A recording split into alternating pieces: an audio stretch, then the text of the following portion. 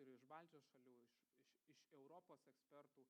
Ir aš pats kaip gydytojas iš tiesų stebiu tą kultūrą, kuri tikrai gausiai auga, greitai auga ir stebiu įvairiausias su tuo susijusias rizikas, saugumo aspektus. Bet šitoje konferencijoje nesinori ieškoti kaltų, norisi ieškoti dialogo. Aš tikiuosi, kad mes šiandien ir surasime tą dialogą. Konferencija vadinasi tik tiek, kiek reikia, tik tada, kada reikia. Man atrodo, kad jinai yra, šitas pavadinimas puikiai atspindi visą tą idėją, ko mes visi ir siekiame, nesvarbu, kas esame, ar gydytojai, mokslininkai, ar teisiniai reguliuotojai. Ir iš tiesų, pirmoje konferencijos dalyje jūs galėsite girdėti tiek Europos maisto saugos tarnybos, tiek valstybinės maisto ir veterinarijos tarnybos ekspertų įžvalgas, kolegų iš Baltijos šalių įžvalgas, o turėsime 2 panelinės diskusijas apie tai, o po pietų jau girdėsime ir pasisakymus iš gydytojų, mokslininkų, farmacininkų. Ir taip pat visą transliaciją mes, tiksliau visą konferenciją mes transliuojame tiesiogiai internetu, tai sveikinusi ir su tais, kurie stebi šią konferenciją nuotoliu. Taip pat mes transliuojame 2 kalbomis, tai yra lietuvių ir anglų, girdėsime ir vertimą. And of course, welcome to our international viewers joining us today remotely. So we are glad to have you with us today at this international conference, where top experts from across Europe and Lithuania will discuss culture of food supplementation, its risk, safety, and rapidly growing market. And I want to note that the event will be conducted in 2 languages, in Lithuanian and in English, and also full recording of the conference will complete, English translation will be uploaded after the event. So welcome and thank you for joining us at this important conference. So, malonu, kad esate ir noriu sveikinimo žodį pakviesti tarti Audronė Mikalauskienė, kuri yra valstybinės maisto ir veterinarijos tarnybos vadovė, direktorė. Gerbiama Audronė, prašau. Ačiū labai.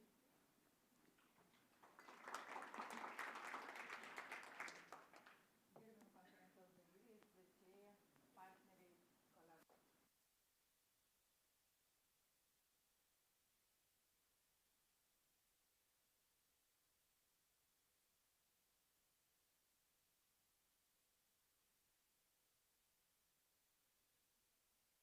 Vertėjams, okei.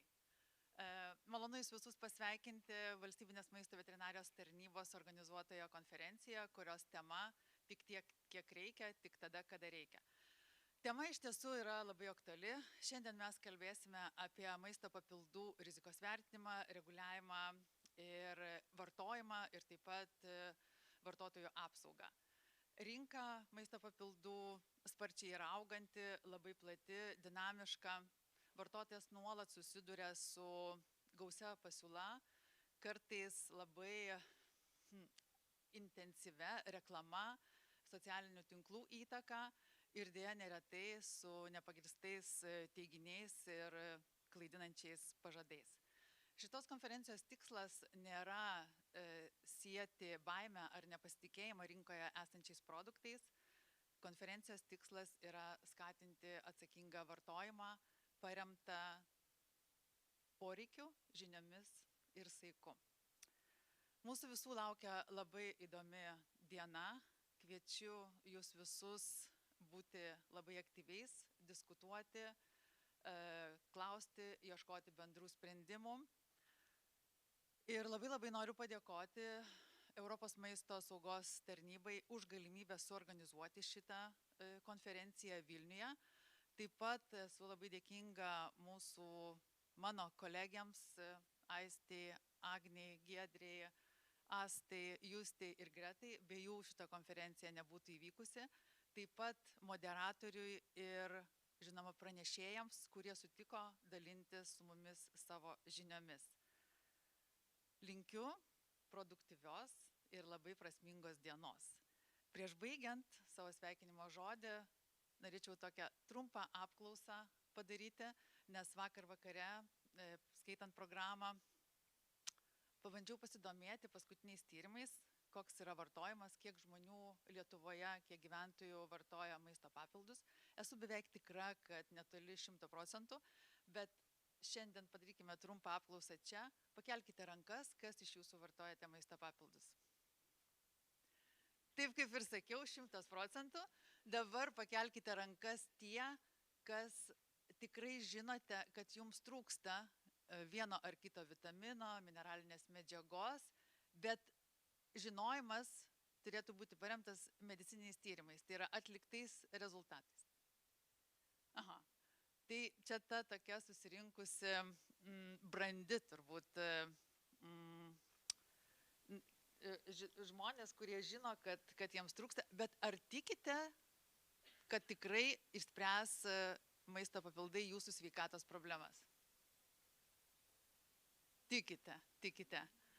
Tai norėtųsi, kad tokį žinojimą turėtų visi Lietuvos vartotojai, rinkdamiesi maisto papildus atsakingai. Tai tiek iš manęs. Ačiū labai ir perduodu Ignui. Ačiū, direktorė. Labai gerą toną uždavėte. Iš tiesų labai geri klausimai, man atrodo, atspindintys tą realybę, kaip iš tiesų kartais būna. Yra žmonės, kurie vartoja maisto papildus, nes žino, kad jiems kažko reikia ir trūksta, ir žmonės, kurie tiesiog tiki, kad jiems kažkas padės. Man atrodo, kad šiandien mes padiskutuosime apie tai, išgirsime galbūt pranešimuose įžvalgų. O dabar norėčiau pakviesti į šią tribūną pranešimą paskaityti Iloną Drulytę, kuri yra valstybinės maisto ir veterinarijos tarnybos maisto skyriaus patarėja. Tai pranešimas pavadinimas tik tiek, kiek reikia, tik tada, kada reikia, kaip ir vadinasi konferencija. Ta tik Ilona ir žino, kas po šiais žodžiais slypi. Tai Ilona, prašau jums.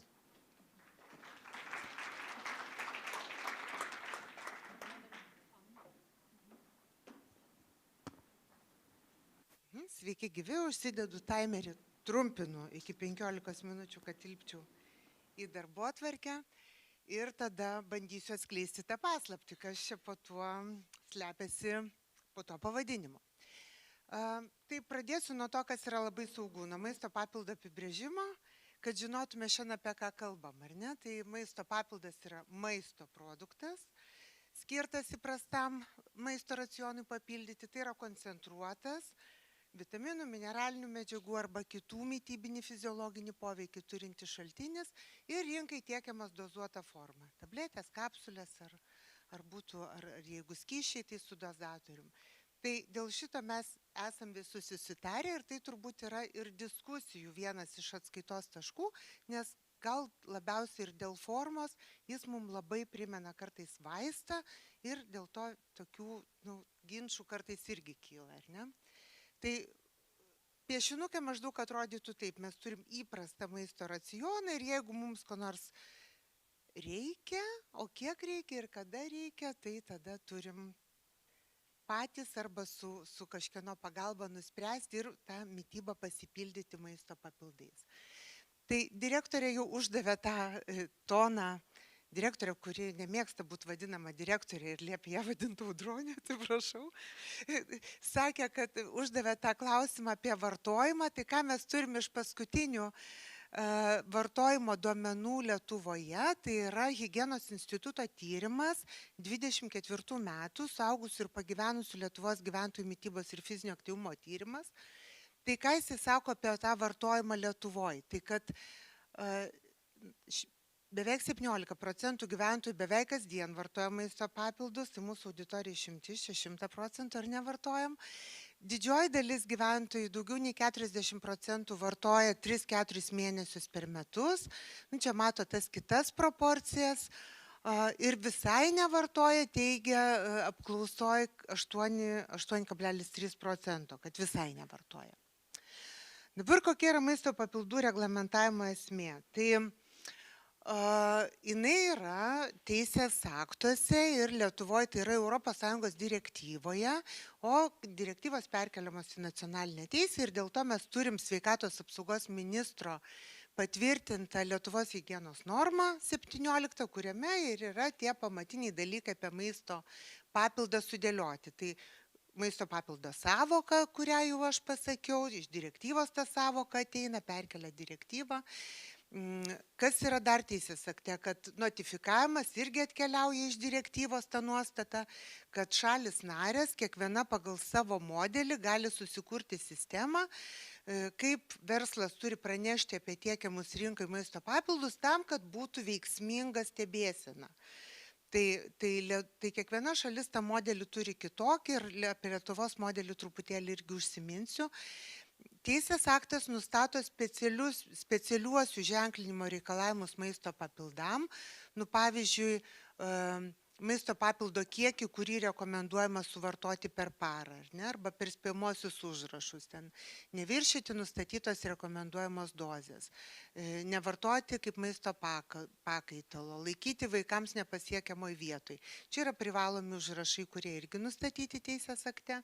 Ir dar yra reikalavimai dėl kokie vitaminai ir mineralinės medžiagos gali būti pridedami į maisto papildus ir kokia cheminė forma jie gali būti pridedami.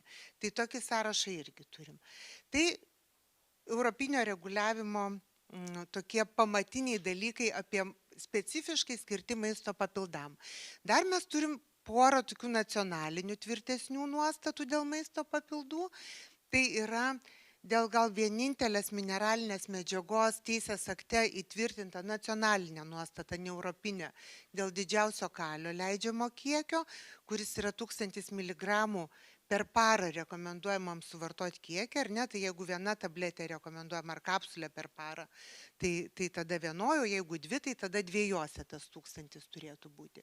Ir antras tas nacionalinis ypatumas yra, kad mes turim maisto papilduose draudžiamų augalų sąrašą. 166 augalai yra šitam sąraše, bet kas iš tikrųjų kelia daug labai diskusijų, kad būtent dėl augalinės kilmės dalykų yra taikomas taip vadinamas abipusio pripažinimo principas, kuris gyvenime reiškia taip, kad jeigu tas maisto papildas su vienu iš draudžiamų augalų 166 buvo pagamintas arba tiekiamas teisėtai į rinką bet kurioj kitoj ES šaly, jisai gali būti ir Lietuvos rinkoje. Čia yra abipusio pripažinimo principas, vienas iš tokių pamatinių ES laisvo prekių judėjimo principų. Tai tokie dalykai. Tai nacionaliniai du tokie ypatingi dalykai. Tai kai mes vykdom, tai kaip sakiau, maisto produktas, dėl to valstybinė maisto ir veterinarijos tarnyba prižiūri šitus subjektus ir čia mūsų yra veiklos sritis. Tai pagrindinė ta priežiūra mūsų koncentruojasi, sakykime, du tokius dalykus. Tai į maisto saugos užtikrinimą, verslas visų pirma atsakingas už saugą, bet mes prižiūrim, kaip tų reikalavimų yra laikomasi.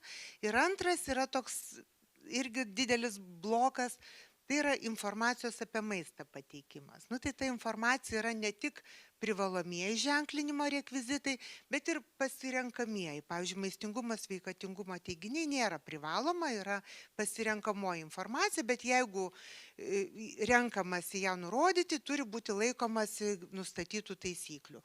Ir kiti dėl sąžiningos informacijos praktikos yra teisės aktuose apibrėžti dalykai. O iš maisto saugos galiu paminėti, bet tų specialiųjų, ką jau ir užsiminiau, pavyzdžiui, vitaminų ir mineralinių medžiagų, tas cheminės formos ir leistinas sąrašas, tai, pavyzdžiui, naujo maisto dalykai, kurie kaip ir turi savo atskirą reguliavimą visam maistui taikoma, tame tarpe ir maisto papildam, mikrobinės, cheminės taršos, kai kurie rodikliai, maisto priedai ir kiti iš bendrosios maisto teisės.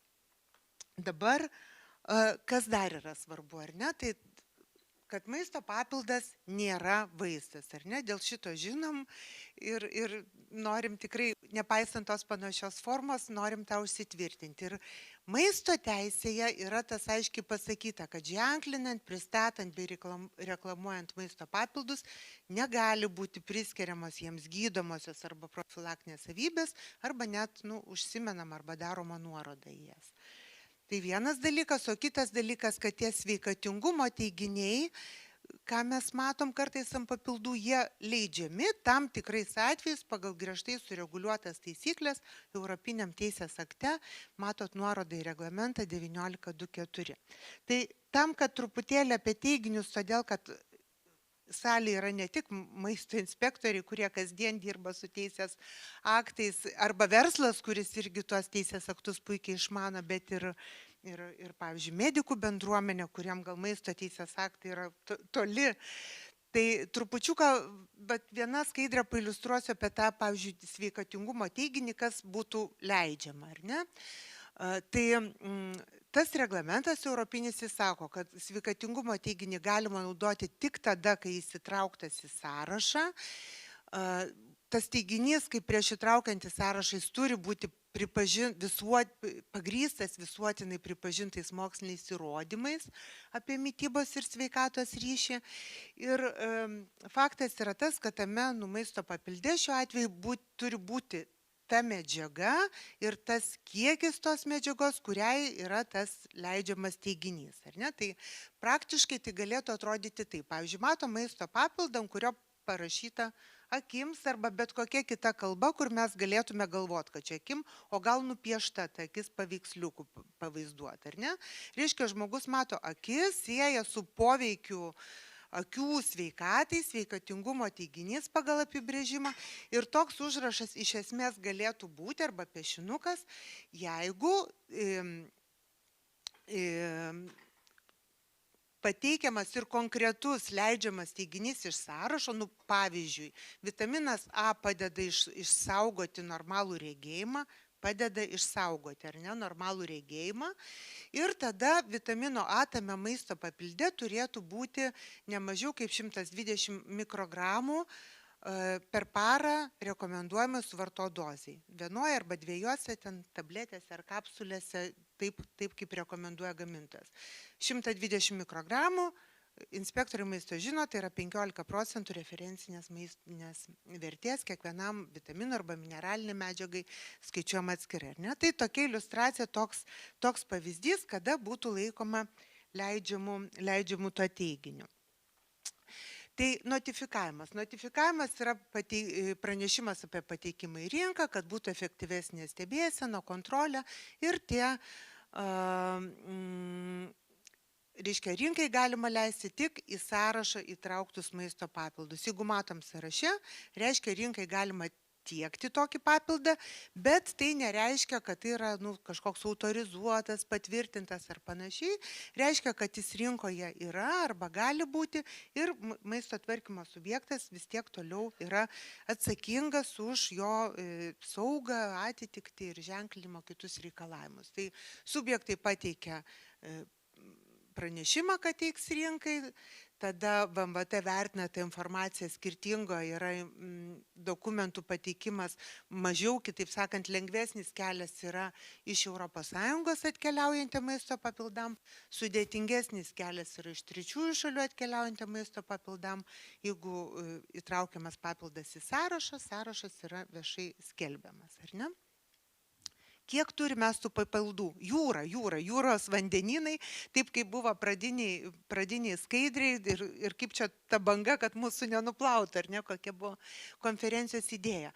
Tai iš viso tų notifikacijų, pranešimų buvo gauta per 35 000.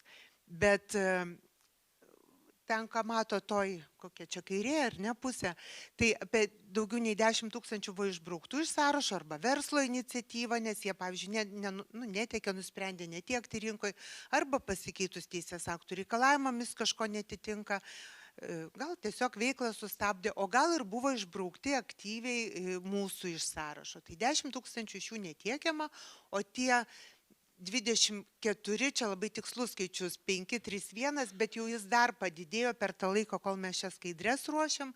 Žodžiu, tas artėjam prie 25 000 maisto papildų, kuriuos legaliai galim tiekti į Lietuvos Respublikos rinką, aišku, jeigu jie atitinka reikalavimus. kaip augo per skirtingais metais tas skaičius, tai jisai po trupučiuką augo, ar net čia truputį, kodėl skirtingos spalvos. Iš pradžių buvo notifikuojami tik 3 šalių maisto papildai, tai va tie buvo tokie skaičiai. Paskui, kur žali stulpai šoka į viršų, tai atsirado teisės akte, kad privalo notifikuoti visus ir iš ES. Tada per porą metų, va, matote, jie visi užsinotifikavo ir šoko tas skaičius. Tada jau tas truputėlį nusistovėjo, atsirado, buvo įvesta valstybės rinkliava, kad pateikiant kiekvieną pranešimą reikia valstybei sumokėti rinkliavą. Krito notifikavimų skaičius ir dabar vis tiek jisai toliau, turbūt net ir auga, virš 2000 pastaraisiais metais kasmet būna ir šiemet dar praėjo nepilni, kiek čia 4 mėnesiai, jau yra 1000 papildų šiemet notifikuota. Tai tikrai kiekiai didžiuliai. Dabar kiek mes turim verslo subjektų, kurie kažkaip tai darbuojasi su maisto papildais ir kurie yra mūsų dėmesio objektas kaip institucijos, tai yra beveik 3000 dirbančių su maisto papildais. Aišku, didžioji dalis yra vaistinės, kurios prekiauja maisto papildais. Tai vaistinių yra 1361, čia buvo prieš porą savaičių, kai rinkome statistiką, internetinė prekyba, kitos pardavimo vietos ir net 40 gamybos įmonių Lietuvoje. Tai kažkaip mane net pačią nustebino, kad tikrai gana daug atrodo. Kas dar yra mūsų kontrolės objektas, priežiūros objektas? Tai VMVT interneto svetainė yra toksai gana naujas, ar ne, interaktyvus įrankis, tai yra tos vadinamos RASF notifikacijos, tai yra nesaugaus maisto ir pašarų tokia sistema, kuri yra visoje Europos Sąjungoje ir tame tarpe ir galim pamatyti ten ir maisto papildų, jeigu jų atsiranda nesaugių, jie irgi šitą švieslentę patenka, kuri labai realiuoju laiku greitai keičiasi, labai objektyvi. Dabar inspektorius. Kai eina į patikrinimą, tai mūsų inspektoriai, jie nešasi planšetės, kur daro patikrinimus ir jie eina su kontroliniais klausimynais, va čia pora yra klausimynų, kurie būtent skirti maisto papildam, priklausomai nuo tos veiklos, kurią inspektorius tikrina, turim daugybę tų kontrolės klausimynų kiekvienai veiklos ryčiai ir taip vyksta patikrinimas. Va, įmantė iš mūsų skyriaus, kaip gražiai atrodo. Čia turim matot kas, užsidėjau laikmetį, liepia baigti jau. Tai dabar į maisto, reiškia, bebaigdama, kas į maisto savoką įeina arba neįeina. Ar ne? Maisto papildas yra, kadangi maistas, tai labai svarbu, kad maisto savoka yra tai, ką žmogus nurys arba tikimasi, kad jis nurys. Ir į maisto savoką neįeina vaistai, kosmetika, narkotinės psichotropinės medžiagos, teršalai. Ar ne? Tai kai mes rinkoje matom įvairiausius produktus kartais, kurie tikrai labai dažnai persipina ir mes tada svarstom, ar tai maistas, ar maisto papildas.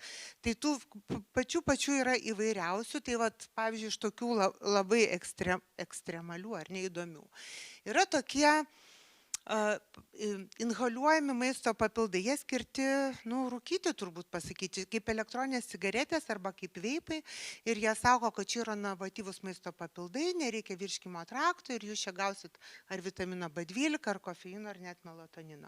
Aišku, kad tai ne maisto papildai, nes jie yra nenuryt skirti, o įkvėpti. Dabar dar labai populiarus dalykas yra tokie, kaip snusai turbūt vadinasi, yra su nikotinu, jie yra skirti laikyti už burnos, čiulpti ar kramtyti, pakramtai, tada išspjauni ir tada irgi, kai kas sako, kad čia gal maisto papildai.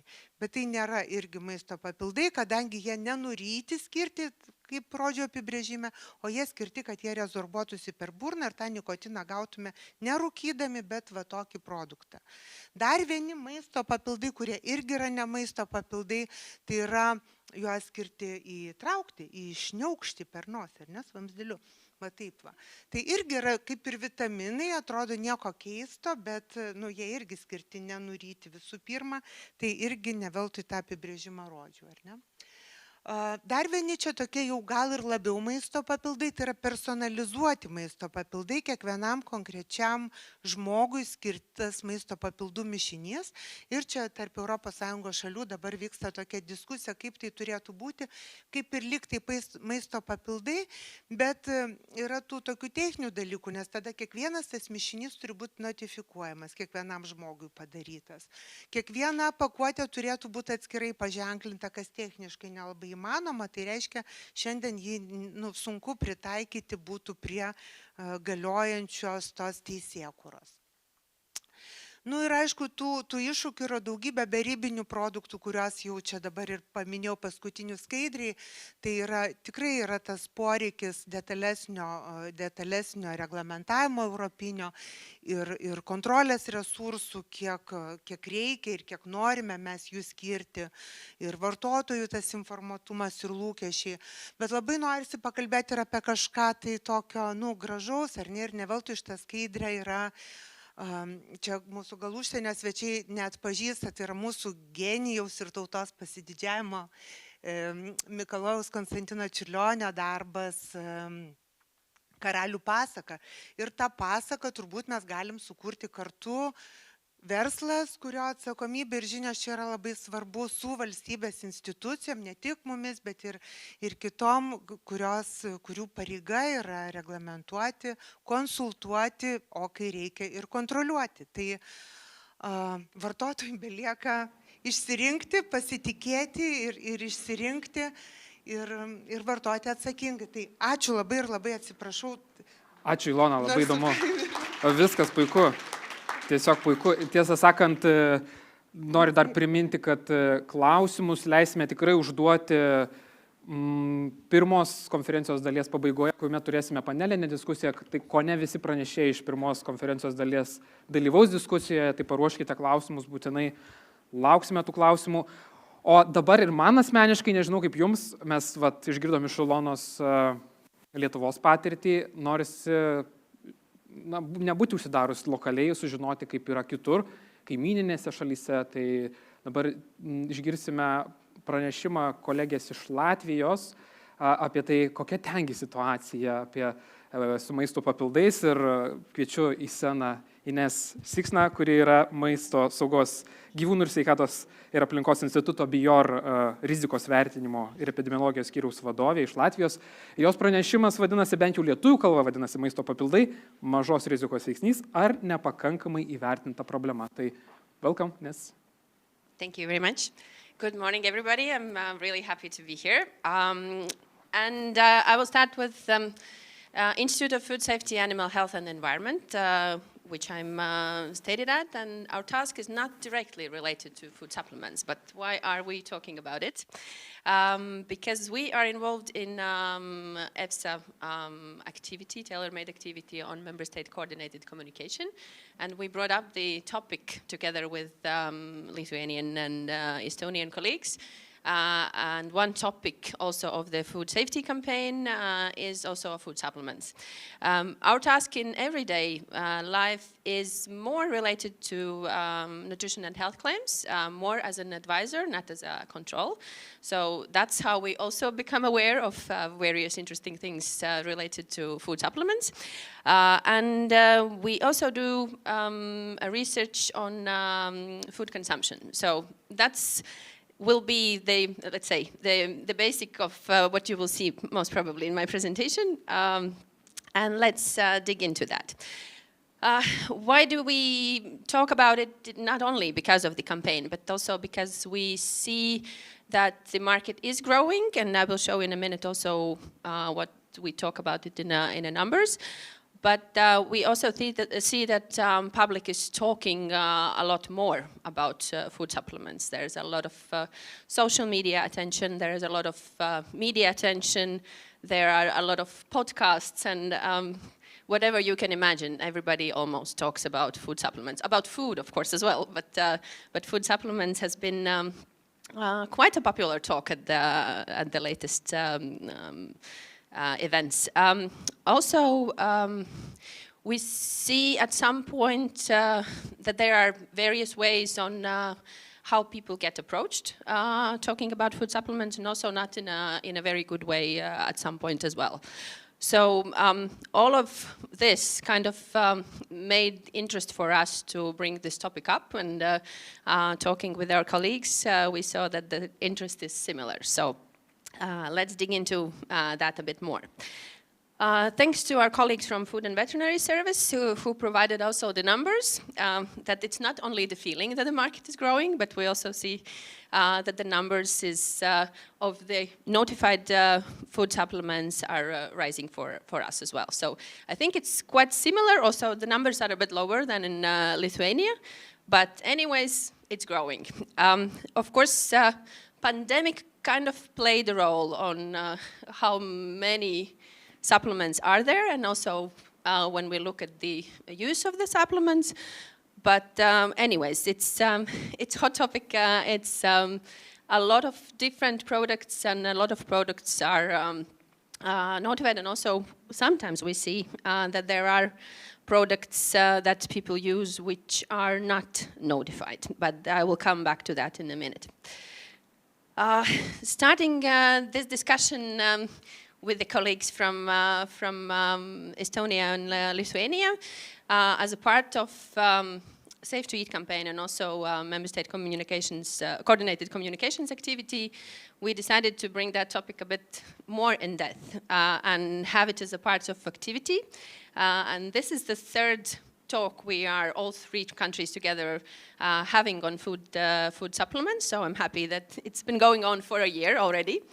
And in last summer, we realized, okay, we might have a feeling on what's going on, but we do not have really a data, and do not have an option to otherwise compare what is the situation and how people, what attitudes people have towards food supplements in all three countries.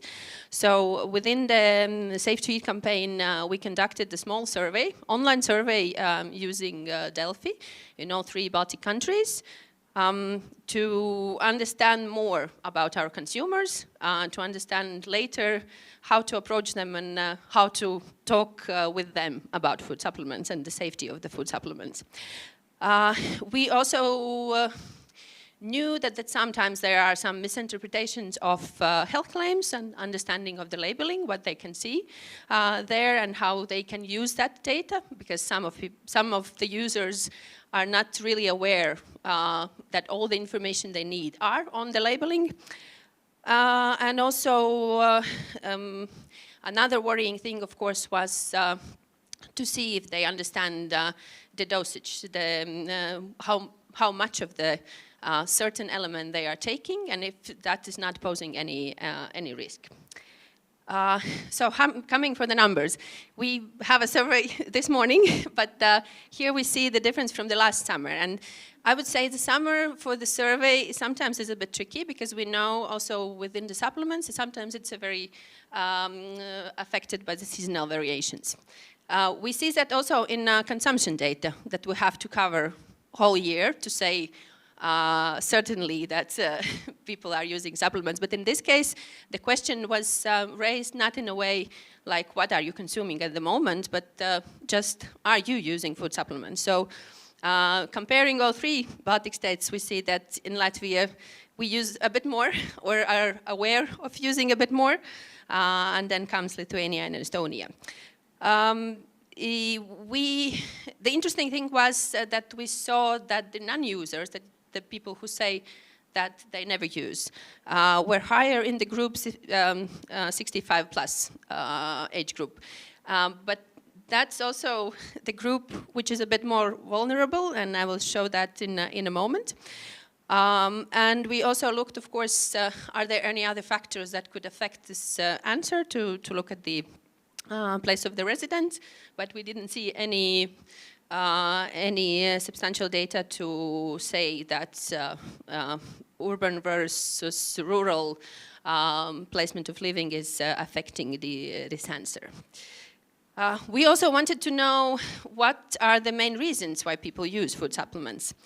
And the answers were, let's say, it wasn't easy to come to some just several answers, but for the most reasons, of course, it was strengthening the immunity, and also a lot of people, in my mind, was quite aware that they are using supplements for dealing with nutrient deficiencies. But of course, there are some others, which we already, I think, have known that there are people who use it for weight management, also for specific health issues, and 1/4 of the participants is also using supplements for reducing stress.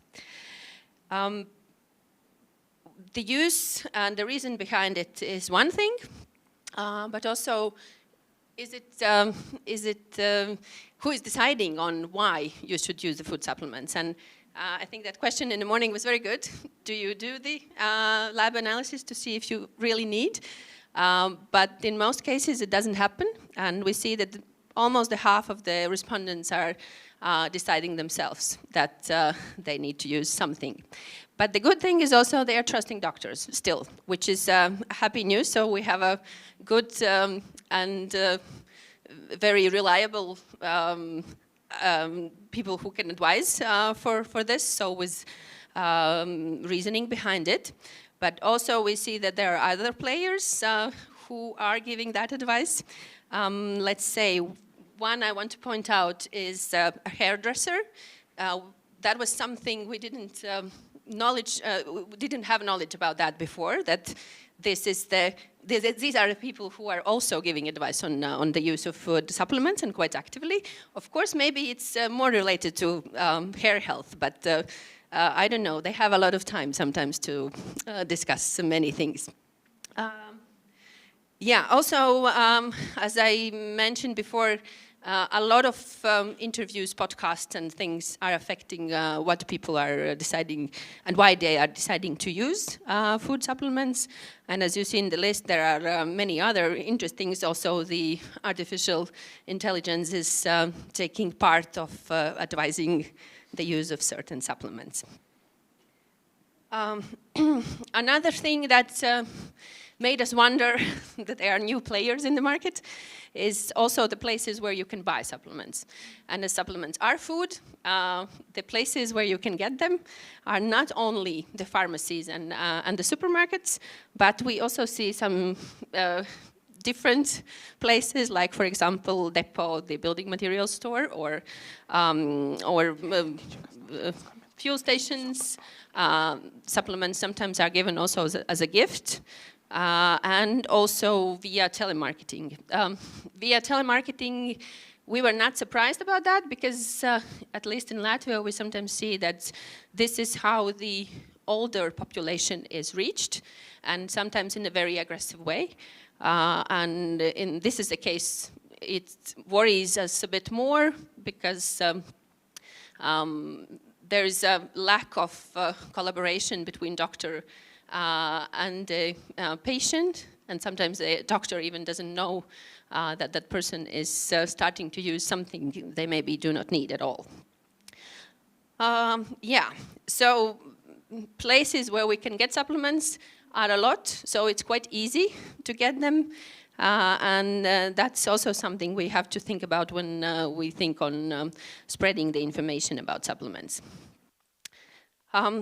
Then our idea was that we thought that people are quite a lot trusting on social media, and in this response we saw that the vulnerable group here is really the older population, because almost 1/4 of the older population is trusting social media recommendations. This is something we didn't thought at the beginning. We thought that the younger population is going to be the ones more affected by that, but results showed that the younger population is more critical towards the social media recommendations, which is good. So they have that critical thinking part, but the older population is those we need to pay attention to, and also need to educate a bit more. So it's easier for them to click on something they actually do not want, and then let's see if they can get out of it. when we look at the consumption data in Latvia, when we collect the consumption data, we also collect the data on food supplements as a part of the diet, so to see what's going on there overall. And we have several surveys in last decade where we see that the use of the supplements is still growing. We also see that the women are consuming more supplements than men. But then in this case, the numbers seems low, right? Before we saw that it's almost 90%. Here we see like it's 38% for women and 23% for men. Why that difference? The difference is, again, how you start the question and do you cover all the seasons. So in this case, the data are collected over all 4 seasons, and we see that the use of the supplements are usually based on a course or during the winter time more and so on. So the average usage seems a bit lower. But again, some people are not like when they claim that they use supplements, it doesn't mean they use it every day. So that's also something to have in mind.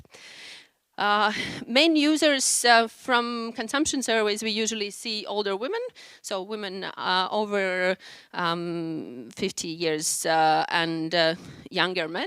Younger men in this case are more related with the various sports activities and so on. When we look at consumption data, we also see that there are some minerals and vitamins missing sometimes in a diet. And in this case, supplements might play a very good role to supplement what is missing. Usually in Latvian consumption data, we see the deficiency of potassium, iodine, and for women also iron and calcium, but that's not the case of the men, so we can't say that. But when we look at the supplements used, we more see the use of vitamin D, vitamin C, omegas, and also quite a lot of multivitamins. That's still a thing going on. We had a survey on pregnant women, specifically focusing on vitamin D and iron deficiencies.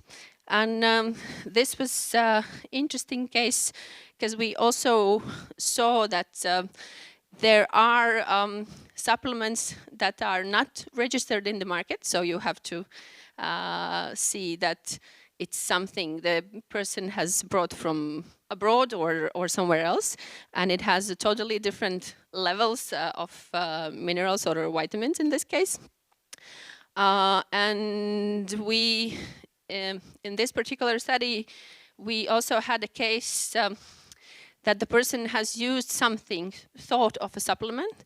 Her healthcare provider said, yeah, I know, she's using some magnesium, but when we tried to look at the data, we saw that magnesium she's using is actually meant for bath, not for internal use. So that means there became a risk of possible heavy metal contamination and a very, very high dose. So in this case, the communication between patient and healthcare provider, there was a communication, but it wasn't deep enough to understand what's really going on. Yeah, also the combination and types of products, of course, is one thing we are concerned about. And yeah, let's see the next case. A few years ago, we had a case of vitamin D overdose. So in Latvia, we do not have a nutri-vigilance system that we gather the data on the potential side effects of food supplements. Some other countries do, and we follow them very closely. Like, for example, France, ANSES is every 2 months sending a report on the cases they have received in a nutri-vigilance system. And we saw over the years that at some point there is cases of vitamin D overdose in France related to infants. And 2 years ago, 2.5 years ago, there was a case also in Latvia. At first, it was thought that the reasoning behind it is mistake in production, but it didn't show that result. So everything was safe with the supplement. the problem was the use of the supplement. So the parents were not using it the correct way, so they overdosed their kid. At the end, everything is good, everybody is healthy, but the scare in the hospital there was. And also it highlighted some things we need to improve in the communication, not to scare public too much. It also had some negative effect on the company. There are some people who are still avoiding to buy something from this specific company, although they were not, wasn't their fault with the product as such. Okay, and coming to conclusions, this was a very short oversight on what are we talking about in Latvia, and I'm happy that we can continue this discussion also with colleagues from Estonia in Lithuania. We see that there are still a lot of things and issues we need to talk about. Sometimes the challenge is not what we expect. In this case, we still need to work a lot on education of our public and to show that it's responsibility from both sides, not only from the producers, but also from the users. So thank you very much. Thank you, Inese. Thank you. Ačiū labai. Tiesą sakant, taip, patirtys panašios, ar ne, tendencijos panašios. Turime kolegas iš Estijos, išgirsime, ar iš tiesų visose Baltijos šalyse situacija panaši, tendencijos panašios. Tad nieko nelaukdamas noriu pakviesti kolegas iš Estijos, kurie pasidalins maisto papildų vartojimo tendencijomis Estijoje. Ir Mari Reinik, Estijos nacionalinio laboratorinių tyrimo ir rizikos vertinimo centro direktoriaus pavaduotoja rizikos vertinimui. Welcome. Dear audience, is it working? Yeah. Dear audience and dear organizers, I'm really happy to be here to introduce some insights from Estonia.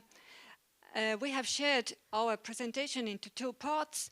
So I will talk about food supplements consumption survey, and my dear colleague Trino will go on with an overview of official control of food supplements in Estonia. So, and starting with what did we do? We received a task from our ministry to find out or to assess how much food supplements are consumed in Estonia, with a special focus on children. And why? As it was already said in earlier presentations, food supplements market has changed a lot in recent years, and the last data we had in Estonia were from 10 and more years ago. Of course, food supplements are advertised in social media, e-commerce, everywhere. And we knew also that during the official controls, many deficiencies have been registered. So, and what did we do? We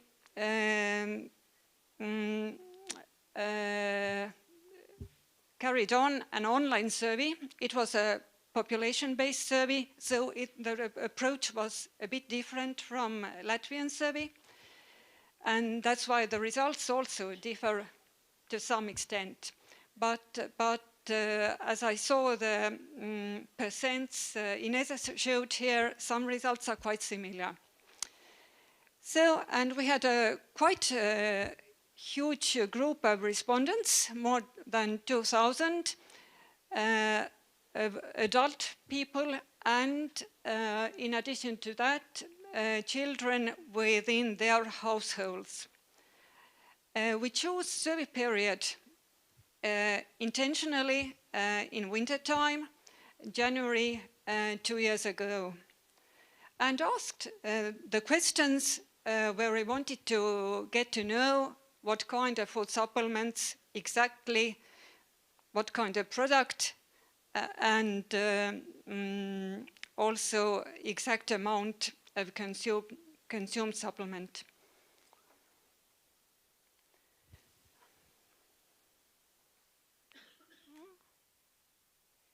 Oh, this one.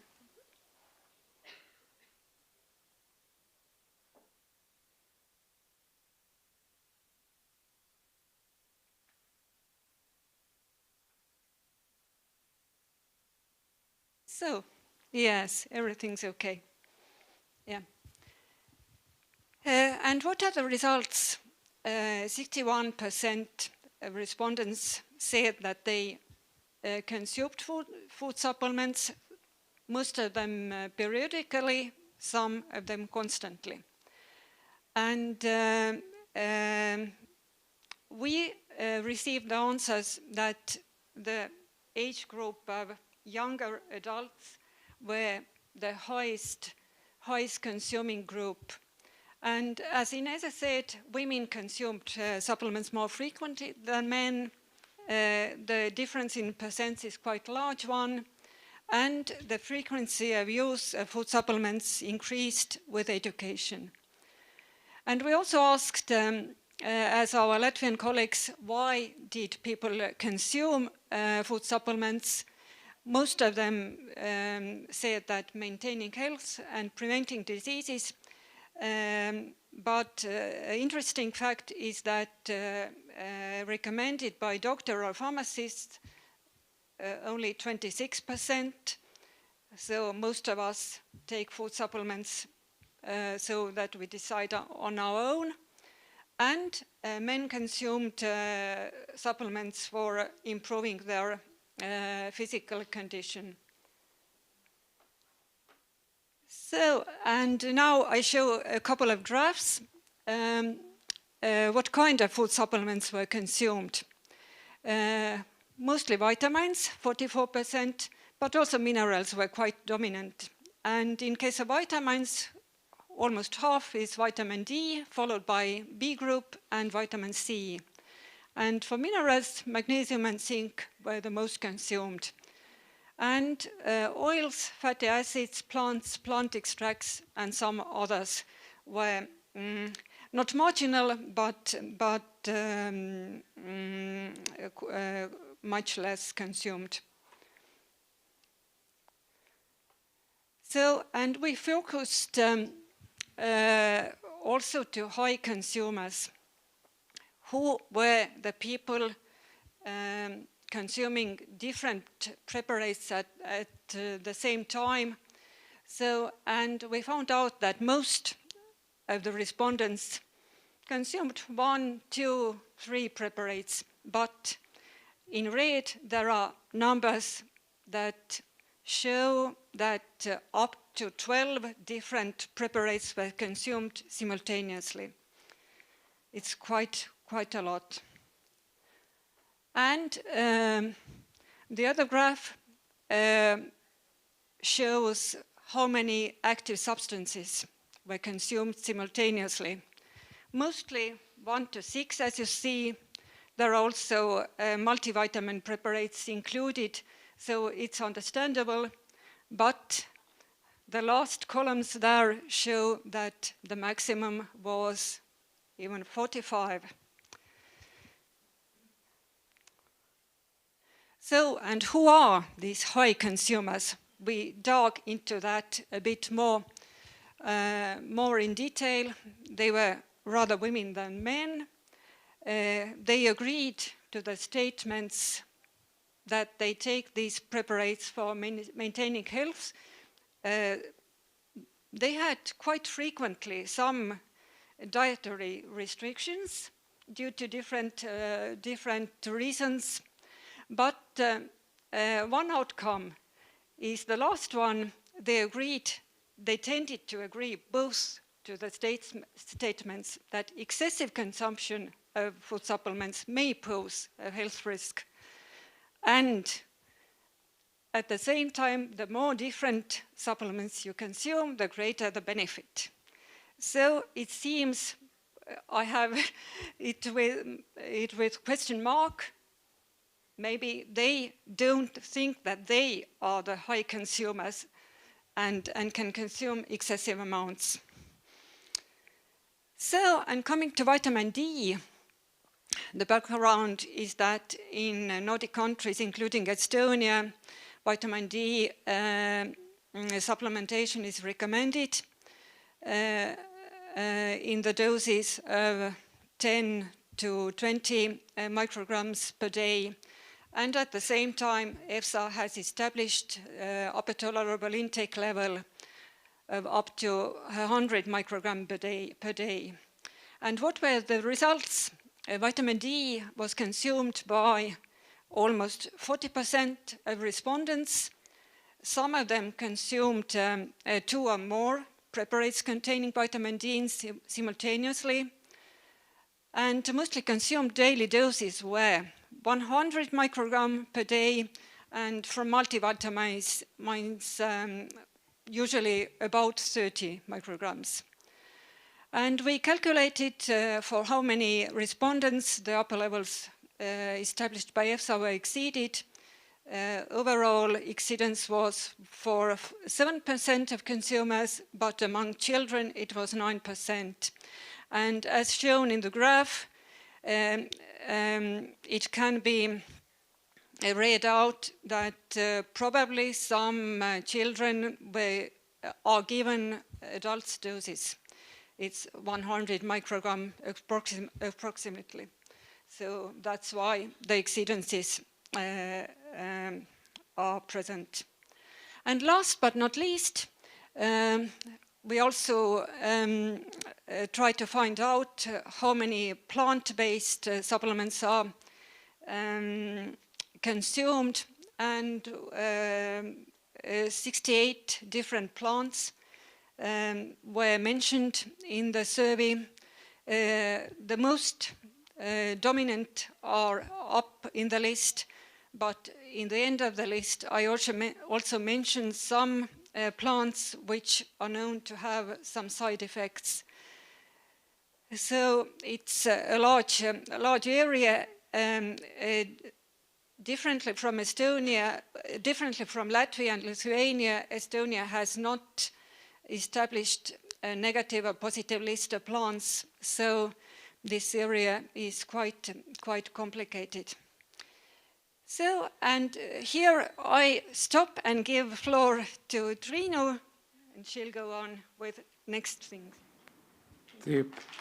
Nepelnytai nepristačiau, Triinu Alika taip pat pasidalins Estijos patirtimi. Jie yra Estijos žemės ūkio ar maisto tarybos prie regioninių reikalų ir Žemės ūkio ministerijos vyriausioji maisto saugos pareigūnė. Hello.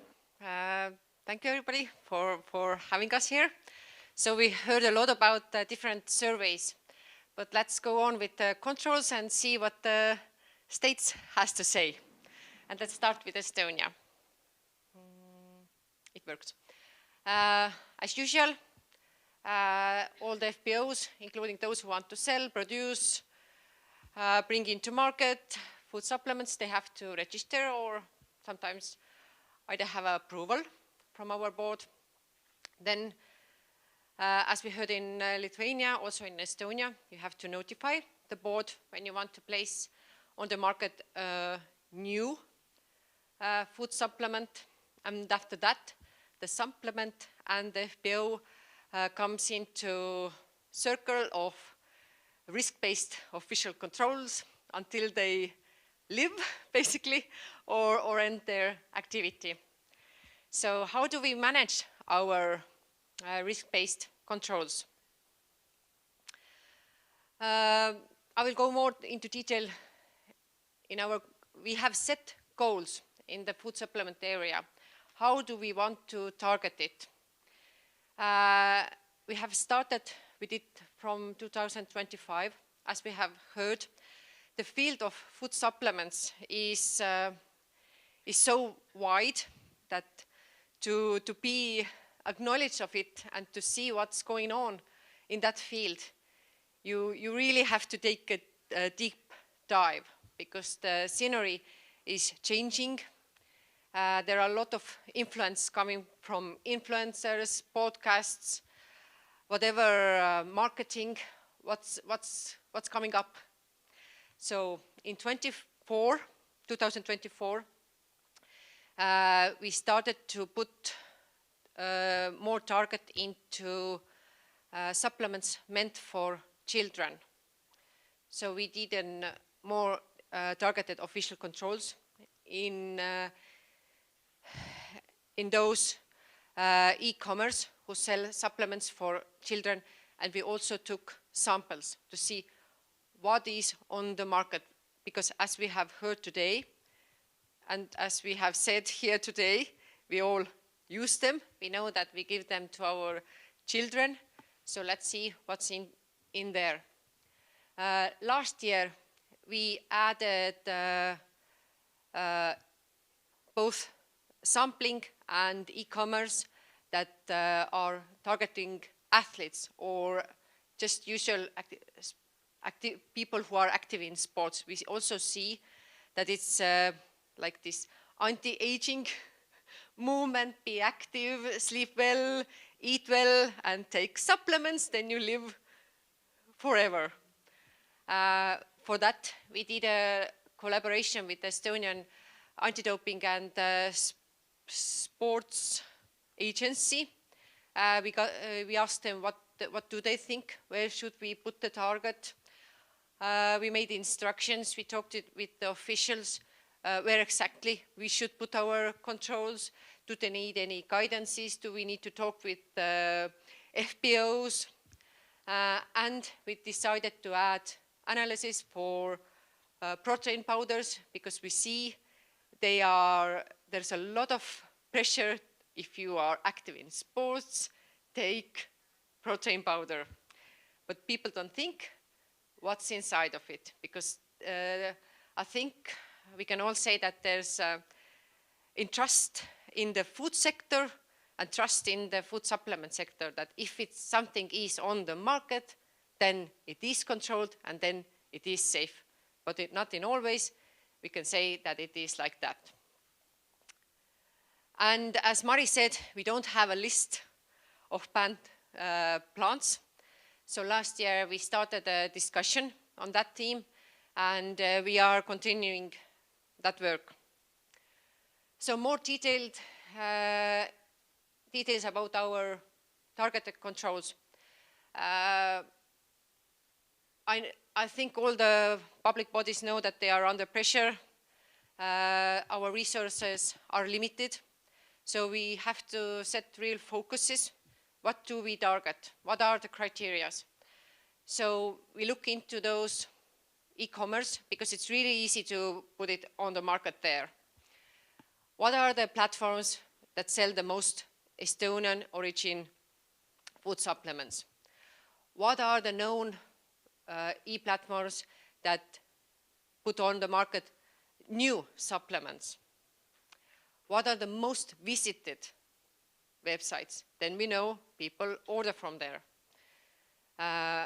So we had real targets, and from that we listed the sites basically, and we came up with 30 high-risk online stores that we wanted to have thorough checks on in between 2 years.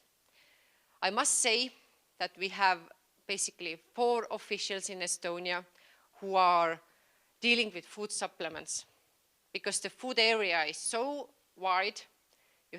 You can't have a lot of officials, because the area you have to cover is endless and it's constantly changing. So we gave them straight objectives, what do they need to see from the inspections, and what they need to check on the web pages. So we wanted to see, do the web pages comply with the legal requirements? Do they give out misleading information for the consumers? And were there any prohibited claims?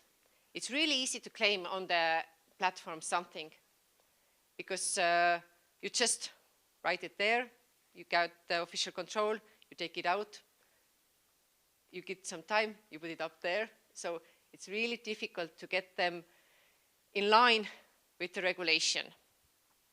So again, nutrition and health claims, which search for prohibited substances, novel food, mandatory warning, and overall information about the site, because as I said, 30 stores, and the officials went through the whole store.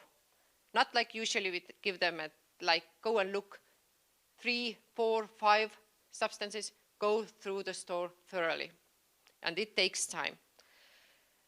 So what were the results? Most of the shops didn't comply, as was expected. They had a lot of non-compliances.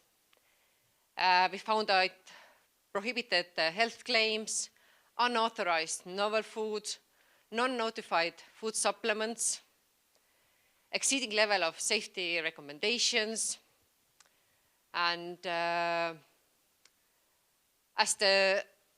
it's really difficult to put enforcement on an e-platform.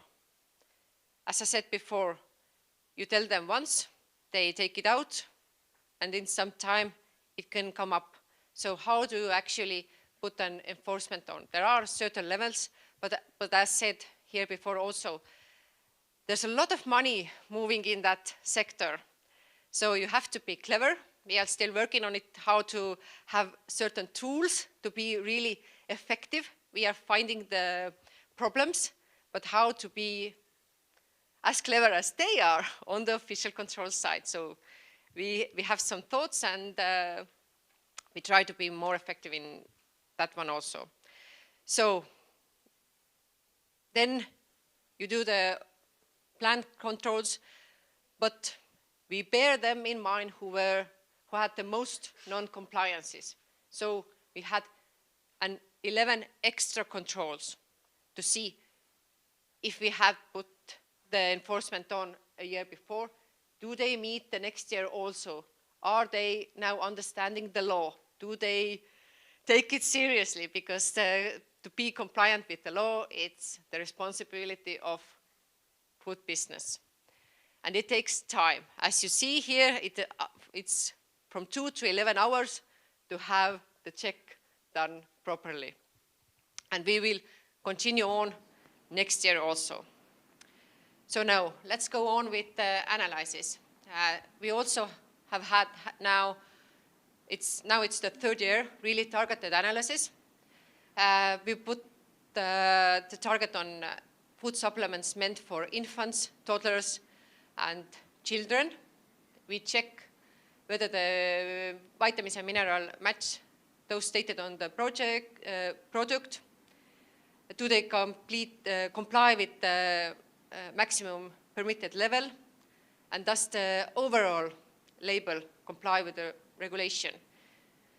Because it's important that the inside matches with the outside, because otherwise there is a question, is it a fraudulent activity? Is there something wrong with the production? Why do you put that on the label, but it doesn't meet up?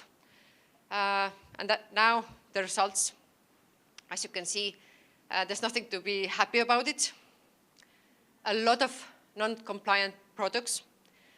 What we can say is that we didn't find anything dangerous. Usually the levels are lower, so you tell the consumers that you can get this or this amount, but actually you don't.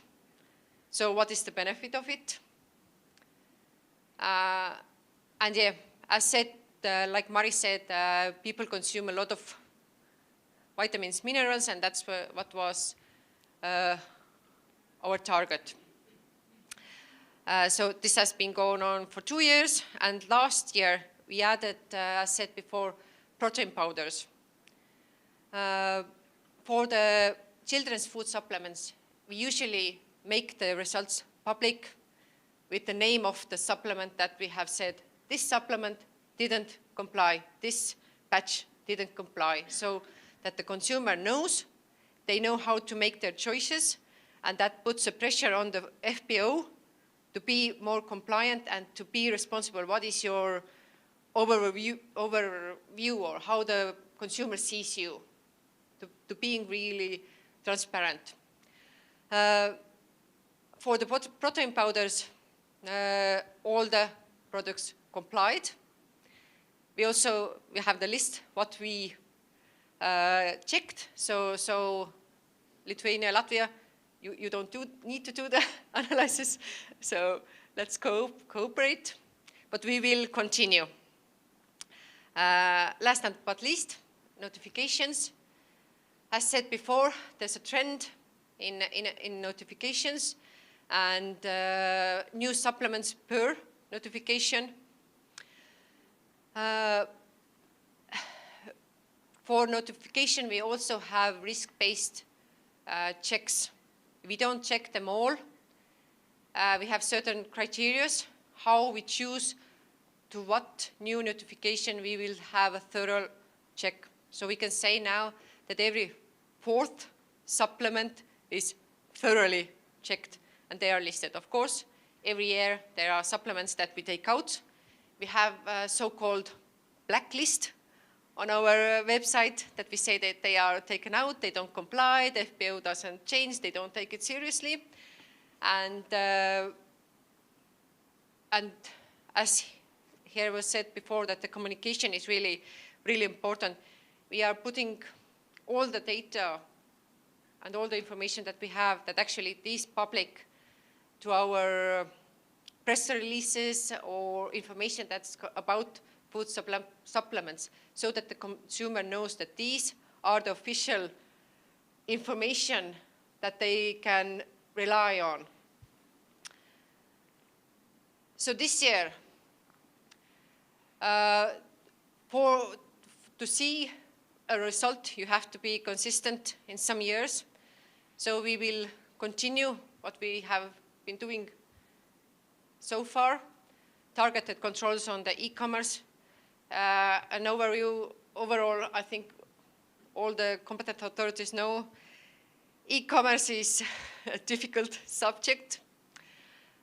We will continue with certain analysis to see, is there any change? Does our controls have effect? And we will continue with some certain risk-based controls.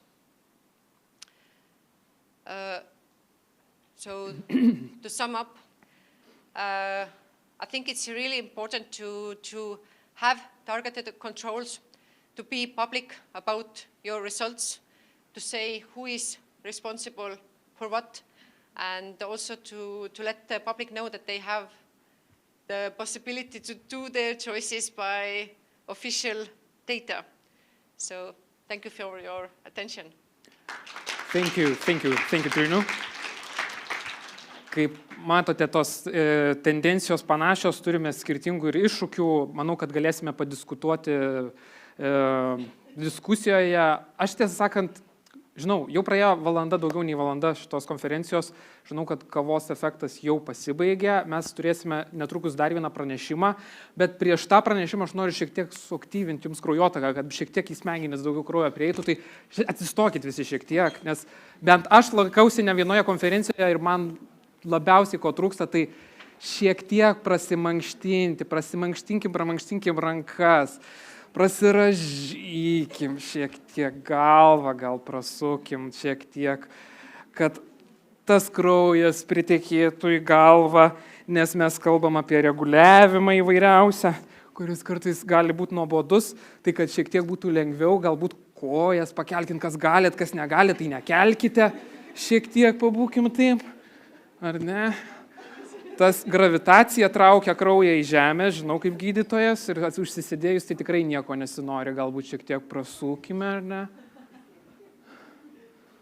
Aha, gerai.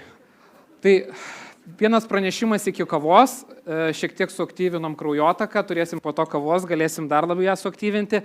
O dabar į sceną aš kviečiu Evelyn Brightweg-Lehman, kuri yra Maisto saugos agentūrų vadovo Heads of Agencies, Maisto papildų darbos grupės pirmininkė, pakalbėti apie tuos reglamentavimo aspektus Europos Sąjungoje, išgirsime ir vėliau padiskutuosime diskusijoje. So thank you very much for the kind introduction, and thank you very much also to the organizers. I can't spell your name, so thank you, Director, and thank you also for the Baltic presentations. It's very interesting because we have nearly the same problems in Germany as well. And I know from other member states that the challenges are the same all over Europe. So in my talk, I will show you a few slides to the legal base of food supplement legislation, which you already saw. It was implemented in 2002, was based on a so-called green paper and white paper, which stated the principles of food supplements and merged all the different traditions of food supplements in Europe. We had member states with very different traditions, from nearly none or only vitamins and minerals in low doses, which was true for Germany, to other member states like Italy with a tradition of health products, including vitamins, minerals, and other substances, with a nutritional or physiological effect.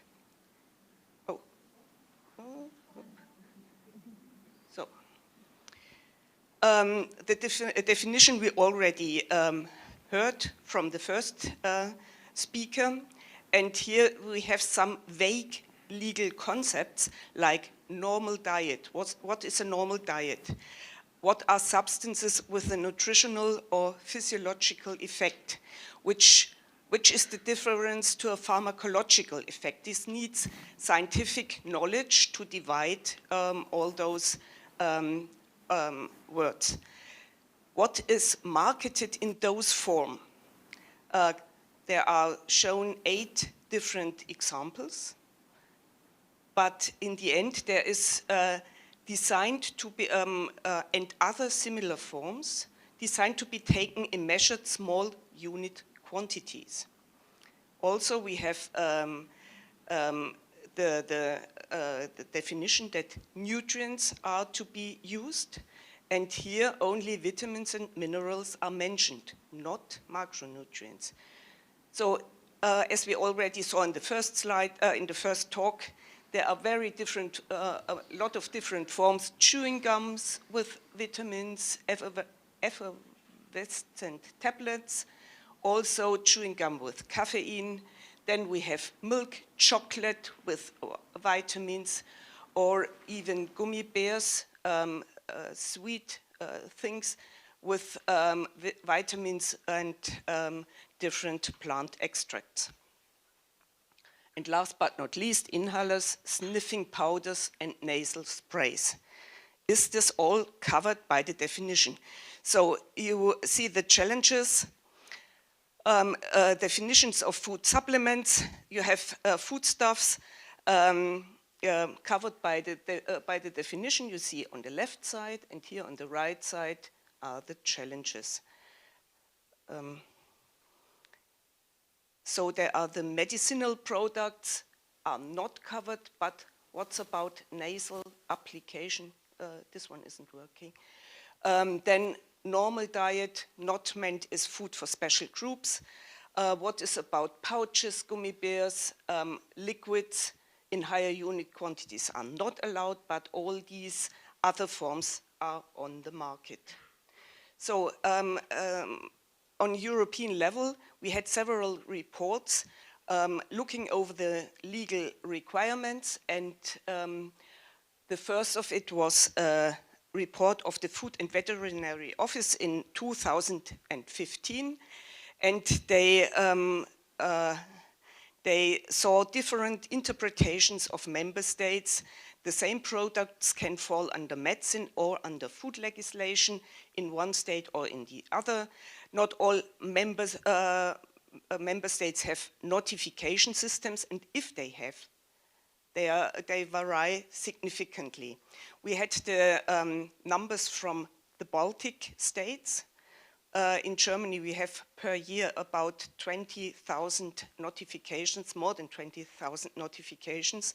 And we have also this personal food supplements, tailor-made food supplements, and they are notified as well, but not in this 25,000 numbers. So you see, it's a very, very huge market, and but the report said, well, there are no uniform systems. The handling differs considerably, which is true.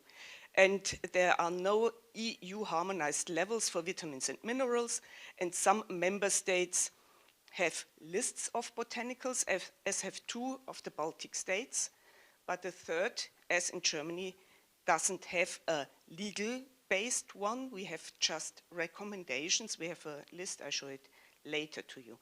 The next report was in 2021, the opinion of the European Economic and Social Committee, which is a not so important European committee, and therefore they said the same things. The food supplement market is growing in Europe, but the Directive 46 is not applied uniformly across the EU, but it is essential for the legislation to be applied in a uniform way and to enable safe products to circulate freely.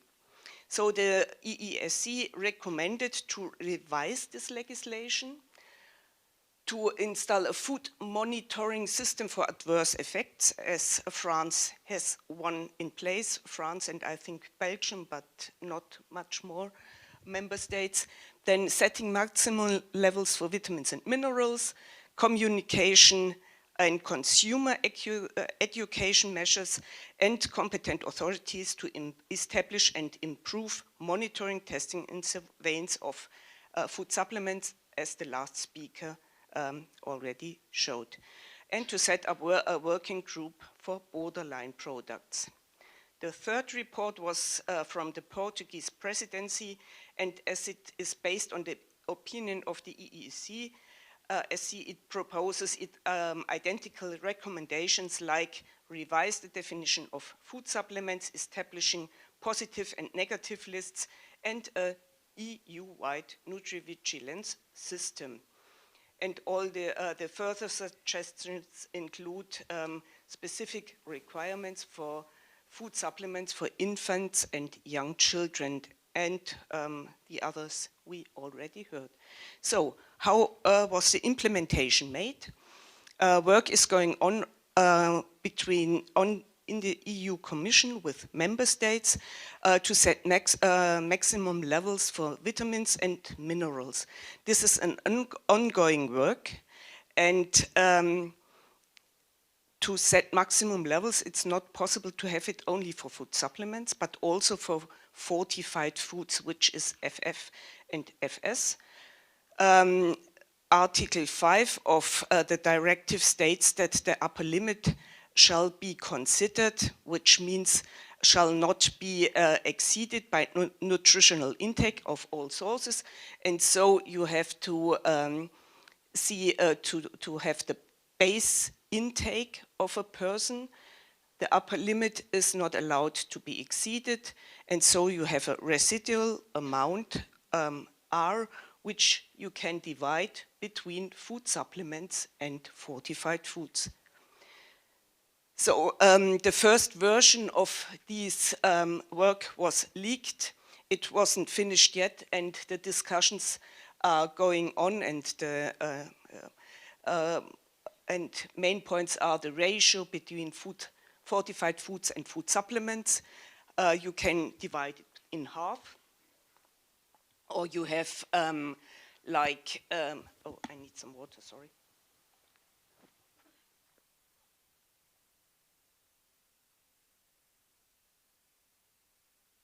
Or like the Switzerland colleagues work on it, they have 1/3 for fortified foods and 2/3 for food supplements. Also, are the food business operators stated that they need specific food categories, and also there are different age groups upper limits for different age groups, and so this all has to be considered for the maximum levels. For vitamins, it means that for 5 vitamins, you don't need maximum levels because you can eat them in, even if you eat them in high amounts, there will be no risk, but there is a risk for all the others. And for minerals, there are some specific, all minerals shall have or will have maximum levels in time. But here you have some special cases for iron and zinc in children. Here the base intake is so high that you don't have much residual level left, and so you can't have fortified food with zinc and iron for children. So, biggest problem, the other substances than vitamins and minerals. We have a framework legislation. It's the regulation 1925 from 2006. And in the Annex 3, substances whose use in foods is prohibited, restricted, or under community scrutiny are regulated there. The challenge is that the filling of the lists is a complex and time-consuming procedure. So the other provisions suggested by the reports are not implemented yet all over Europe. So national provisions are still in place, for instance, several traditional negative lists. If you implement a new negative list, you need sound scientific data to do so, but usually you don't have any valuable or good scientific data on the plants used in food supplements. So there are several national initiatives to initiate harmonization, like the Belfrit list. It's about more than 10 years ago. And we have now in Germany so-called list of substances with recommendations equivalent to Annex 3 for plants, more than 300 plants, fungi or mushrooms, and algae. They are translated now in English step by step, so you can download it from the internet. And this work is done together with German-speaking countries like Switzerland and Austria. So now it's the center of my talk, the heads of food safety agencies. That's the third point here. To support EU Commission stated that they had no resources to regulate other substances than vitamins and minerals. So the HOA started preparatory work for this topic. What is the heads of agency? It's an informal, high-level forum consisting of senior management from national food safety authorities across all 27 EU member states, plus Norway, Iceland, and Switzerland. It strengthens a cooperation, harmonizes enforcement of EU food law, and promotes best practices for food control. This sounds very important. And you see here, they may establish working groups on very different topics. One of them is food supplements.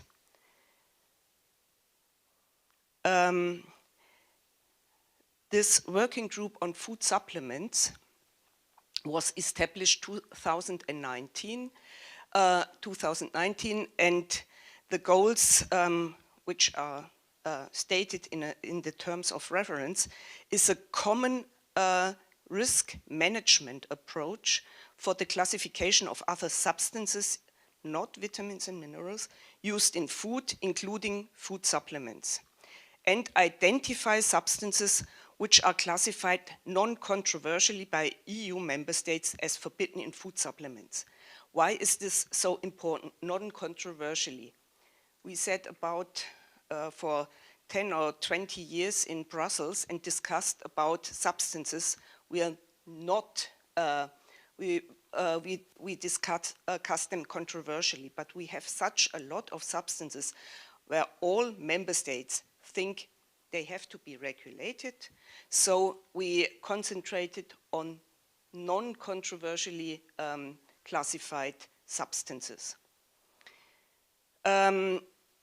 We are the biggest working group. We consist of 24 member states, Norway, Switzerland and Iceland, and EFSA. European Commission is a regular guest in this group. The first meeting was in November 2020, and the first milestone was published 2 years ago. It was the report on the HOA on food supplements. 2 years ago, we HOA published a list of more than 100 identified substances of concern. 12 of those substances had a sound, scientifically proven risk to human health. The others have this risk as well, but not as scientifically proven as the 12 ones. So we, HOA approached the European Commission, member states and HOA, as this is an unofficial body. The member states, which are the same persons, approached Commission and asked for approval to list 12 of these substances identified in Annex 3 of Regulation 1925. Also, we got some extended terms of reference to continue our work. Here you see the 12 substances, and on behalf of the majority of the member states, the working group and Germany and Netherlands asked the Commission to initiate the procedure under Article 8.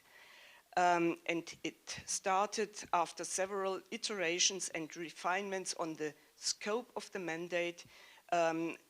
Commission has all information now needed to draft the mandates to EFSA. Here you can see the details that we have only one citrus synephrine from Citrus aurantium and not all citrus preparations. And also the Commission will now submit the mandates to EFSA consecutively.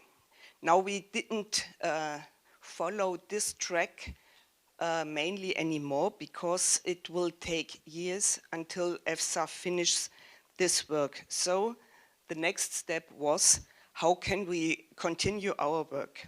We were addressing further challenges set by the marketing of food supplements. And based on the extended terms of reference, we met last year about this time in the Netherlands, in Wageningen, I hope it's the right spelling. And the event was organized by the co-chair from the Netherlands as a workshop to set new goals and gather new ideas together. And the working group came up with 6 new ideas for future work of the working group. And also here we focus on topics non-controversially classified by member states. There are a lot more questions to answer, but these are the main ones. So first, the first 4 working groups were established about, and 2 of them, 2 working packages were put on hold. One of them is to educate consumers about food supplements. We had two very good participants, but they didn't have time to follow this work, so we put it on hold. And to use artificial intelligence to identify black sheep of FBOs and accompanying addresses, which is mainly on the internet, and there we have another working group working on this topic. So let's focus on these four working groups. The ideas are not really new because they are stated in the reports as well, but we started the work on these working groups last September, and we had now the first in January, the next online meeting, and have the first results on these topics. First, encourage the European Commission to harmonize the provisions for food supplements. Why? This is preparatory work. We can't do the legislation, but we started to work on a guidance document with basic points for uniform interpretation of the definition of food supplements, which means the reports from 2021 were very general points. They stated very general points, but not concrete what is to do, how could we define the food supplements better than it was done so far. So we make very, very specific things or contributions to promote the work. Also facilitate the harmonization of the use of other substances, to introduce principles, and to introduce an EU-wide nutri-vigilance system. And for all these subgroups, for the 4 subgroups, we have contact persons.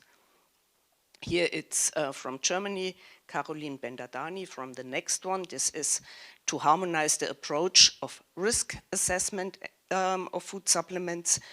Here we are defining a common approach to assess the risk of other substances in food supplements for which toxicological data is not complete.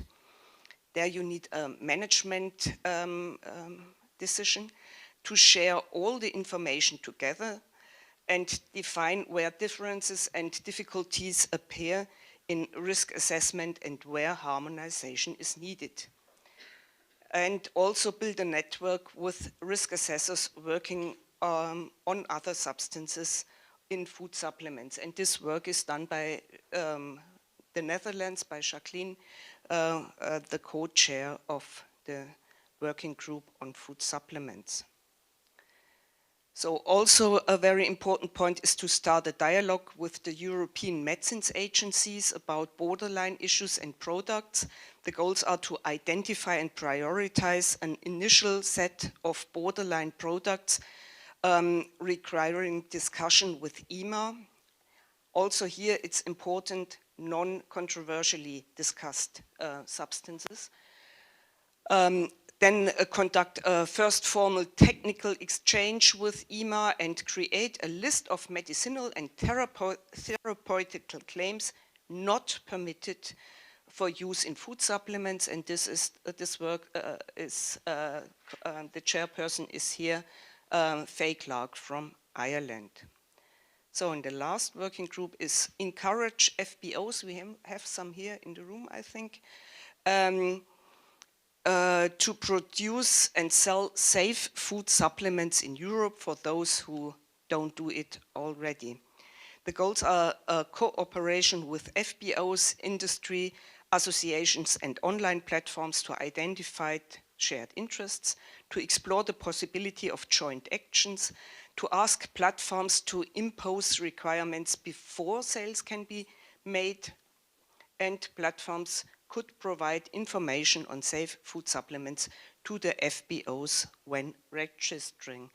And this work is also done by the Netherlands. The contact person, it's done by more member states, but the contact person is Martin Kochman from the Netherlands. So, as a summary, food supplements developed during the last 25 years are further posing challenges for FBOs and competent authorities alike. The general food law applies, also specific provisions, but you don't have specific provisions for all substances and for all situations. Harmonized maximum levels for vitamins and minerals in food supplements are in preparation, and proposals to harmonize provisions for food supplements is an ongoing work by new preparatory work of HOA and member states on risk management proposals, and risk assessment is ongoing. So I hope this wasn't too theoretically, and I thank you for your attention. Thank you, David. We are going to have a discussion after a coffee break, so we want to hear more. Tai buvo paskutinis šios dalies pranešimas, turim dabar šventą reikalą kavos pertraukėlę, kadangi šiek tiek vėluojame iš tiesų kelias minutės, o kadangi kava yra šventas reikalas, tai mes nieko netrumpinsim, turėsime lygiai 20 minučių kavai, tai pasimatom lygiai 5 minutės po 11, o tie, kas stebite tiesiogiai vaizdo transliaciją, primenu, kad jūs žiūrite ir klausotės konferencijos apie maisto papildų saugumą, rizikas, vartojimą, kultūrą, ir netrukus turėsime kitą konferencijos dalį, kuriame girdėsime ne tik panelinės diskusijas, bet ir gydytojų, mokslininkų, ekspertų pasisakymus apie visiškai labai praktiškus kasdienius maisto papildų vartojimo įpročius. Likite kartu, pasimatome lygiai 5 minutės po 11.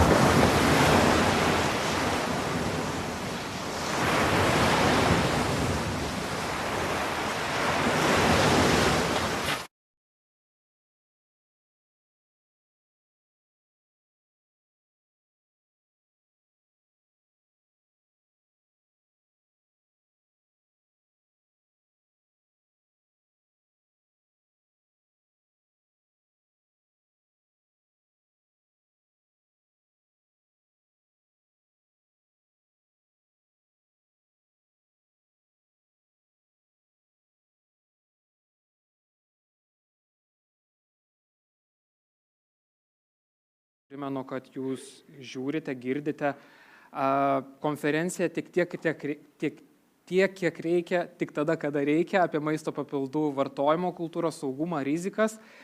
Ir nieko aš nelaukdamas noriu pakviesti į sceną pasidalinti Europos maisto saugos tarnybos mokslinių požiūrių ir rizikos vertinimų Inese Siksna, kuri yra Europos maisto saugos tarnybos mitybos ir maisto inovacijų skyriaus vyresnioji mokslo darbuotoja, kuri ir pasidalins, kągi veikia EFSA.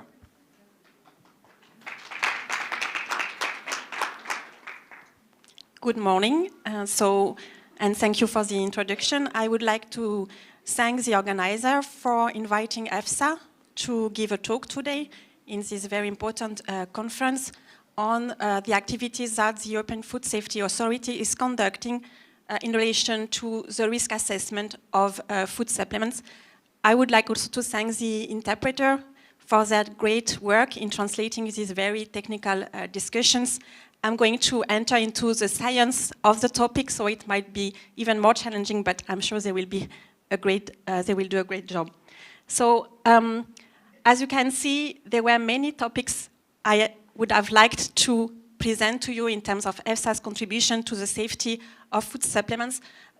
We have limited time, so I will not be able to enter very much in details into all of those topics, but I will at least touch upon some of them, and I hope I can give you a sense of what are our activities.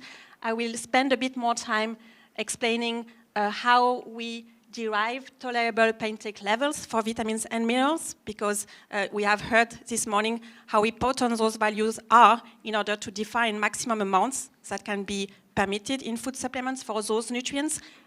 But I will also touch upon the safety assessment of other type of substance briefly. So about EFSA's role, we have heard already this morning about the definition of food supplements in the EU regulation, so I'm not going to revisit that now, but I just want to stress, as was said several times this morning, that food supplements are meant for healthy people and are not medicinal products. So they are not meant to treat or prevent diseases, and we have heard already that there is sometimes some confusion in the consumer's head about what are the purpose of those products. And as other foods, they are subject to horizontal EU food law, so they have to comply with the safety standards applying to food in terms of their level of contaminants, microbiological constant, and so on. And there are, in addition, some specific provision regarding their safety. As we heard, there is partial harmonization across member states in terms of how these products are handled, controlled, and monitored. However, some aspects are harmonized, and we heard this morning about, for instance, the effort at the European level to define maximum amounts that can be used in terms of vitamins and minerals. But for other substances, they are largely regulated at member state level, and it is a big challenge for the free movement of goods, as we have heard already. An exception to this regards the use of novel ingredients and novel nutrient sources in food supplements, which are subject to a centralized pre-authorization process where EFSA is involved, and I'm going to tell you more about that in a moment. So I want to clarify also that as per the EU food law, EFSA's remit is really restricted to providing scientific advice to support the implementation of European policies and risk management measures. So we are not involved in any decision in terms of those measures, but we are providing member states and the European Commission with scientific advice which can then be used to regulate the market. As you can see, there are different aspects of the use of those ingredients into food supplements in which we might be involved, starting with the vitamins and minerals. We heard this morning about this effort of setting harmonized maximum amounts for vitamins and minerals in food supplements. This value, it is foreseen in the regulations that they should be based on scientific evidence, and so we are asked to establish those tolerable intake levels in order to then inform the member states on the establishment of those values. Regarding other substances than vitamins and minerals, we might be asked for specific safety assessment in case specific safety concerns are identified. We heard from Evelyn this morning that there is this big effort also at the level of member states to prioritize a list of food supplements that might be of particular concern for the health of consumers, and they are calling on our assessment in order to scrutinize those concerns and see whether there is sufficient evidence to establish any safe dose or whether those products should be forbidden. As I said, a particular area are novel ingredients, which are regulated under the provision of the regulation 1915-2020-83 of the EU law on novel foods, which require a pre-market authorization. And so we are evaluating the safety of those products before they are authorized for sale on the market. And finally, and I'm not going to spend too much time on that because the focus of this conference is on safety, but it is also in the remit of EFSA to evaluate health claims made on food and food supplements, because by law, any claim made on food must be substantiated with scientific evidence, and so EFSA is asked to review that evidence to conclude whether or not it is sufficient to substantiate any claimed effect of the food products. So, moving to tolerable intake levels, as I said, these are science-based values which are used by risk managers to establish maximum amounts of vitamins and minerals which might be used in food, in fortified food, and in food supplements. And the Directive 2002/46 foresees that these maximum amounts should take into account upper safe level of vitamins and minerals established by scientific risk assessment. For this reason, the Scientific Committee on Food, and then once EFSA was established, the NDA panel have been asked over the last decades to provide scientific advice on these values. And as you can see, we had ad hoc assessment based on the priorities identified by the Commission and Member States at different time points.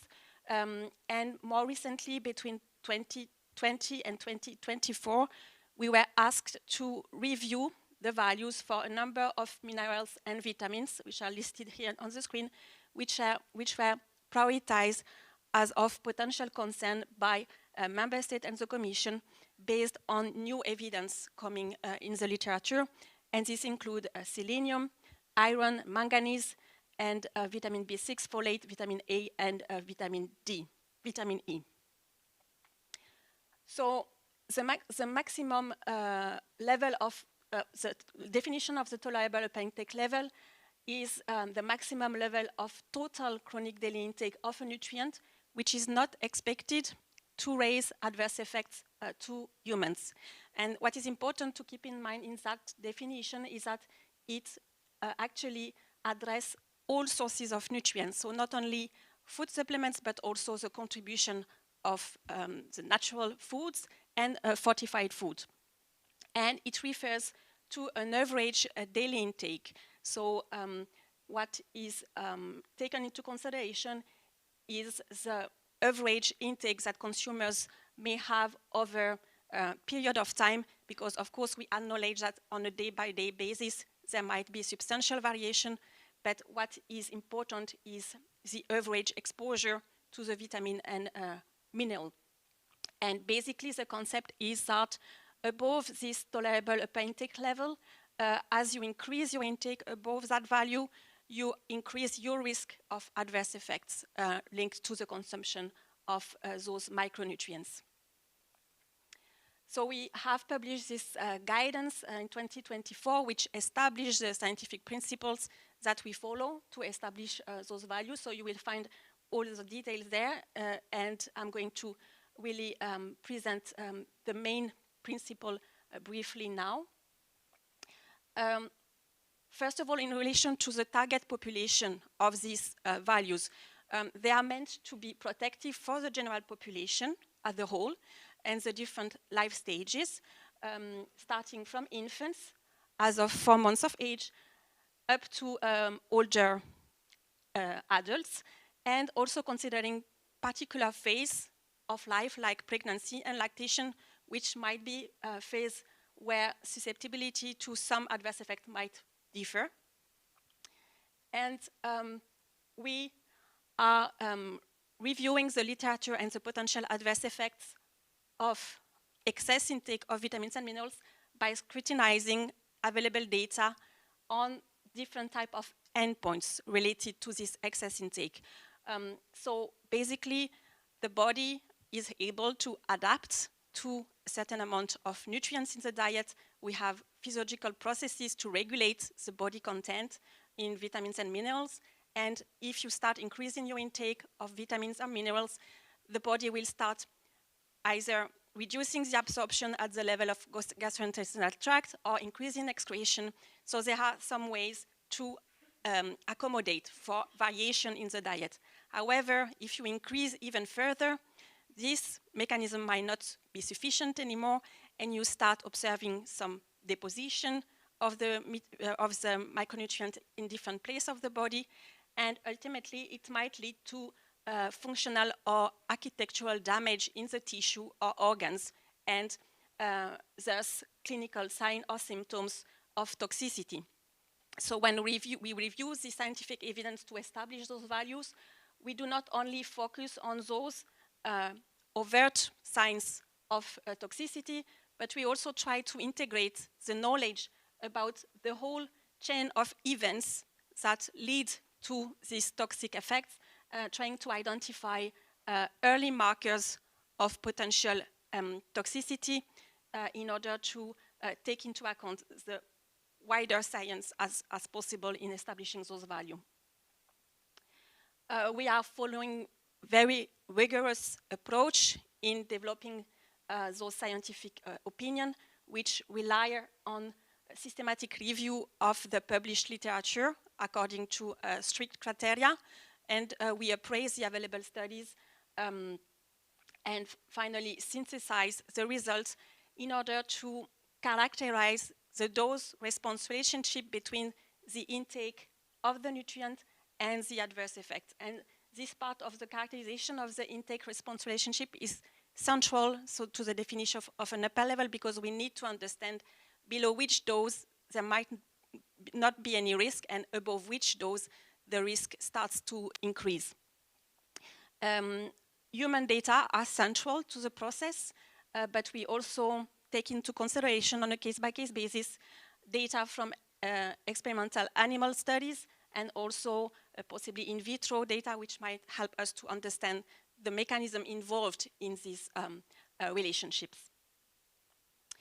So when we have a good scientific base to characterize the dose-response relationship between a particular nutrient and its adverse effect, we can establish an upper level as I defined earlier. And the recent cases we published were, for instance, for vitamin B6, folate, or vitamin D, where we were able to establish such values. However, in some cases, data is insufficient, and we faced some challenges, in particular when we assessed iron and manganese. Excess intake of iron and manganese are well known to be associated with toxicity at high level, but data are too poor to really understand what are the levels of concern.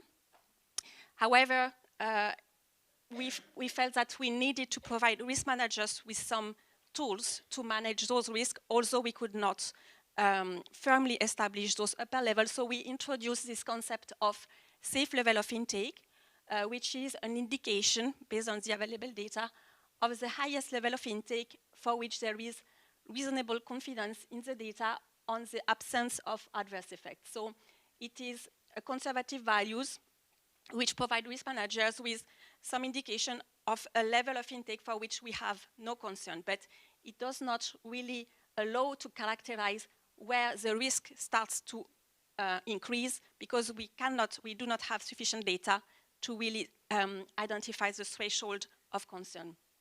As I said, these type of values were derived recently for manganese and iron. And our scientific opinion also include a risk characterization section where we compare estimated intake of the nutrient with those reference value, and we characterize whether there is any population in the EU which might be at risk of excess intake.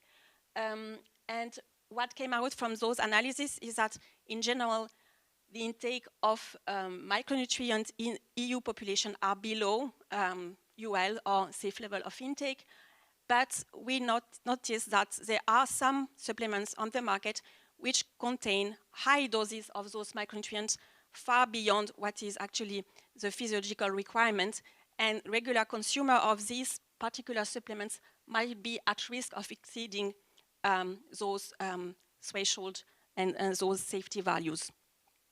And another important part of our risk characterization section is to clarify which population group are covered by those values and which are those which are not covered by those values. So I'm just taking the example of the vitamin E upper level, which cover most of the general population, but we indicate that people who are receiving anticoagulant therapy or antiplatelet therapy or patients under secondary prevention for cardiovascular disease should avoid vitamin E supplementation.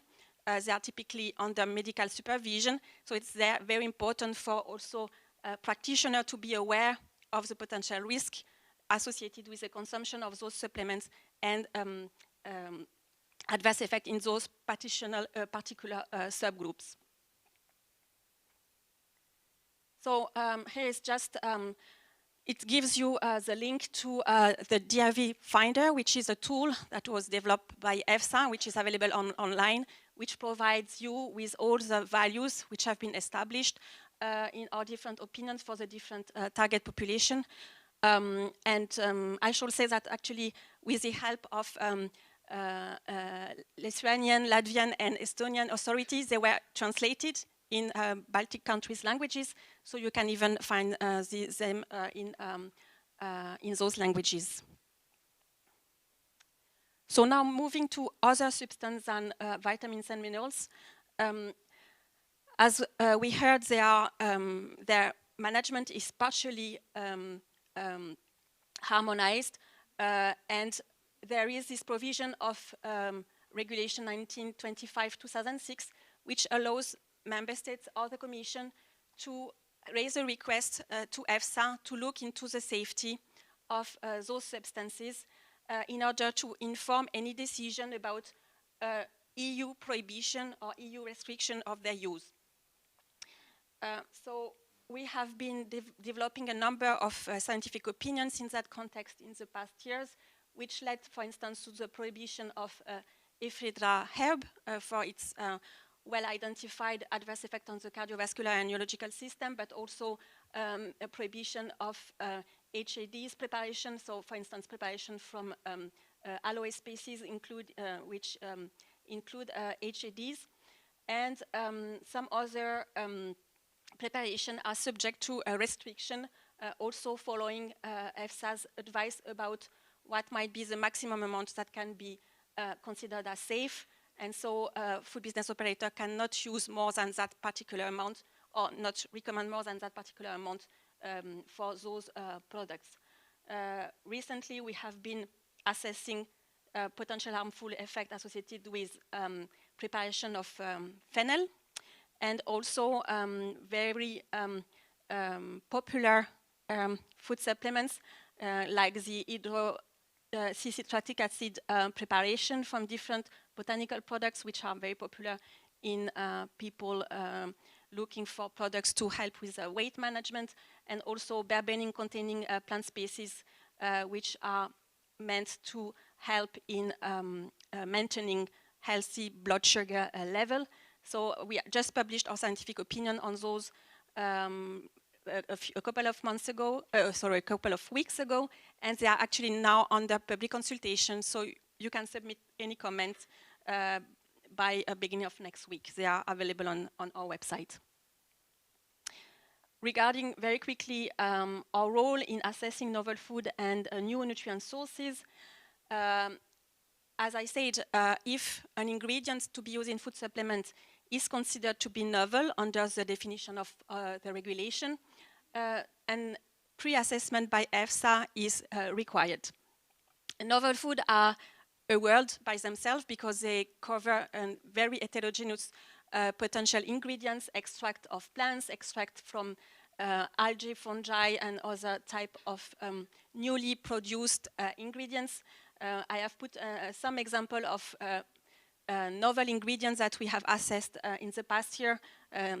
For instance, synthetic cannabidiol, which might be used in food supplements, or at least it was intention to use it in food supplements, but also human identical oligosaccharides that was assessed for its use in food supplements intended for infants. So there are many of these novel ingredients that we are scrutinizing for their safety before they can be authorized on the market.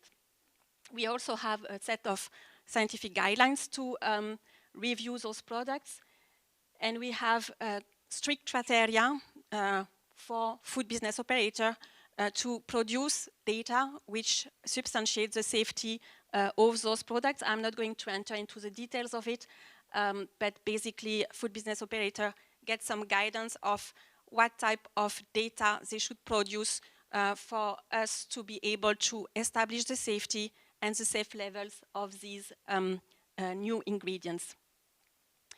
The same principles, the same process apply for new sources of micronutrients for food business operators that would like to propose a new form of a vitamin or mineral for use in food supplements. Also there is a centralized process of safety assessment which follows the same principle as for novel ingredients. And in addition, we are asked to check for the bioavailability of that source, which is also very important in terms of not misleading consumers, to really quantify what is the equivalency between this new source of the nutrient and those which are already on the market. So we are also having a set of requirements for the type of data that food business operator must provide in order to quantify this conversion factor, and which is particularly important for labeling purposes to make sure that the content which is claimed on the label, as we heard, really provides the dose that the consumers is expecting. And something happened here. I have a few more. Okay, yeah, I just have a few more. So very quickly on these activities. What shall I?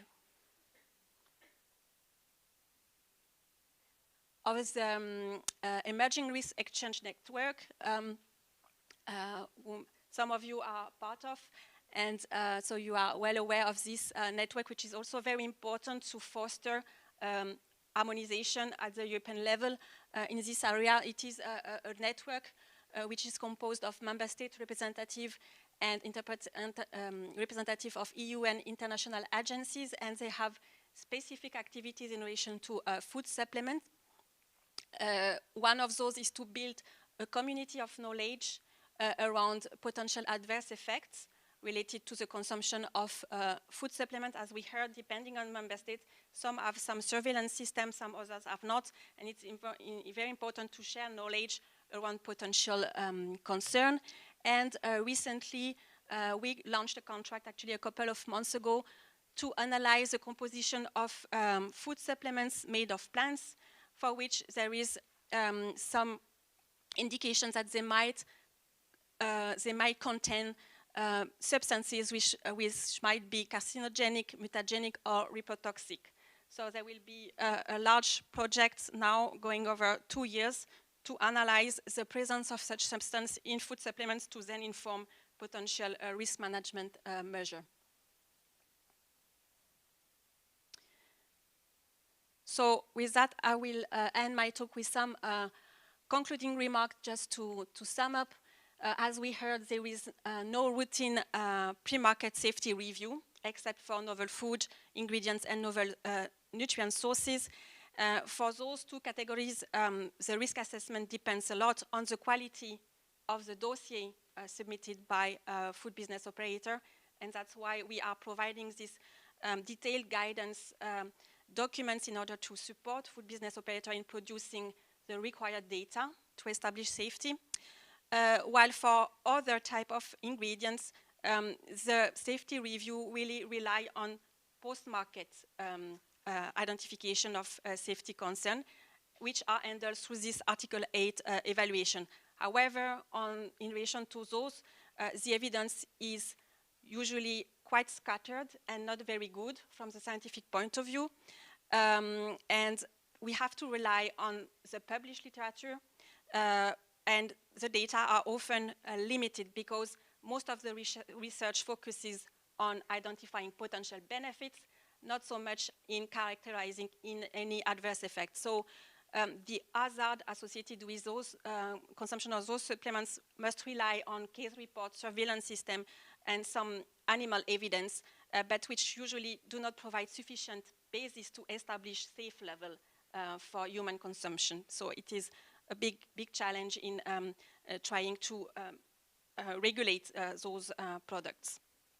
And with that, I would like to thank you for your attention, and I'm happy to take questions afterwards. Thank you, dear Ines. Dabar mes turėsime pirmąją panelinę diskusiją, kurioje galėsite girdėti kone visus pranešėjus iš pirmosios dalies. Galėsite užduoti klausimus, tad kviečiu paruošti tuos klausimus. And dear colleagues, please sit down for the discussion, for our first discussion today. Ilona, mes jūsų lauksime prisėsti. Taip.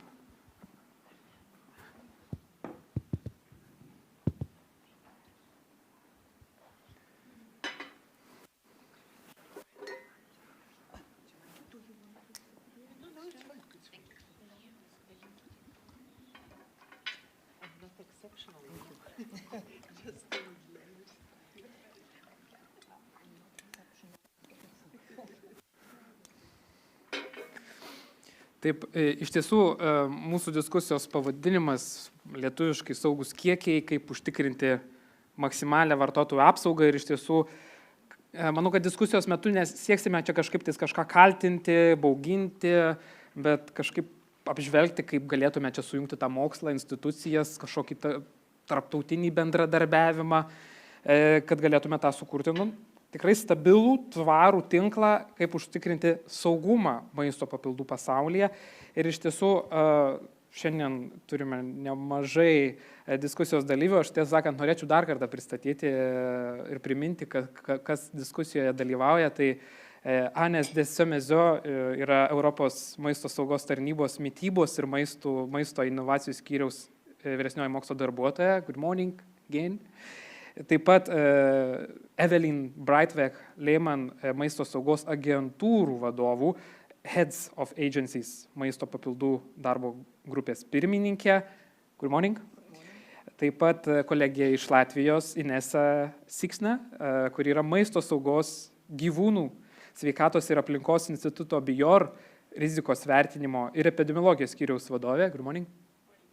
Taip pat Trinu Alika, Estijos žemės ūkio ir maisto tarybos prie regioninių reikalų ir žemės ūkio ministerijos vyriausioji maisto saugos pareigūnė. Good morning, Trinu. Good morning.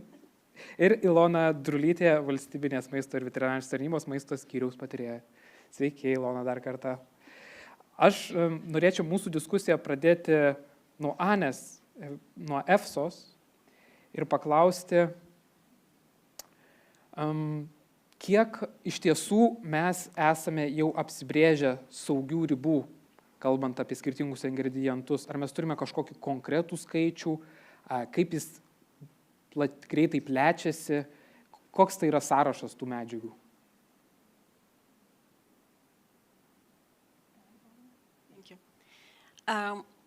Well, most of the vitamins and minerals which are authorized for use in food supplements have been evaluated in terms of their maximum amounts that can be tolerated. And all of the values that we established, as I said, you can find them, for instance, in the DRV Finder, and it covers most of the vitamins and minerals for which adverse effects have been identified. As I mentioned in my talk, the data available to establish the safe dose is heterogeneous. Some of these macronutrients have been well studied and their safety profile are well understood, other less. And for instance, maybe unexpectedly for iron, which is widely consumed as a food supplement, we do not have very robust data to really characterize the doses which are actually associated with adverse effect. And that's why we were not in a position to firmly define an upper level, but still we could provide some advice on the maximum levels that you might be consumed without any concern of potential adverse effects. So there is heterogeneity in the data we might use, but yeah, all of them are anyway evaluated and re-evaluated as science evolves. Labai įdomu man būtų sužinoti, o kaip yra atsirenkamos medžiagos įvertinimui, ar jūs sekate trendus, tendencijas, kas yra aktualu, kaip yra atrenkama, kas yra bus vertinama ir kur bus nustatomas upper level?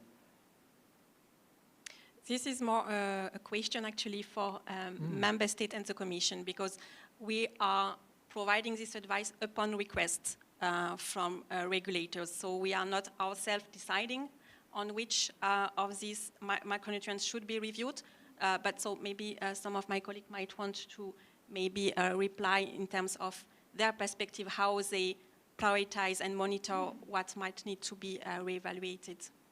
Evelyn, galbūt jūs žinote, kaip yra atrenkamas ir kodėl pasirenkamas vienas ar kitas ingredientas? Those commission asks EFSA to evaluate substances. So if commission has indications that these substances are risky, like we identified the ones looked at in the HOA working group, they ask afterwards EFSA to evaluate these substances. For the upper levels, we had some values, but if, as you said, new scientific work is done and you see the old upper limits are not value anymore or not true anymore, then Commission asks EFSA to re-evaluate those values. This means it's an iterative process. EFSA says, well, it's not so reliable anymore. Then Commission says, how reliable is it? And so it's really an iterative process. Or some member states have a problem and ask directly whether Commission can ask EFSA to make a re-evaluation of several substances. Ilona, norėčiau jūsų paklausti, kadangi lokaliai matote tą situaciją, kiek iš tiesų gamintojai, platintojai išbando tas ribas, eksperimentuoja, galbūt vaikšto plona riba tarp tam tikrų pasirinkimų gaminti, platinti tam tikras medžiagas, maisto papildus. Kokia ta realybė yra? Taip, yra tokių atvejų ir turbūt dažniausia su tuo susiduria maisto papildų notifikavimo metu, kai gaunamos paraiškos ir tikrai matom, kad kai kurių medžiagų kiekiai yra gana dideli Ir yra vienas dalykas, yra seka, ir kolegės yra šioje salėje, kurios tiesiogiai dirba su maisto papildų notifikavimu. Tai yra žiūrimos EFSOS nuomonės, skaitomas pagrindimas, atsižvelgiama į konkrečią vartotojų grupę, kam tas papildas skirtas. Ir tai nėra, EFSA mokslinė nuomonė nėra teisės aktas, bet jis yra labai svarbus. Rekomendacija? Jinai ne rekomendacija, jinai iš jos gimsta vėliau teisės aktai, ar ne? Bet ten yra moksliškai pagrįsti dalykai. Ir žiūrint konkretų maisto papildą, kurį, pavyzdžiui, ketinama tiekti į rinką Lietuvos, yra vertinama, kaip jis bus vartojamas, kokios rekomendacijos vartojimo, kiek tablečių, pavyzdžiui, suvartoti reikia, kokiam amžiaus grupėm, kokiam vartotojui skirta. Ir tada tikrai verta yra pasižiūrėti, žiūrima į EFSOS nuomonę, jeigu reikia klausame verslo, ar jūs tikrai galit garantuoti, kad tai yra saugu vartojant tokiam sąlygom.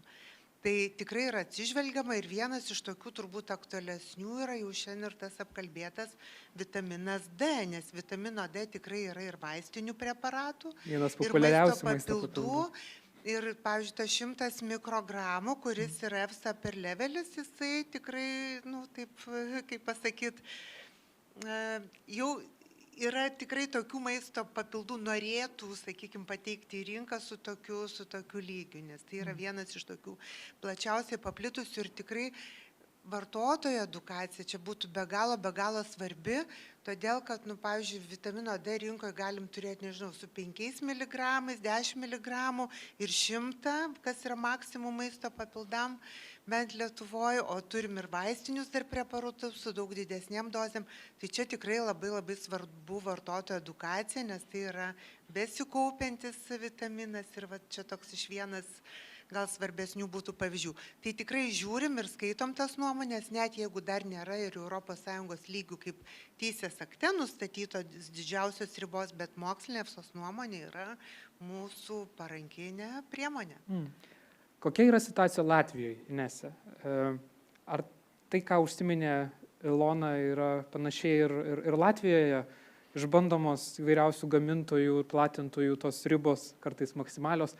Labai svarbus ir įdomus tas saugumas, kaip jis yra užtikrinamas Latvijoje. Jūs, aišku, pristatėte tai jūs savo prezentacijoje, bet gal dar pasikartosime.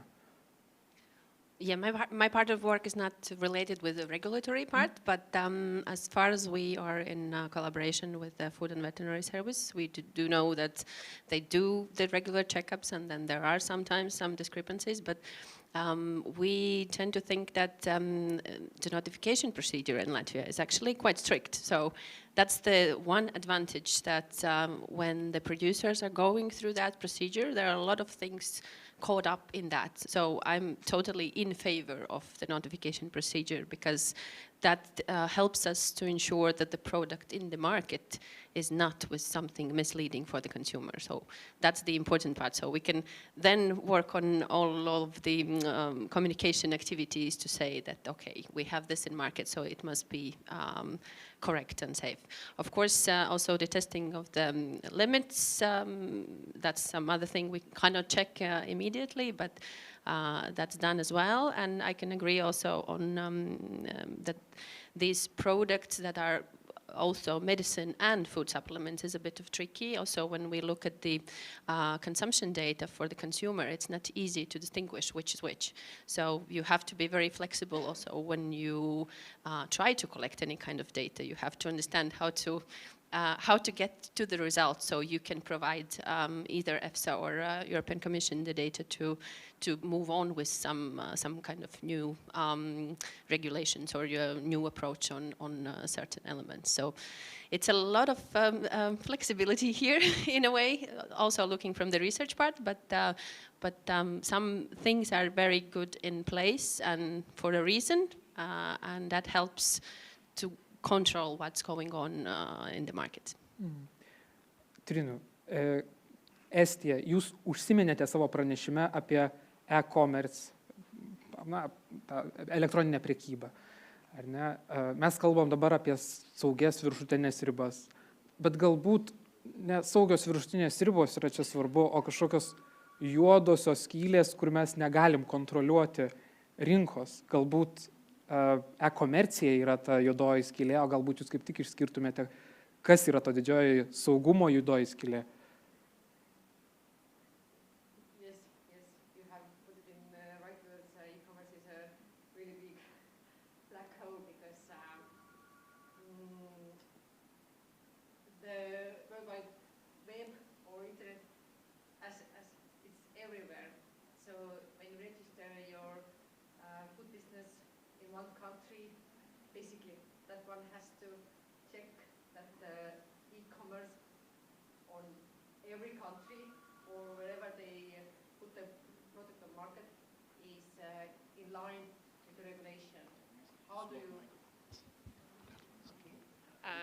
So how do you do that? And it's so easy to make a new web page, another one, to block. They are really clever. What enforcement levels can you apply?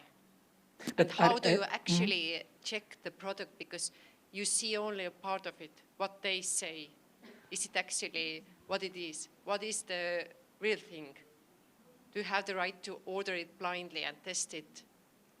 So there are a lot of holes in the system.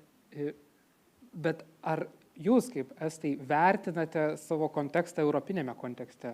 Kalbu apie e-komerciją. Ar Estija kažko pasižymė, kad ten daugiau tos e-komercijos yra? Labai įdomu, nes aš asmeniškai Estiją matau kaip tokią skaitmeninę šalį, čia mano stereotipas. Tai labai įdomu kaip europinėme kontekste. Yes. We have made it really easy.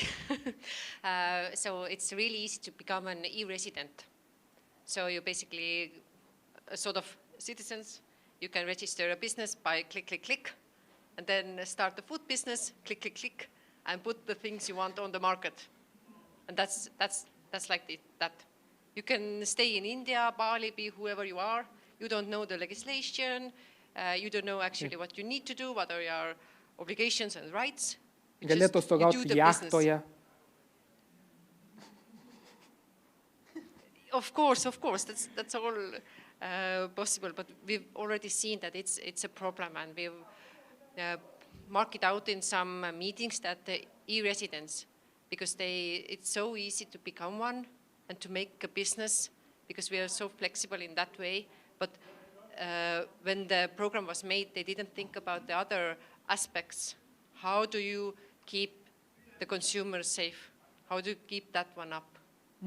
Ilona, man labai įdomu, mes kalbam Baltijos šalių kontekste, aišku, Europą čia įdomu taip pat, bet žvelgdamas į pranešimus iš kolegų Latvijos, Estijos, man labai įdomu, o ar yra tie, kas užsiema reguliavimu, ar yra svarbu šiaip vartotojų elgesys, galbūt norėtųsi daugiau žinoti apie pačius vartotojus, kaip jie elgesi, nes e-komercija tikrai žino, kaip žmonės elgesi ir kas jiems patinka.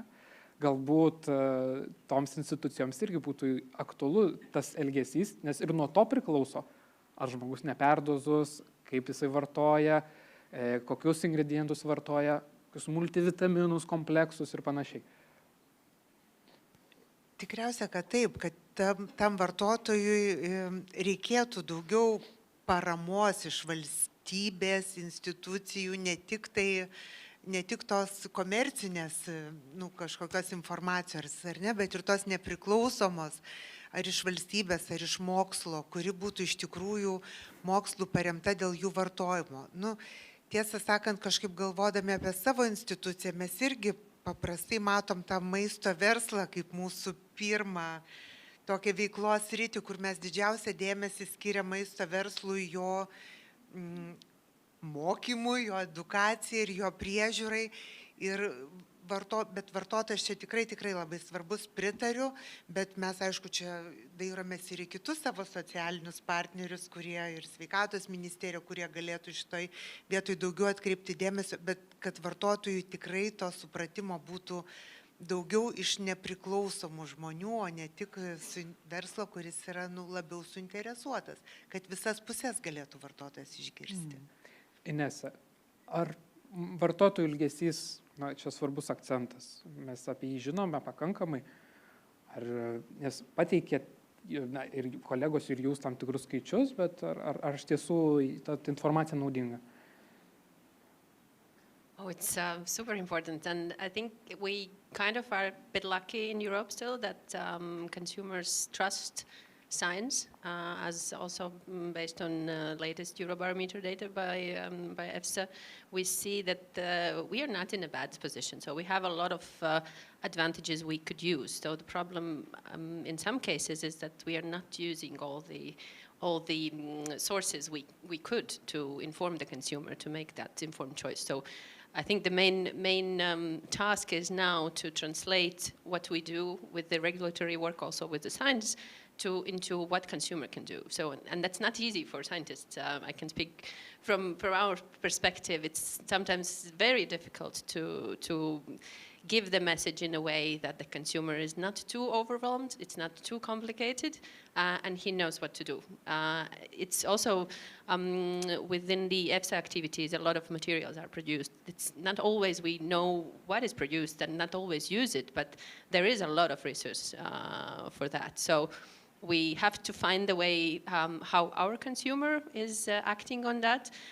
There are differences also between Baltics. We see that some of us are doing something more online, some of us are not. But this is a new part additional to the scientific data we have to be able to act further.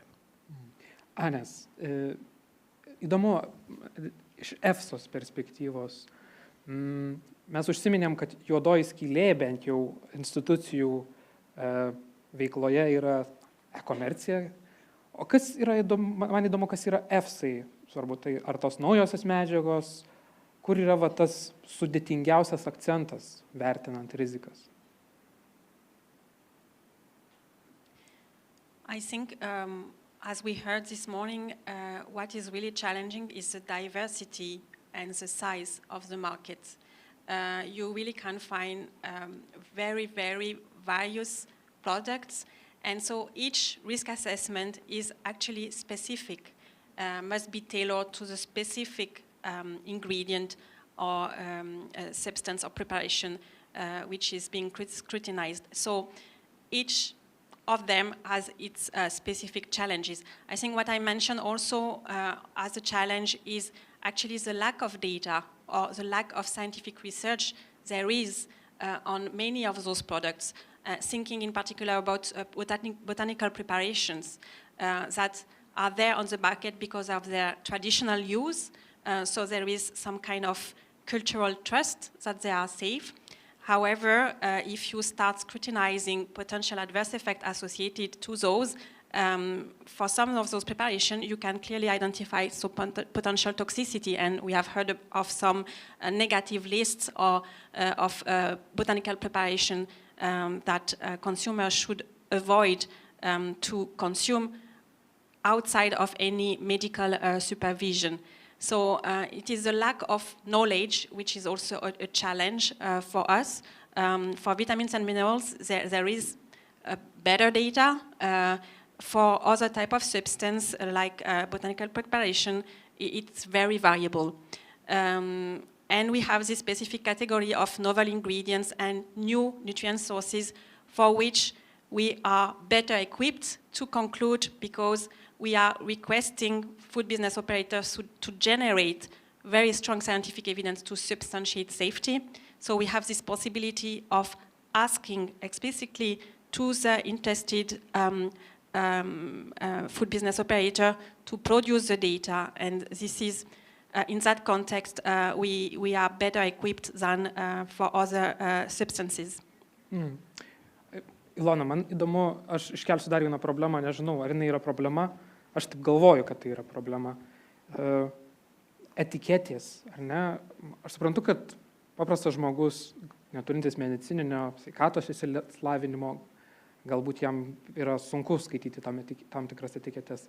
Galbūt čia irgi yra tam tikras iššūkis, kas yra pateikiama etiketėse, galbūt mums kažkokio ženklinimo reikėtų, saugumo, nes, iš tiesų, asmeniškai kaip gydytojas tikrai turiu ne vieną pacientą, kuris pas mane ateina su tokiu sąrašu maisto papildų ir kartais visa konsultacija yra vien tik tai žvelgimas, ar medžiagos nepersidengia, ar nėra kažkokių sąveikų ir tas saugumas. Tai Tai aš galvoju, ar žmonės neskaito etikečių, ar galbūt jos yra per sudėtingos, kaip Jūs manot? Turbūt ir taip, ar ne, reikalavimai maisto ženklinimui, tiesą sakant, tai vadinasi ne ženklinimas, o informacijos pateikimas vartotojams, nes tai yra ne tik kas etiketėje, bet nefasuotom prekiam ir prekybos vietose, kainų etiketėse, internete pateikiama informacija ir visa kita reklamos ir taip toliau. Tai taisyklės yra gana išsamios ir bendrai maistui, ir dar papildomai maisto papildam. Tai dabar visos pusės skundžiasi. Verslas sako, kad per daug visko reikia, mums netelpa nieko surašyti mažoje etiketėje. Vartotojas iš vienos pusės sako, kad per mažai tos informacijos, iš kitos pusės per daug. Žinau, turbūt tikrai sunku atrasti tą aukso vidurį, nes taisyklių yra daug ir jas nelengva suprasti. Bet tos visos teisėkūros, kaip ir esmė yra, kad turi būti paženklinta pagal vieną modelį, susitartą standartą, kad jeigu tu jį žinai, tai tada vartotojas lengviau moka jį skaityti, ar ne? Nes visas maistas arba maisto papildai vis tiek pagal tas pačias taisyklės paženklinta. Reiškia, žinodamas taisyklės, tu lengviau rasi tą informaciją, lengviau sugebėsi ją suprasti ir atsirinkti tą produktą. Tiesiog reikia įdėti tą pastangų. Nežinau, kai aš kalbu auditorijų, pavyzdžiui, apie maisto ženklinimo taisyklės, tai tiesiog sakau, jeigu tu prekybos vietoje yra per sunku įskaityti, per daug laiko užtrunka, parsinešk namo, išsistudijuok ar su padidinamuoju stiklu ar kažkaip kitaip ir kitą kartą jau tu žinosi, tau bus lengviau, ar ne? Čia reikia įgūdžių. Tuos įgūdžius reikia formuoti ir nieko nepadarysi. Bet tai yra vieningas standartas ES ir mokantis skaityti tą informaciją, manau, kad tikrai labai greitai mes tą pažangą padarytume. Tai nežinau, aš tai manau, kad taisyklių yra daug, jos yra gana išsamios ir žinant jas tikrai gali padaryti tą, ko siekia teisės aktai, kad vartotojas turi padaryti tą informuotą pasirinkimą. Ar ne? Vartotojas pasirinks produktą pagal pateiktą informaciją ir jis galės atskirti. Pavyzdžiui, ant maisto papildo bus parašyta maisto papildas, privaloma, čia yra produkto pavadinimas. Tai jis tikrai galės atskirti tuos 2 vitaminus D, jis jau vien pagal tai atskirs, kuris vaistas, kuris maisto papildas vaistiniai. Ir daug visų yra kitų dalykų, kurie yra pagal unifikuotą standartą nustatyti. Tai tiesiog reikia praktikos daugiau ir turbūt mokymų.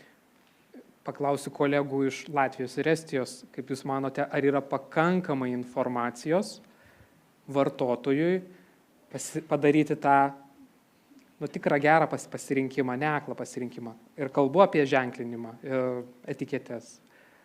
Inese, Trinu. Yeah, I cannot totally agree on that the information is there. The problem is if we have time to read. So we tend to live faster and faster. So that's why we try to find the easiest approach to just maybe have that magic somehow. And that's what usually producers try to provide for consumer, to have an easy way how to see what is that what you maybe need. So with the pictures, with every of marketing activities and so on. But yeah, I can agree. We have to show the consumer the easiest way how he can get the information he really needs and how to interpret to his own terms. So we see a use of artificial intelligence a lot, which is actually playing a big role also in this moment that we had a discussion recently with our colleagues that some people are not even going to the nutritionist anymore because they just ask the ChatGPT what to do. So in a way, it helps just to maybe combine the information, but of course there is that risky moment on evaluating the health effects. So yeah, there is a lot of things to do, and I think in Latvia there's also a discussion on maybe looking at the programs to have easier front of back labeling for the consumers, so they can easier find the products they need. But when we look at the data, how many of Latvians are looking at the labeling as such, it's not a big number. So we have to encourage to do that more. And usually people start to do that when they have a problem. Trinu, kaip galvojat jūs šio klausimu apie etiketes, informaciją? I think the harmonized way how we should, or what and how we should put on a label, it gives a lot of information, and the question is, do you know how to read it and what to take out of it for you? Because the understanding what you put into your mouth will have an effect on your body. The question is that also comes to food and to food supplements especially. So take something information out of it. I don't think so. There's the knowledge and the will and the wanting to understand it. Because usually people have time to ask from person who puts tarot cards or ChatGPT or whatever. They have time for that. But take time to read what to take inside. It takes you have to have a system. You have to know what to look from there, and then it's not something too difficult. Evelyn, pamiršau jūsų praktiškai. Man labai įdomu, mes kalbame apie globalią rinką, bet kartais reguliavimo akcentai yra lokalūs. Kaip jūs įsivaizduojate, kaip jūs apibūdintumėte tą situaciją trumpai? Mes gyvenam chaose reguliavimo, o gal kaip tik labai teigiamą linkmelį judame? I wouldn't call it chaos in any way, because most member states have regulations in place and are working hard on doing the right thing and to inform the consumer. In Germany, we have leaflets for consumers. They can download to read what is important when I shop in the internet, or what is important, what is the difference between a medicine or a food supplement in simple language. But we have different standards within Europe. And this is not a good thing, because not only people from India are going to the Baltic states and introduce themselves as food business operators. Also within Europe you have member states where it's easier to place products on the market than in others. So it's not a chaos, but it's a difference, and people which don't like to follow the rules seek those member states where it's easier to market food supplements than in others. In the stationary market, we have, I think, in nearly all countries, a very good surveillance systems in place, but it's the online market where it's difficult. And maybe we have a new example from Czechoslovakia. They introduced a system when their food business operators export food supplements into Europe, and another member state is complaining, oh, it doesn't, or food supplement legislation doesn't apply, they can ask the Czech Republic to go to the food business operator and remove this product from the market. And I think this might be an example for other member states to establish systems that not so conform food business operators can be tackled, that they don't go to several member states to seek the easiest way. And I think these systems, all the member states are aware of the problem or the challenges, and successively we are going to find ways to tackle these problems as well.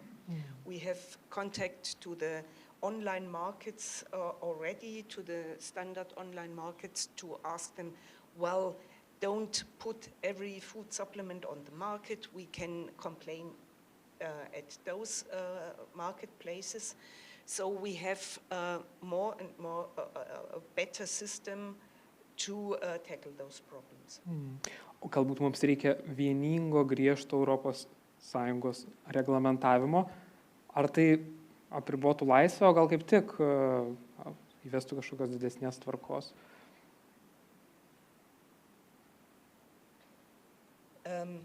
I can't speak for the EU, but Your opinion. This is the task we are preparing now in the HOA, to have small steps to go forward on this way, to have a uniform. We have a uniform legislation, but also a uniform interpretation of the legislation, and to give food business operators as well as competent authorities the possibility to interact with each other and to go forward in a better surveillance throughout Europe. Mm-hmm. It's not in place yet in all details, but we are moving forward. Mm. Galbūt auditorijoje yra norinčių užduoti klausimą, tai tikrai mes tikrai peržengėme pusę šios diskusijos ir galbūt pajudėjome link pabaigos. Galbūt tikrai norite kažko paklausti, tai būtų galima įgarsinti. Prašau, mikrofonas kažkur tais. Aha, ten, prašau. Labadiena, Andra Lapė, advokatų kontora Eleks Valiūnas, ir aš gal šiek tiek pratęsiu tą diskusiją su tokiu klausimu. Mes matome, kad nacionalinėje teisėje iš tikrųjų yra tokių reguliavimų ir dabar ypatingai tose vadinamuose trendiniuose maisto papilduose, tai pavyzdžiui tokie kaip ašvaganda, kuri yra plačiai vartojama, taip pat melatoninas. Ir koks būtų mano klausimas ir problema, kad pavyzdžiui melatoninas, tai jo riba mūsų valstybinė maisto ir veterinarijos tarnyba yra nurodžiusi 1 mg ribą tose maisto papilduose. Kitose šalyse, ypatingai Europos Sąjungoje, mes taip pat matome, kad yra maisto papildų su pavyzdžiui netgi 5 mg riba, kurie taip pat egzistuoja rinkoje. Lietuvoje mes turime problemą, kad jeigu maisto papildas su melatoninu sieks daugiau negu 1 mg ribą, jisai bus naudojamas naudojamas rinkoje kaip vaistinis preparatas ir už tai grės teisinė atsakomybė už jo naudojimą. Taip pat yra ir su ašvaganda, nes pavyzdžiui Europos Sąjungoje yra plačiai naudojami maisto papildai su ašvaganda. Lietuvoje mes turime lietuviškai tą migdomąją vitaniją, kuri yra įtraukta į sąrašą netgi augalų draudžiamų naudoti maisto papilduose. Ir tuo metu, kai ateina maisto papildų gamintojai, prekiautojai, jie susiduria su ta tokia dvilipa reakcija, kad ar mes galime prekiauti to maisto papildų, nes jis yra saugus ir naudojamas ES rinkoje, ar vis dėlto mes turėtume apsiriboti tais nacionaliniais reguliavimais. Tai aš norėčiau gal iš pradžių paklausti kolegų apie Latvijos, Estijos patirtį, ar yra kažkokių tokių didelių skirtumų, kuriuos mes matome, ir taip pat mūsų valstybinės maisto ir veterinarijos tarnybos specialistas, galbūt jūs susiduria dažnai, ar dažnai susiduria su šita problema, ir ar reikėtų vis dėlto kažkaip unifikuoti, kaip ir mes kalbėjome jau tą reguliavimą, ar vis dėlto tam tikras kažkokias medžiagas palikti nacionaliniai teisė ir mūsų šalies prerogatyvai. Ačiū. Galbūt, Ilona, nuo jūsų pradėsim. Taip, tai ačiū už klausimą. Tai tikrai žinomos šitos yra problemos ir ką mes irgi dažnai akcentuojam, kad tikrai būtų visiems lengviau, jeigu būtų unifikuoti dalykai Europos Sąjungoje ir ypač, ir Evelin savo prezentacijoje sakė, kad ta migdomoji vitanija yra viena iš tų medžiagų 12, kuri yra pateikta kaip, nežinau, galimai nesaugiai Europos komisijai toliau svarstyti dėl jos saugos. Tai Lietuvoje sąrašas sudarytas, ne taip su, ar ne iš dangaus ir ne iš lubų tų medžiagų. Sudarinėjo darbo grupė, kuri įvertino, kad tos medžiagos potencialiai gali turėti turbūt neigiamą poveikį. Tai iš kurios pusės žiūrėsim, ar mes norim apsaugoti vartotoją labiau, ar mes tada žiūrim tą tokį, kad kitose šalyse vis dėlto prekiaujama. Tai čia tokia viena pusė, ar ne?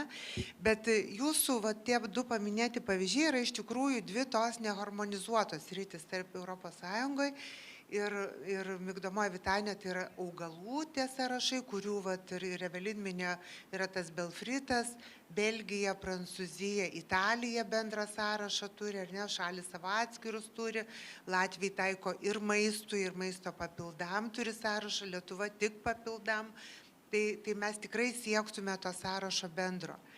Dabar melatoninas yra kita situacija, negu jūs kalbat, nes čia atsiranda ribinis produktas su vaistais. Ir Lietuvoje, ir žinot, pagal vaistų teisę yra, jeigu produktas gali būti laikomas vaistu, tai jisai tada jau laikytinas vaistu. Blogesnio scenarijaus, ar ne, ar kaip čia pavadinti atvejai. Tai va, tai Lietuvoje buvo susitarta dėl melatonino tokios dozės 1 mg su valstybinė vaistų kontrolės tarnyba, kad daugiau negu 1 mg jis galėtų būti traktuojamas kaip vaistas. Tai čia yra kitas visai atvejis, ar ne jau čia tas ribinis produktas maisto vaisto, bet tikrai jūs palaikau dėl to, kad jeigu tai kitose šalyse yra kitaip, tikrai tai kelia rinkoje tam tikrą sumaištį, negaliu jums nepritarti, todėl mes pasisakom už tai, kad būtų kaip galima daugiau vieningo europinio harmonizavimo įvairiose srityse tam, kad nereikėtų kiekvieną kartą diskutuoti tokių klausimų. Tai klausimas puikus, atsakymo vieno tokio kaip ir nėra tiesiogiai. Klausimas buvo orientuotas ir į kolegoms iš Latvijos ir Estijos. Turbūt trumpai apie tą skirtingą reguliavimą. Melatonino, pavyzdžiui, pavyzdys, ne? Kaip ten yra Estijoje ir Latvijoje? We don't have in Estonia our in-state regulation, so we take into consideration what EFSA says. So that we are part of the chaos. And I think, yeah, for everybody, it would be easier to use harmonized lists, regulations. So it's a matter of using resources also, because as you said, you are putting also scientific work into making the list. Then EFSA is putting scientific work into making the list. Then Germany is putting scientific research to make the list, so everybody is using the same, but the outcome may not be similar. There still might be differences. Maybe. We haven't compared them. So on the one hand, we can't say that a business can't be made, but in the other hand, we always have to keep in mind that it has to be safe. So there's a line, how do we do that? How do we have to support them, the FPOs, we have to teach them, to educate them, but we have to bear in mind that the public, the people have to have safe product. Inese. Yeah, I will just add, not to repeat what's already said, that the one gap that could also help here to solve the problem would be looking at that nutri-vigilance system, because in some cases the doses are quite high, quite effective, and a lot of combinations are unknown. So this is something that could actually give us also the additional data and also some safety feeling that we have a place or the way how we can know more what's going on in case where there are a lot of data gaps. Čia taip pat buvo klausimas, mačiau keltą ranką, ar dar norite paklausti, turbūt norite. Labą dieną, mano vardas Povilas, aš atstovauju įmonę Biofarmaciją ir mano klausimas būtų, dažnai gamintojai tiek Lietuvoje, Latvijoje ir Estijoje ant pakuotės nurodo mineralų druskos kiekį, o ne gryno mineralų kiekį. Ir mūsų manimu tai labai yra didžiuliai skirtumai, kaip pavyzdys 815 mg magnio citrato, vietoj to, kad ten magnio gali būti, tarkim, 100 mg gryno. Tai klausimas būtų, ar tai yra problema kaip tokia užfiksuota ir kažkas yra lik to daroma būtų. Jūs kalbate apie elementinį magnį ir tą nedidelę dalį, kuri yra viduje. Ar ne? Nežinau, kam tiksliai galbūt EFSA arba galėtų atsakyti apie...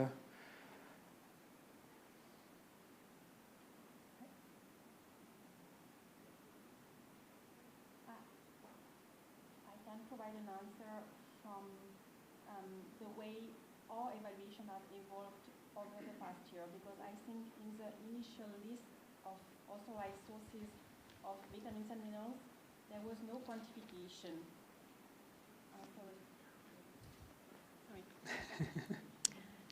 Sorry. So, yes, I can comment from the side of how our assessment have evolved and how questions asked by risk managers have changed recently, because in the initial list of authorized forms of vitamins and minerals, there was no quantification of the relative bioavailability of different sources. So basically, you were a source of iron or magnesium, and independently of how bioavailable you might be, as long as you had some kind of bioavailability, you were authorized as a source.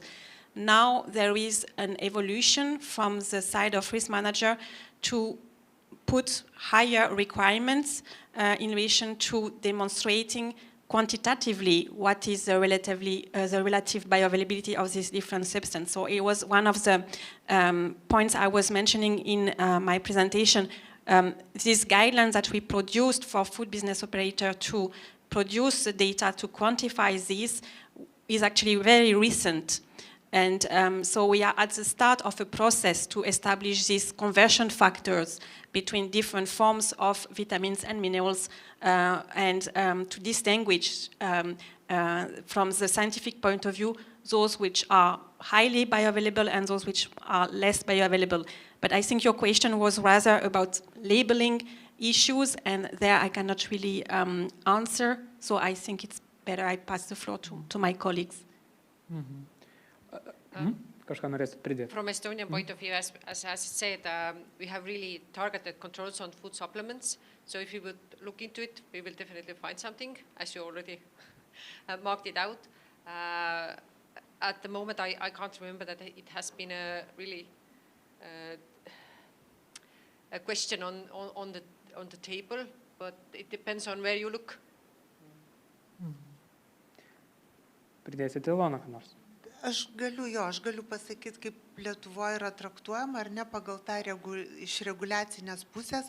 Tai yra dvi, reiškia, etiketė pagal nustatytas taisyklės, bus dvi vietos. Sudedamųjų dalių sąraše turėtų būti įrašyta ta forma, kuri yra įdėta, tai, kokio ten, magnio citratas, neatsimenu, ar jinai leisina forma, bet ar ne. Tarkim, tai ten, kur bus sudedamųjų dalių sąrašas, tai ten bus parašyta magnio citratas, pavyzdžiui, o ten, kur jau bus nurodyta maistingumo deklaracija arba tos kiekiai tų medžiagų mitybinį arba fiziologinį poveikį turinčių, tai ten jau turi būti vardintas magnis, nes turi būti išskaičiuota, kiek magnio referencinės maistinės vertės yra tame per parą rekomenduojam suvartoti kiekį. Tai ten jau mes ne magnio citratą turime skaičiuoti, nes magniui yra nustatyta referencinė maistinė vertė. Tai turim žinoti, kiek to magnio yra produkte ir jeigu rekomendacija yra ten 1 arba 2 tabletės per dieną, tai jom ir paskaičiuoja magnį. Tai manau, kad taip yra Lietuva, ar ne? Pritarėt, merginas? Aš žiūriu į kolegės, kurios kasdien tą skaičiuoja ir žiūri notifikavimo proceso metu, tai manau, kad tokia Lietuvoje yra praktika ir jinai išplaukianti yra iš europinio reguliavimo. Tai turėtų būti taip, bet jeigu dar kažkur yra klausimų, tai gal reikia ir platesnės diskusijos, o jeigu reikia tos diskusijos su mūsų kolegom, nes gal etiketės yra bendros ar ne Baltijos šalim, tai galim irgi tą įtraukti į programą mūsų ateinantiem susitikimam ir pašnekėti su kolegom. Ar tokių problemų nėra? Matau dar klausimas. Štai ir čia, ir ten. Tai gerai, dar turime laiko. Gerai. Labadiena, Palmira Hakaitė iš Nacionalinio visuomenės sveikatos centro. Paprašysim šiek tiek arčiau mikrofoną. Produktų vertinimo skyriaus. Turbūt reikėtų pakeisti mikrofoną, ar viskas tvarkoj? Dabar geriau? Gerai, puiku. Palmira Hakaitė iš Nacionalinio visuomenės sveikatos centro produktų vertinimo skyriaus. Labai ačiū už mūsų įstaigos atstovų pakvietimą. Testas 1, 2, 3. Testas. Taip, aš dabar pati girdžiu, kad girdisi. Taip, tai labai ačiū organizatoriams už ir mūsų įstaigos pakvietimą. Labas vakaras, mėlyjeji, šiandien.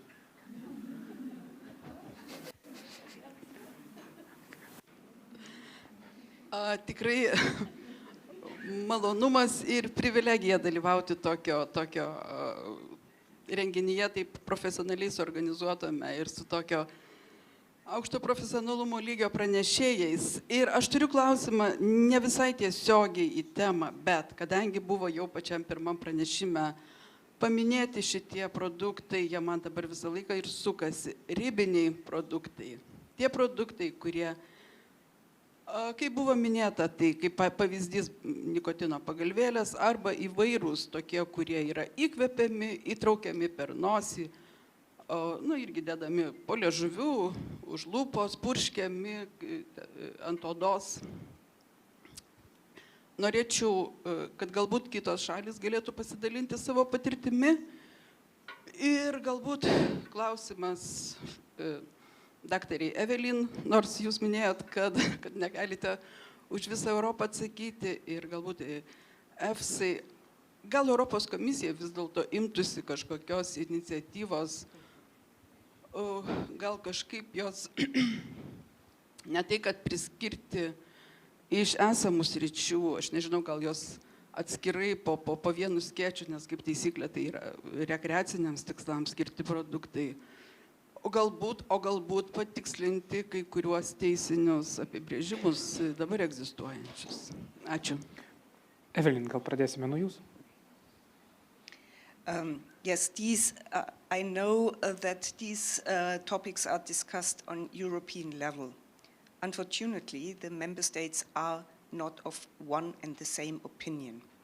So we have these nasal sprays, and most of the German competent authorities say, for instance, this has to be treated as a food supplement because we have some provisions in the green paper, which I mentioned, and it's better to have it under food law, as it's good to have sanctions in place. Other member states say, well, it's a nasal spray. It's not ingested. It has to be ingested to be a food, so it can't be a food. Then you don't know exactly which kind of legislation applies. Is it food law doesn't apply? Is it maybe cosmetic law? No, it's not cosmetic law. It's general, it's any other law like chairs and tables as a product law, as a general product law.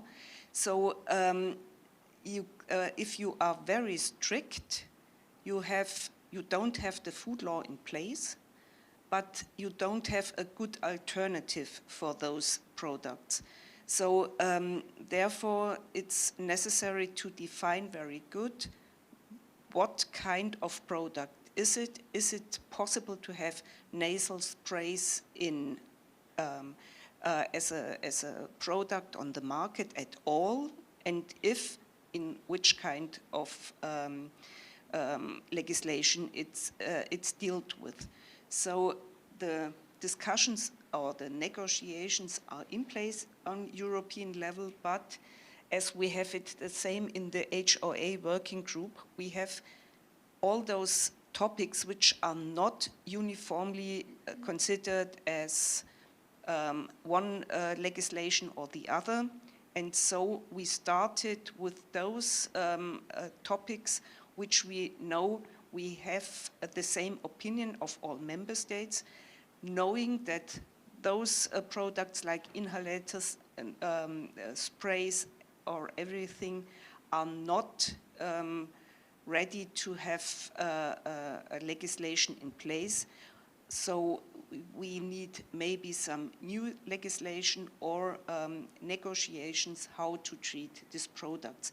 And this is time consuming. So we need a harmonization on these topics, because it's a very good example that you put a lot of manpower in it, and in the end you don't find legislation applying at the moment. So you need other legislative measures to regulate those products. Mes neturime daug laiko, bet kadangi klausimas buvo orientuotas ir kolegoms iš Baltijos šalių, tai galbūt Ines iš Latvijos patirtimi pasidalins. Liktais klausimas buvo apie ribinius produktus, jei gerai atsimenu, tai galbūt labai trumpai. Yeah, we do not, so I'm not the right person to maybe comment on this. I know that we just had one case of having, vitamin plasters, was it? Put on a skin. And it was taken off the market quite quickly because you couldn't show any proof on that. But it also depends, I think, on a consumer. Are they ready to risk on this kind of products? How open they are to that? So that's why in some countries, I guess it comes more often, more variety of that, and in some it's a bit more slow. So I would say we have been quite lucky not to have too much of that, but I agree totally with Evelyn that this has been a topic we discussed, that there is a problem with defining it. Mm-hmm. Yep. Yes, in Estonia we have also a board put together where we discuss this kind of products and under what law and who should check them. We had like nicotine stripes that you put into your mouth, the nicotine patches, and the inhalers. It's really interesting here, so I will look. Do we have those? But until we put how we have dealt with it is that we say we take the food. What we say is food that you swallow it. And we take that into really the basis. If it's meant for that, then it's food. Because as Evelyn said, that you kind of try to put it under some law. I think it's quite a tricky way, because we see that there are new products coming out, and the legislation has to be up to date. It can't be stayed behind. And then you try to discuss and let's make an agreement that this is this product and this is that product. They aren't either of them. They are new product, and the legislation should be about them. And we shouldn't like change how we define something. It's a slippery way. Kolegos, turėsime sustoti čia, nes mūsų laikas visiškai baigėsi. Aš tikiu, kad mes galėsime daugiau pabendrauti, galbūt pietų metu. Čia buvo ir daugiau klausimų, tad aš kviečiu tuos klausimus užduoti galbūt neįgarsinant, o kažkur tais prie pietų stalo. Tad ačiū visiems, kurie dalyvavote šitoje diskusijoje, pirmojoje mūsų konferencijos dalyje. Visai netrukus po pietų mes turėsime kitą konferencijos dalį, kur gydytojai, mokslininkai, maisto papildų gamintojai pasidalins savo patirtimi ir išgirsime tuos labai jau praktinius elementus, kurie yra iš kasdienio žmonių gyvenimo. Primenu, kad galite stebėti tiesioginę transliaciją, turbūt tą ir darote, žiūrėdami mus dabar. Mes netrukus sugrįšime, lygiai už valandos, pusę 2:30 mes pradėsime antrąją konferencijos dalį, o visus diskusijos dalyvius kviečiu pasidaryti nuotrauką. Take a photo together.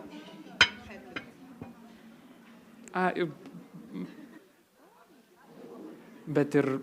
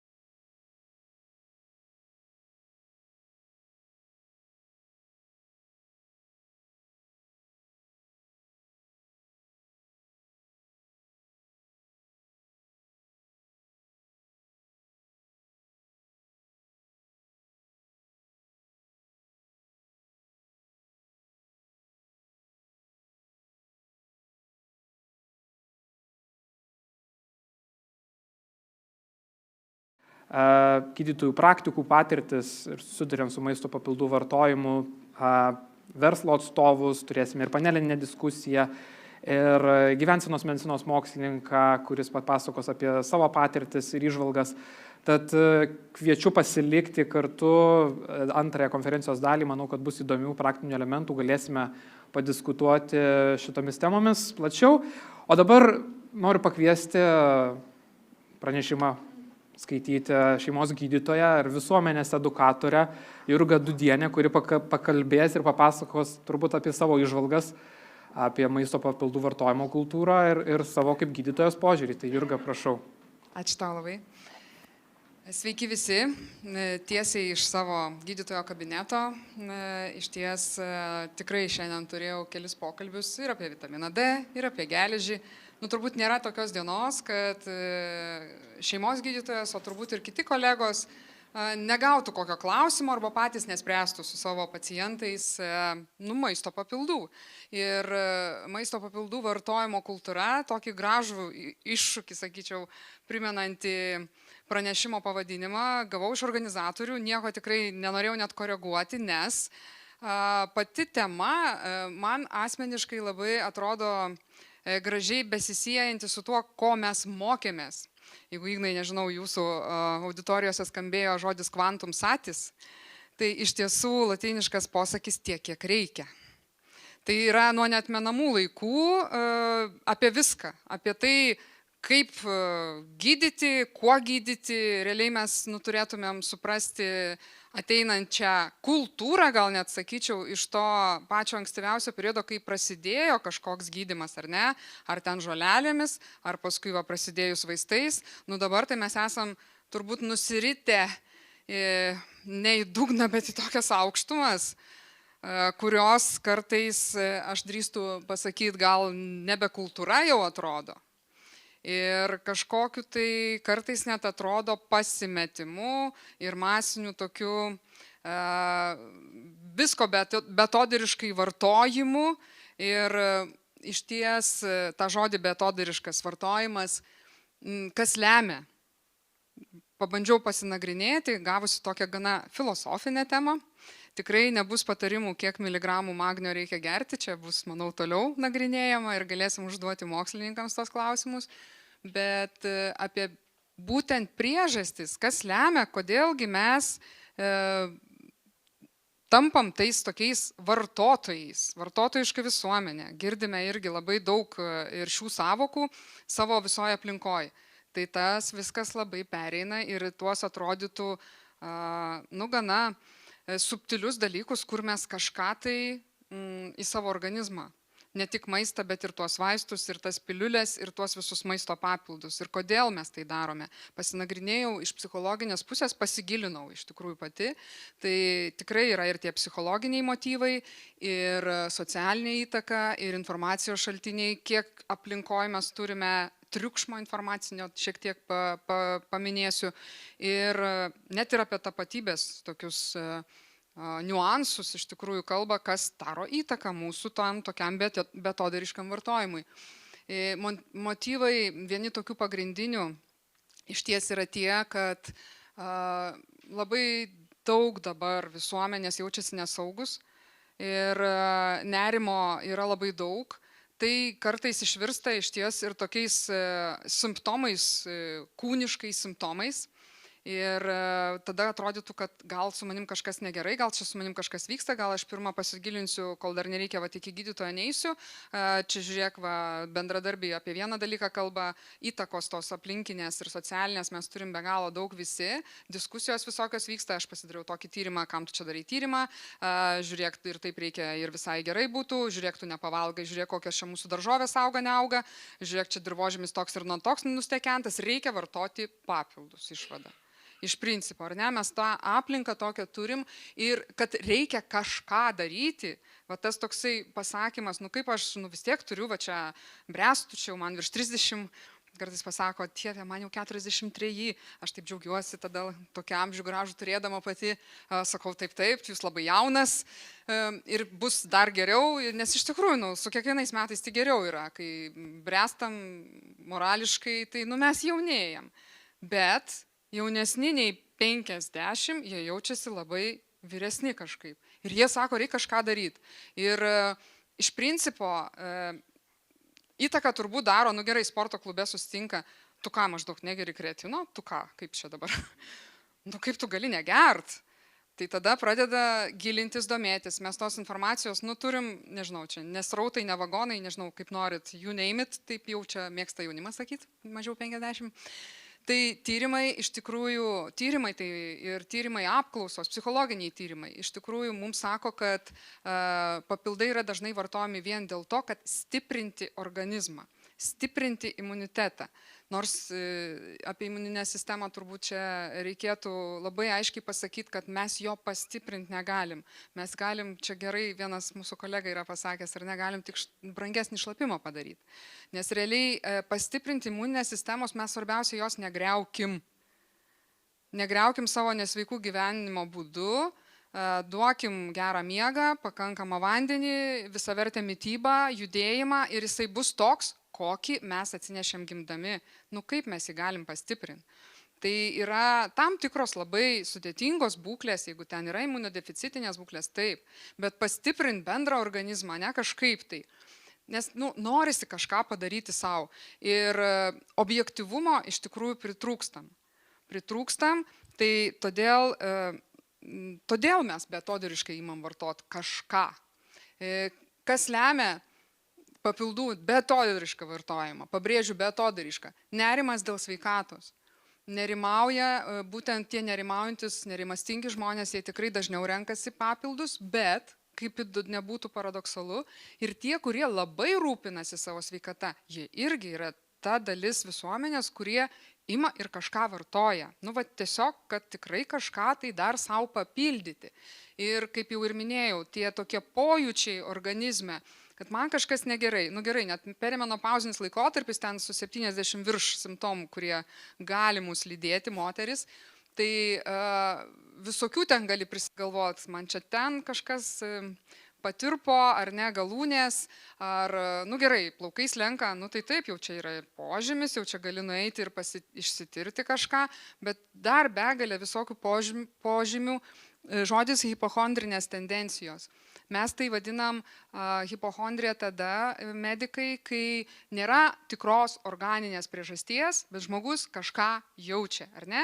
Tai irgi yra, tarp kitko, vienas iš tokių patarimų, tai būtų savo emocinę sveikatą rūpintis sveikata ir savo emocinę sveikatą, psichologinę sveikatą gerinti ir tada žiūrėk ir tas kūniškas pojūčių kažkoks pajautimas, čia labai linksi moteris, kaip ne, prieki palaiko, nu tikrai tada gali susitvarkyti. Tai tas, nu toks profilaktinis, irgi kabutėse žodis, nu rūpinimasis, elgesys jau, veiksmas, nusipirkimas kažkokio preparato ir vartojimas, jis iš ties vyksta be priežasties vien dėl to nerimastingumo žmogaus. Nu bet argi nerimastingumą pagydys papildas? Taip, nes jūs placebo irgi gali veikti. Nes placebas gali, geras žodis gali pagydyti. Man linksi dar kažkas trečioje eilėje.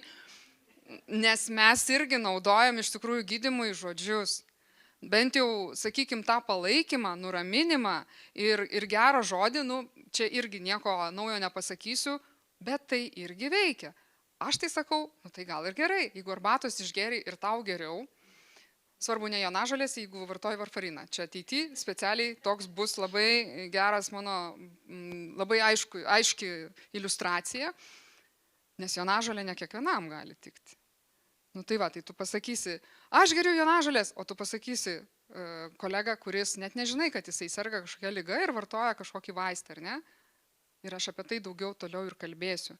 Negali dalinti patarimų kitam, nes nežinai, kokios jisai lėtinių ligų būklės yra ir kokius vaistus jis vartoja. Bet apie tai yra iš tikrųjų aktualu kalbėti, nes socialinė įtaka aplinkos, nu ką tu čia maždaug nedarai kažko, arba kodėl tu nedarai, nepilnavertiškumo jausmas, tai visokios, nežinau, socialinių medijų reklamos, nu puikiai veikia.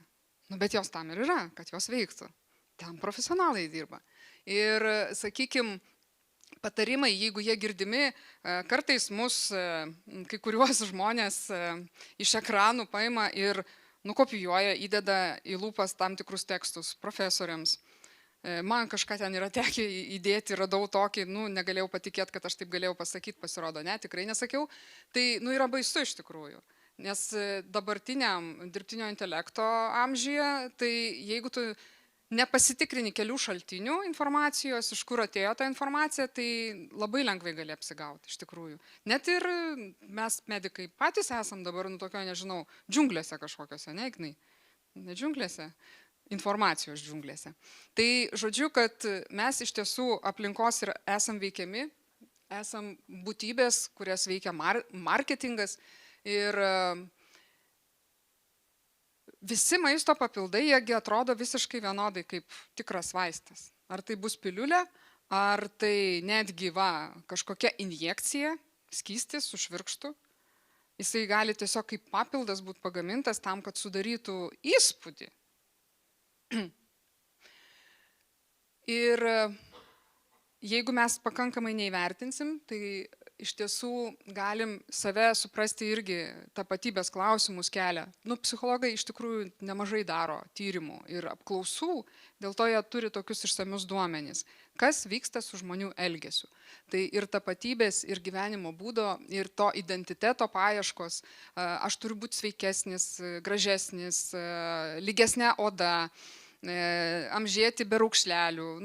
Ta prasme, aš čia šneku visišką tą patį, ką jūs bet kurią akimirką atsivertus socialinės, bet kurios medijas rasit, ar ne.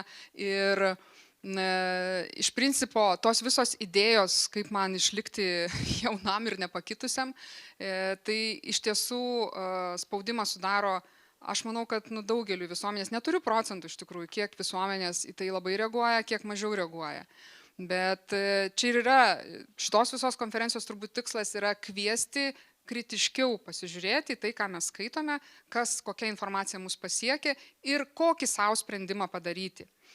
Tai kada tas vartojimas tampa beatodairišku, tai iš ties tuomet, kai nereikia, tai tikrai ir nereikia. Kai tikima, kad viena piliulė, čia gal toliau iš tikrųjų yra apie tą šventą gralį, papasakos, čia turbūt tikiuosi, kad užpatentavęs šitą terminą yra ir mūsų kolega, nes viena piliulė mes visko neišspręsim. Čia yra iliuzija. Ir toje iliuzijoje kai kuriems yra patogu gyventi, nes kažką aš darau. Iš vienos pusės tai yra ramiau, taip, aš savo kažkokį padedu, savo indėlį padarau, bet jeigu yra ignoruojamas visas sveikatinantis gyvenimo būdas, tai realiai nepadės jokia piliulė. Mes tą turim suvokti, mes tą sakom savo pacientams ir kažkaip kartais net tokio spaudimo sulaukiame, kad kaip šia daktarė man parašykite ten kokią ar lašelinę ten pagerint, pastiprinti ar ne vienkartinę. Kartais tokių situacijų tikrai būna. Jeigu ten jau visiškai išsekęs ir tam tikrų ar lygos, ar infekcinės lygos išsekintas organizmas, taip, imamės mes ir tos tikros pagalbos, ten vienkartinių, vadinkim, lašelinių, bet dėl viso pikto, čia irgi geras kabutėse, dėl viso pikto, tikrai turėtumėm pagalvoti. Atsiverčiam ar ne į Google, tyčia galvoju, reikia pažiūrėti. Čia netelpa tiesiog visą Google čia sudėti ant vieno ekrano. Maisto papildai vien žodį įvedus, tai begalinis sąrašas. Gali scrollint žemyn, aukštyn, su sportu susiję, fantastika. Atrodo, sportuoja žmonės, sveikai maitinasi. Ir vis tiek kažkokių papildų. Taip, būna situacijų, kur iš ties ir su treneriu kalbantis, ir su kineziterapeutu, ir su pasitarus su gydytoju reikia nuspręsti. Yra tam tikrų amžiaus periodų, ar ne, kur yra tam tikrų sprendimų, kur turim priimti ir papildyti kažko save, jeigu tikrai nesugebam kažko padaryti su maistu. Tam reikalingi įpročiai, tam reikalingas ilgesnis periodas. Jeigu mes turim trumpos trukmės, kažkokią tai problemą išspręsti, mes galim pasitelkti ir visą laiką mes tą ir padarysim. Bet, dietary supplement ar food supplement į lietuvių kalbą išsiverčia kaip maisto papildas. Ir tai apima produktus, kurie yra pateikiami kaip žmonėms skirti maisto papildai, suderinimo produktai, turintys vitaminus ir amino rūgštis. Nu viską realiai, ką turi iš principo, net netaisiau žinokit, iš interneto rūgščius, jo, taip matyt, taip rašo tas internetas, matot, kokių klaidų būna ten. Tai realiai, visko, ko galim rasti ir pakankamai įvairovę maisto valgydami. Ir jeigu žiūrėti iš tikrųjų mūsų oficialius puslapius, ar ne, mes turim apibūdinimus, mes turim rekomendacijas, kuo mes pasitikim ir aš pati tikrai pasitikrinu ne kartą, kai skiriu medikamentus, ar ne, kaip tarpusavį sąveikauja vienas su kitu. Mes turim gerus įrankius ir rašydami receptą elektroninį greitai turim informaciją, kad mums padėtų greitai rasti atsakymą, kaip tarpusavį sąveikauja vaistas, kurį mes skiriame. Jeigu norim platesnės informacijos, tikrai nueinam į tą puslapį ir ten irgi žiūrim mūsų valstybinę vaistų kontrolės tarnybą. Ir čia maisto papildai neaprašomi šitam puslapį. Maisto papildai yra visos konferencijos organizatoriaus pagrindinio čia atsakomybėje ir galime iš tikrųjų su jų pagalba pasitikrinti, kiek tai yra patikima, kiek tai yra. Bet kodėl jie nepatenka į valstybinės vaistų kontrolės tarnybos puslapį, nes tai nėra klinikinių tyrimų atliktų objektas, tai yra ne vaistai, jie nėra registruoti kaip vaistai. Pavieniai, tiesa šiandien pati rašiau receptą, omega 3, yra vaistas, jau jisai pripažįstamas, nes jis turi klinikinius įrodymus, turi labai aiškius rodiklius, ką mes su juo galime pasiekti. Tai jam ir receptas reikalingas. Tai yra, įsivaizduokit, maisto papildas, bet jis yra receptinis. Didelių dozių liūdesys įvyko, per ilgai šnekėjau, išsikrovė kažkas. Gerai. Tai iš tiesų yra ir tokių, ir vitamino D, jeigu didelės dozės koncentracijos, mes rašysim receptą, nors tai yra maisto papildas. Tai yra tokių išimtinių dalykų, taip, bet kalbant iš ties, ir dabar nebeveikia. Aš jau šitą turėsiu imti ir naudoti.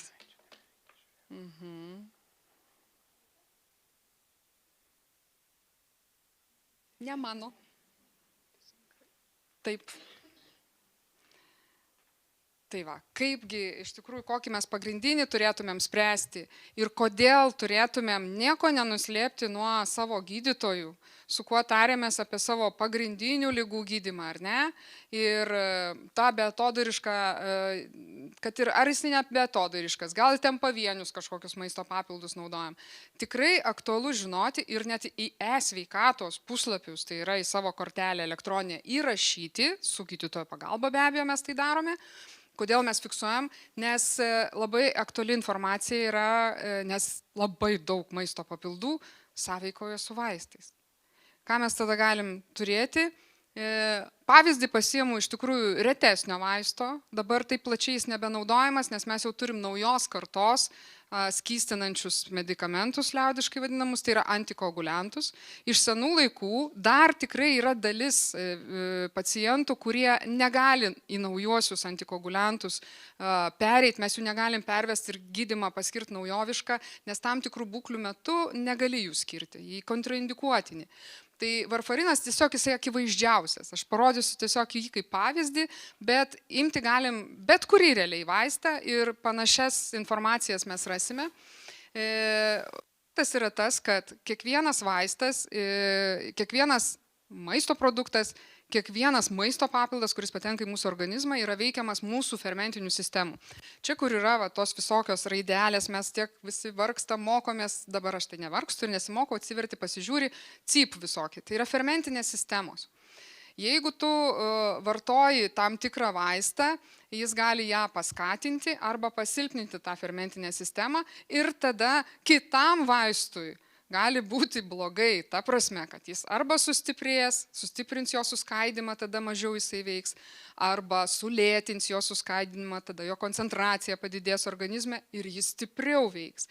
Tai praktiškai kiekvienas vaistas gali turėti tokių sąveikų, jeigu mes šalia, nebūna taip iš tikrųjų gyvenime, kad viskas švaru, vieną vaistą vartoja ir nieko daugiau.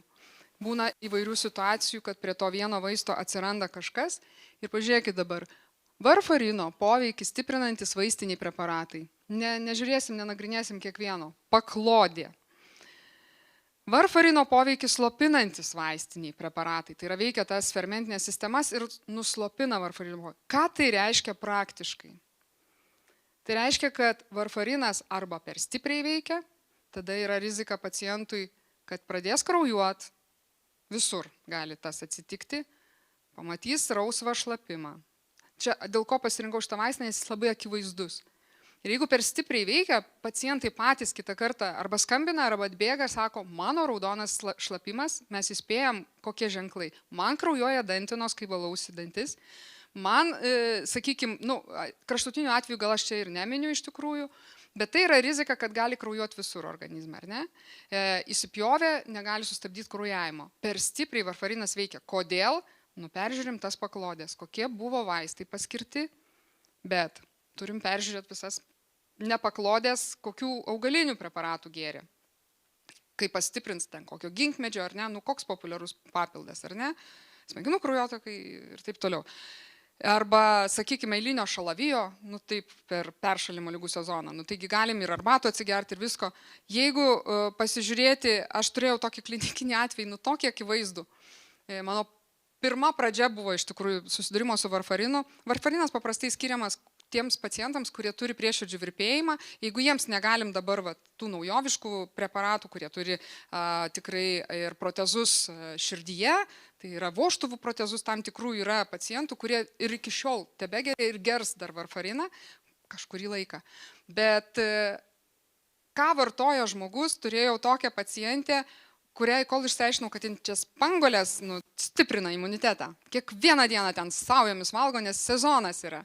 Nes iki tol viskas gerai buvo, mes varfarino poveikį labai gerai galim pasitikrinti, padarydami paprastą kraujo tyrimą, kraujo krešėjimo mes jį vadinam tyrimu, netgi tiesiai savo kabinete galim atlikti paprastą INR, mes taip jį vadinam tyrimą, ir jisai arba per didelis, arba per mažas, arba per tą viduriuką tarpę, kur mes ir taikom visą laiką. Pataikyti labai sunku, nes užvalgiai spanguolių, užvalgiai česnako, prasidėjo pomidorų sezonas su svogūnais, ar ne? Ir jau matai, kad pas visus padidėja šitie krešėjimo rodiklis, kad paskistėjo, sako žmonės, kraujas, mes taip nevadinam, bet tai yra pastiprėjo varfarino poveikis. Ir ta pacientė iš tikrųjų turėjo INR rodiklį virš 8, kai norma yra iki 2,5 stengiamės turėti, tam tikrais atvejais iki 3. Ir jos šlapimas buvo raudonas. Ir jinai tiesiog iš tikrųjų buvo išsiunčiau aš ją į ligoninę, kurie suteikė pagalbą. Ir kad tiesiog sustabdyti tą perteklinį varfarino poveikį, nes spanguolės, atrodo sveikata, ar ne? Susilpnėti gali. Kas tada žmogui, jeigu susilpnina irgi vajonažolės? Geria žmonės, susitinka senjorai prie arbatėlės, ar ne? Ir tada pasitikrinam, mes ne kiekvieną savaitę atliekam šį tyrimą, kartą per mėnesį, kaip apmoka ligonių kasos. Yra tokių situacijų, mes pasiūlom iš tikrųjų dažniau išsitirkit, ar ne? Nes kad tiksliau žinotumėt, kokį turit varfarino tą langą terapinį savo organizme, ar tikrai esam tose terapinėse koncentracijose ir ar jisai jums ne per daug, ne per mažai veikia, tiek, kiek reikia. Nes jeigu per mažai susilpnėja varfarino poveikis, tada kyla žmogui pavojus, kad su savo lėtinė būklė jis gali iš tiesų patirti trombo susidarimą, dėl to mes ir skystinam kraują, kad nesusidarytų trombai. Sumažėjo varfarino poveikis, jau yra rizika, kad gali vis dėlto prieširdžių virpėjimo atvejais įvykti tas trombo susidarimas kraujagysliai, nukeliauti smegenys ir atsitikti insultas. Tai tikslas tai yra labai aiškus. Mes turime turėti vaistą, kuris veiktų tiek, kiek reikia, ar ne? Kaip ir visos konferencijos tema, tiek, kiek reikia, bet yra tiek veiksnių, kas gali išblaškyti šito vaisto poveikį, arba pastiprinti, arba susilpninti, kad mes nežinosim, kaip tada iš tiesų kiekvieną dieną žmogui yra. Tai jeigu kalbėt dabar, kiek tų tarpusavio sąveikų, čia turbūt nežinau, gal milijonais reikėtų suskaičiuoti, nebandžiau ieškoti tokio skaičiaus, bet radau tokį irgi PubMed mes tokią turim iš tikrųjų didelę bazę. Kokią norite, bet kurią oficialią bazę, kurioje pabandytum suvesti tarpusavio sąveiką vaistų, ar ne? Net neverčiau iš tikrųjų, pasilikau tą sakinį, kad žymiai daugiau, tai yra kiekvienas vaistas tarpusavį su kitu vaistu, kokį turi sąveiką, yra ištirtas. Ir tai dar ne iki galo turbūt, nes tų vaistų molekulių yra be galo vis naujų atsirandančių, registruojamų. Ir vis paskui tik tai, kai jau pacientai vartoja ilgai, atsiranda dar kažkokia naujovė, dar perregistruojama, dar papildoma informacija. Bet tarpusavio vaisto ir papildo sąveikos tokių tyrimų jų yra ženkliai šimtais ten kartų mažiau ištirta, nes realiai maisto papildą registruojant, neprivalomos tos. Dar tokia labai pabaigai, bet tikrai nesiplečiant tema, kur dar labai sritis aktuali ir pastiprinti organizmą norisi, onkologija visa. Ten yra begaliniai, sakykime, sunkiasvorė terapija, sunkiasvorė vaistinė terapija. Ir čia irgi aktualu iš tikrųjų daktarams žinoti, ką papildomai vartoja, nes ir čia gali būti sąveikų.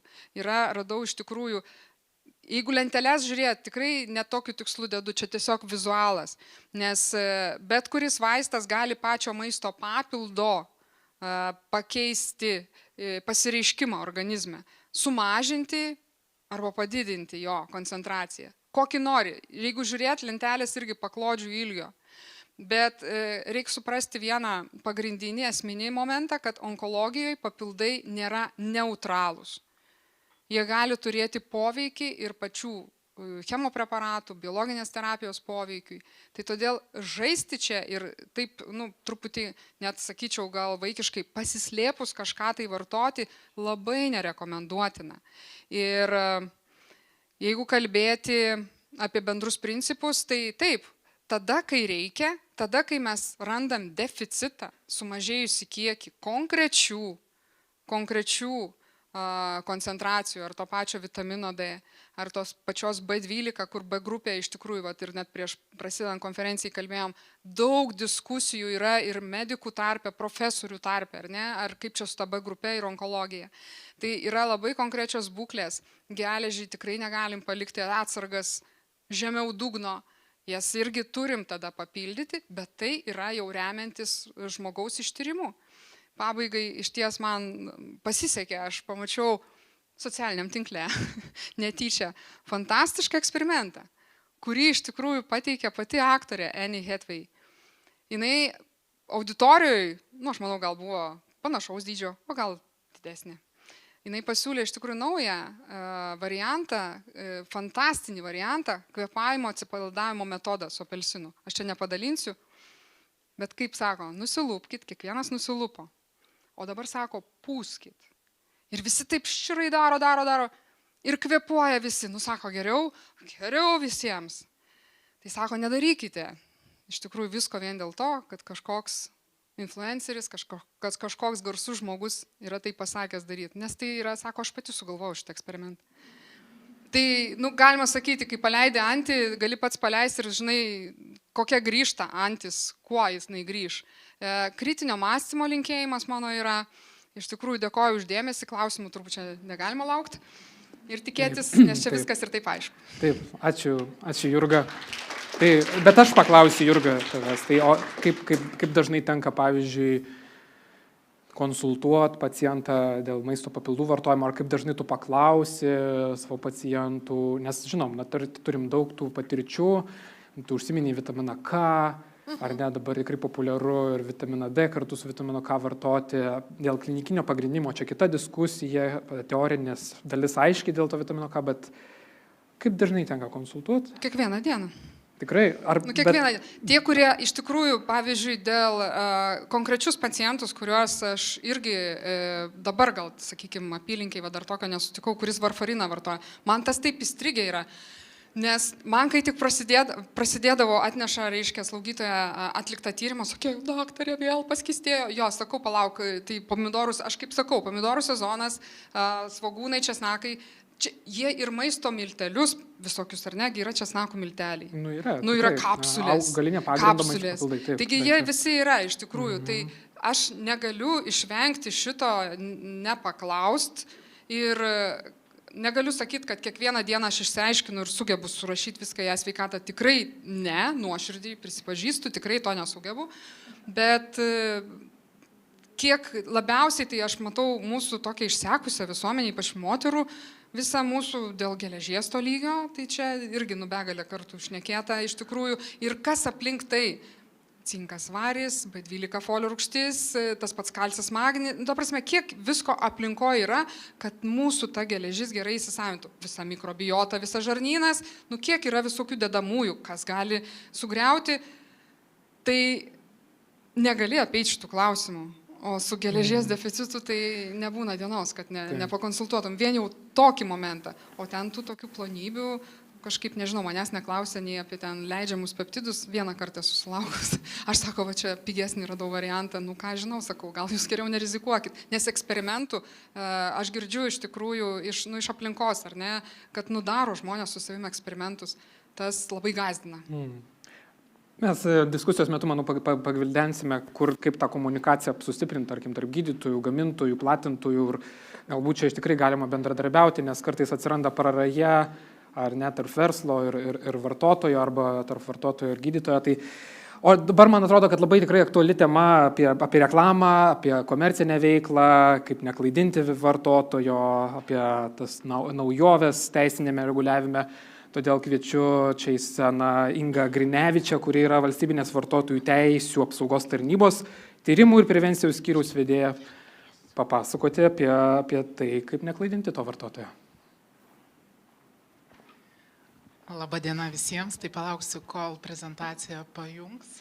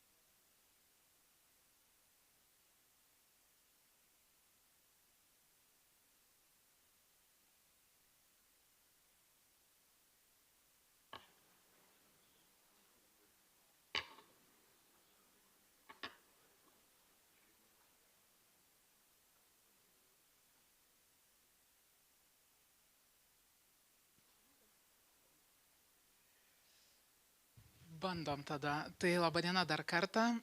Ačiū valstybiniai maisto veterinarijos tarnybai už kvietimą.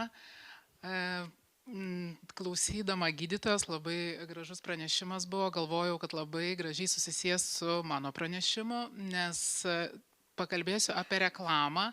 Pirmoji daly kalbėjom apie sudėtis, kaip tie maisto papildai, kas jas sudaro, kokios ten sudėdamosios dalys. O aš pakalbėsiu nuo tos vietos, kaip vartotojas ateina pas maisto papildų pardavėją ir ką jisai mato ir kaip jisai priima sprendimus.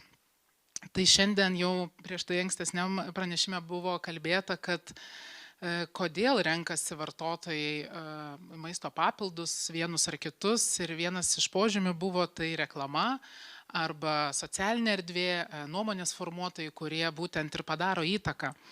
Tai iš tikrųjų savo pranešime aš ir pakalbėsiu apie tai, koks tas yra reklamos vartotojas, kaip jis yra pasiekiamas ir kaip tą poveikį būtent padaro maisto papildų reklama. Tai aplamai bet kokią reklamą, kai vertinam, tai žiūrim ne šiaip savo, žiūrim per vidutinį vartotoją. Įstatymai ir teismų praktika yra suformavus vidutinio vartotojo savoką, tai yra pakankamai informuotas, protingas, atidus, atsižvelgiantis savo socialinius įgūdžius. Tai yra vartotojas, kuris turi tam tikrą standartą. Tačiau teismai sako, taip jis yra atidus, bet jis neturi būti įtarus ir nepasitikėti, tarkim, reklamos davėjo ir skleidėjo skleidžiama informacija. Tai tarkim, jeigu sako, kad vienas papildas turi tokį poveikį, vartotojas ir tiki. Ir jisai pasitikė ir jisai neprivalo kažkaip nepasitikėti ir tikrinti, kad tarkim, kažkokia sudėdamoji dalis nedaro tokio poveikio, apie kurį kalba. Tai kai mes kalbame apie tą standartą, tai suprantam, kad vidutinis vartotojas jis gali suprasti, kad nei tarkim, koks maisto papildas arba gėrimas nesuteikia kažkokių antgamtinių galių. Tai tarkim, kaip vienoje reklamoje buvo suteikęs sparnus. Tai čia mes suprantam ir vidutinis vartotojas, kuris sakytų, kad mane suklaidino, aš maniau, kad man bus suteikti sparnai arba aš pakilsiu į orą, mes sakom, dėja ne, vidutinis vartotojas galėjo suprasti. Būna tikrai įvairių atvejų, kai pritaikom vidutinio vartotojo savoką ir įstatymai numato, kad būtent ginamas yra vidutinis vartotojas, o ne žemesnis negu vidutinis. Tai yra standartas, bet, kaip ir minėjau, jis neturi būti įtarus ir jis neturi nepasitikėti tą informaciją. Dar kitas dalykas yra svarbu, kaip vartotojas pamato reklamą ir taip, jisai yra vidutinis vartotojas, jisai skaito, privalo skaityti, bet kita dalis dar yra labai svarbi, kaip vartotojas supranta tą reklamą. Tai tas atidumo lygis vėlgi priklauso nuo prekės pobūdžio, vienoks atidumo lygis perkant kasdieninės prekės, kitoks atidumo lygis, kai perkam, tarkim, branges, nekilnojamą turtą ir panašiai. Bet svarbiausia yra, kai vertinam, ar vartotojas susiklaidino skleidžiama informacija, tai žiūrim ne tai, ką turėjo, į kokią intenciją turėjo verslo subjektas, o tai, kaip vartotojas ją suprato. Tai labai dažnai savo praktikoje pastebime, kaip verslo subjektai sako, na mes norėjom pasakyti tai ir tai. Tai taip, yra viskas gerai, bet esmė yra tame, kad reikia vertinti tai, kaip vartotojas suprato. Tai mes dažnai verslo subjektams sakom, atsistokite į vartotojo batus ir tada pažiūrėkit, ar gerai supratot, ar ne. Tai yra ir vyriausio administracinio teismo suformuota praktika, būtent kada reklama buvo pripažinta klaidinanti, tai informacija buvo pateikta, visa buvo pateikta, jinai buvo pateikta televizijoje, buvo kalbama, rodoma, ir ta informacija, kuri buvo kalbama, prieštaravo tai, kuri buvo parašyta tekste. Tai teismas ir pripažino, visa informacija buvo vartotojui pateikta, bet vartotojas jisai negalėjo perskaityti, tarkim, 100 žodžių žinutę per 3 sekundės, todėl tokia informacija buvo laikoma vartotojui klaidinanti. Tai netgi ir sudėjus visą tą informaciją į reklamą, labai svarbu pasižiūrėti, kad vartotojas taip pat galėtų ją ir suprasti. Tai pereinant prie šiandienos temos maisto papildų, tai yra labai svarbu ir vartotojų pažeidžiamumas. Tai šiandien labai daug buvo kalbėta, kad, tarkim, gal apie įvairiausias grupės, ten vyresnio amžiaus žmonės, vaikus, nėščiasias moteris ir panašiai. Tai vėlgi, vertinant, ar reklama yra klaidinanti ar pažeidžianti teisės aktus, visą laiką atsižvelgiam į vartotojo pažeidžiamumą. Tai jeigu produktas skirtas konkrečiai grupiai, tarkim, yra susijęs su lygomis tam tikromis arba su amžiumi, vaikais ir panašiai, tuomet jau žiūrime iš tos pusės, kaip tą vartotoją paveikia tą informaciją. Būtent ne šiaip visus vartotojus, bet būtent kaip tą specialią grupę, kaip ir ankstesnėje skaidrėje, kur minėjau, kad teismas pasakė, kad buvo klaidinanti, tai ta reklama buvo skirta vyresnio amžiaus žmonėm ir buvo pripažinta, kad ten turbūt ir jaunas žmogus negalėjo spėti ten 100 žodžių perskaityti per 3 sekundės, bet čia buvo sustiprintas pateikimo būdas netinkamas, kadangi buvo skirta vyresnio amžiaus žmonėms reklama ir buvo atsižvelgiama į tą aspektą. Kai vertinam reklamą, dar taip nespėjau prieiti dar prie maisto papildų reklamos, bet mes maisto papildų reklamą Valstybinė vartotojų teisių apsaugos tarnyba dalinasi kartu su maisto veterinarijos tarnyba, tai be maisto veterinarijos tarnybos net tyrimas nebūna pradedamas, tai visų pirma maisto veterinarijos tarnyba įvertina, surašo protokolą ir tik tada jau Valstybinė vartotojų teisių apsaugos tarnyba vertina dėl bylos ir sankcijos skyrimo. Tai visada yra atsižvelgiama, tarkim, vertinant kiekvienos bylos atžvilgių, kam buvo skirta ta reklama. Ar tai buvo tarkim, kokie buvo teiginiai naudojami, ar su lygomis susiję teiginiai. Tuomet iš karto poveikis, pavojingumas stiprėja ir yra žymiai pavojingesnis negu šiaip eilinė kažkokia reklama. Kas dar svarbu, tai kad vertinant reklamą visą laiką sakom, kad yra atsakingas prekės pardavėjas, tarkim, pardavėjas ar pats platintojas, bet taip pat reikėtų ir žinoti tai, kad atsakomybė taikoma ir skleidėjai. Tai yra praktikoje pasitaikę, kai stebuklingus produktus, tai ir įvairius papildus, kurie nenotifikuoti, ir įvairius daiktus, kurie gydo, išgydo ir regėjimą, ir atstato regėjimą, ir ko tik nedaro. Tai buvo skirta sankcija būtent dienraščiams, kuriais vartotojai pasitikėjo kaip patikimų informacijos šaltiniu. Ir dienraščiams buvo nurodyta, kad tokia reklama turi klaidinančios reklamos ir nesąžiningos komercinės veiklos požymių ir turėtų būti neskleidžiama. Kas yra labai svarbu, tai aišku, klientai, vartotojai buvo vyresnio amžiaus asmenys, kurie pirkdavo visus tos produktus, kurie turėjo neva stebuklingų, kaip mes sakom, savybių. Tai reklamos kleidėjo atsakomybė yra labai svarbi, nes jisai per jį ateina vartotojas, taip kaip šiandien buvo kalbama apie socialinę erdvę, influencerius. Tai toks pat yra reklamos kleidėjas, kaip ir televizija ar dienraštis, ir labai svarbu, ką komunikuoja. Tai dažnai susiduriam, kad influenceriai mėgsta labai pridėti kažkokią detalę, kad man padėjo, man išgydė, tai yra taip pat jiems kyla atsakomybė, bet visą laiką atkreipiam verslo subjektams dėmesį, kad jeigu bendradarbiaujama su nuomonės formuotojais ar kitais reklamos leidėjais, tai labai reikia atidžiai įvertinti ir įrašyti tai, ką gali sakyti, kokie teiginiai leidžiami, kokie draudžiami. Tai atsakomybė visgi yra tiek vienam, tiek kitam. Tai aš pasižiūrėjau kelių metų, tai 3 metų mūsų bylas ir ką pamačiau, net nenustebino, nes tai yra metai iš metų tos pačios problemos. Tai aš išskirčiau 3 dalis. Tai pagrindiniai dalykai, kada yra klaidinami vartotojai, tai yra gydomieji teiginiai. Tai čia yra praktiškai šių ir praeitų metų iki rudenio bylų teiginiai, kai buvo teigiama, kad maisto papildai padeda įveikti vėžį, autizmą, gydo regėjimą, depresija, nerimą, nemigą. Tai čia šiandien yra daug gydytojų, tai turbūt pritars, kad tikrai maisto papildai nėra vaistai. Ir tą patį ir mūsų institucija visą laiką akcentuoja, kad tai nėra vaistai. Ta pati situacija, beje, vakar buvau kitoj konferencijoje apie kosmetikos gaminius, tai irgi sako, gydomoji kosmetika vaistinėse, tai jinai tokia arčiau vaisto. Tai va, tas požiūris vartotojų susidaro, kad vaistinėje parduodami kažkokie produktai, dar plus kleidžiant tokius teiginius, kur prilygintus vaistam, iš karto suklaidina ir jau labiau vartotojas pasitikė labiau maisto papildų ir net nebando nueiti pas gydytoją. Tai reklamos įstatymas draudžia šios teiginius, 14 straipsnis, tačiau yra ir nesąžiningos komercinės veiklos vartotojams draudimo įstatymas, kuris sako, kad preziumuojama, kad reklama yra klaidinanti, jeigu, tarkim, reklamoje nurodo tvirtina, kad produktas gali gydyti ligas, funkcinius vystymo sutrikimus. Tai būtent gydymas, gydomieji teiginiai, jie yra griežtai reglamentuoti ir tikrai pagrindinis dalykas, kas neturėtų būti maisto papildų reklamoje naudojama.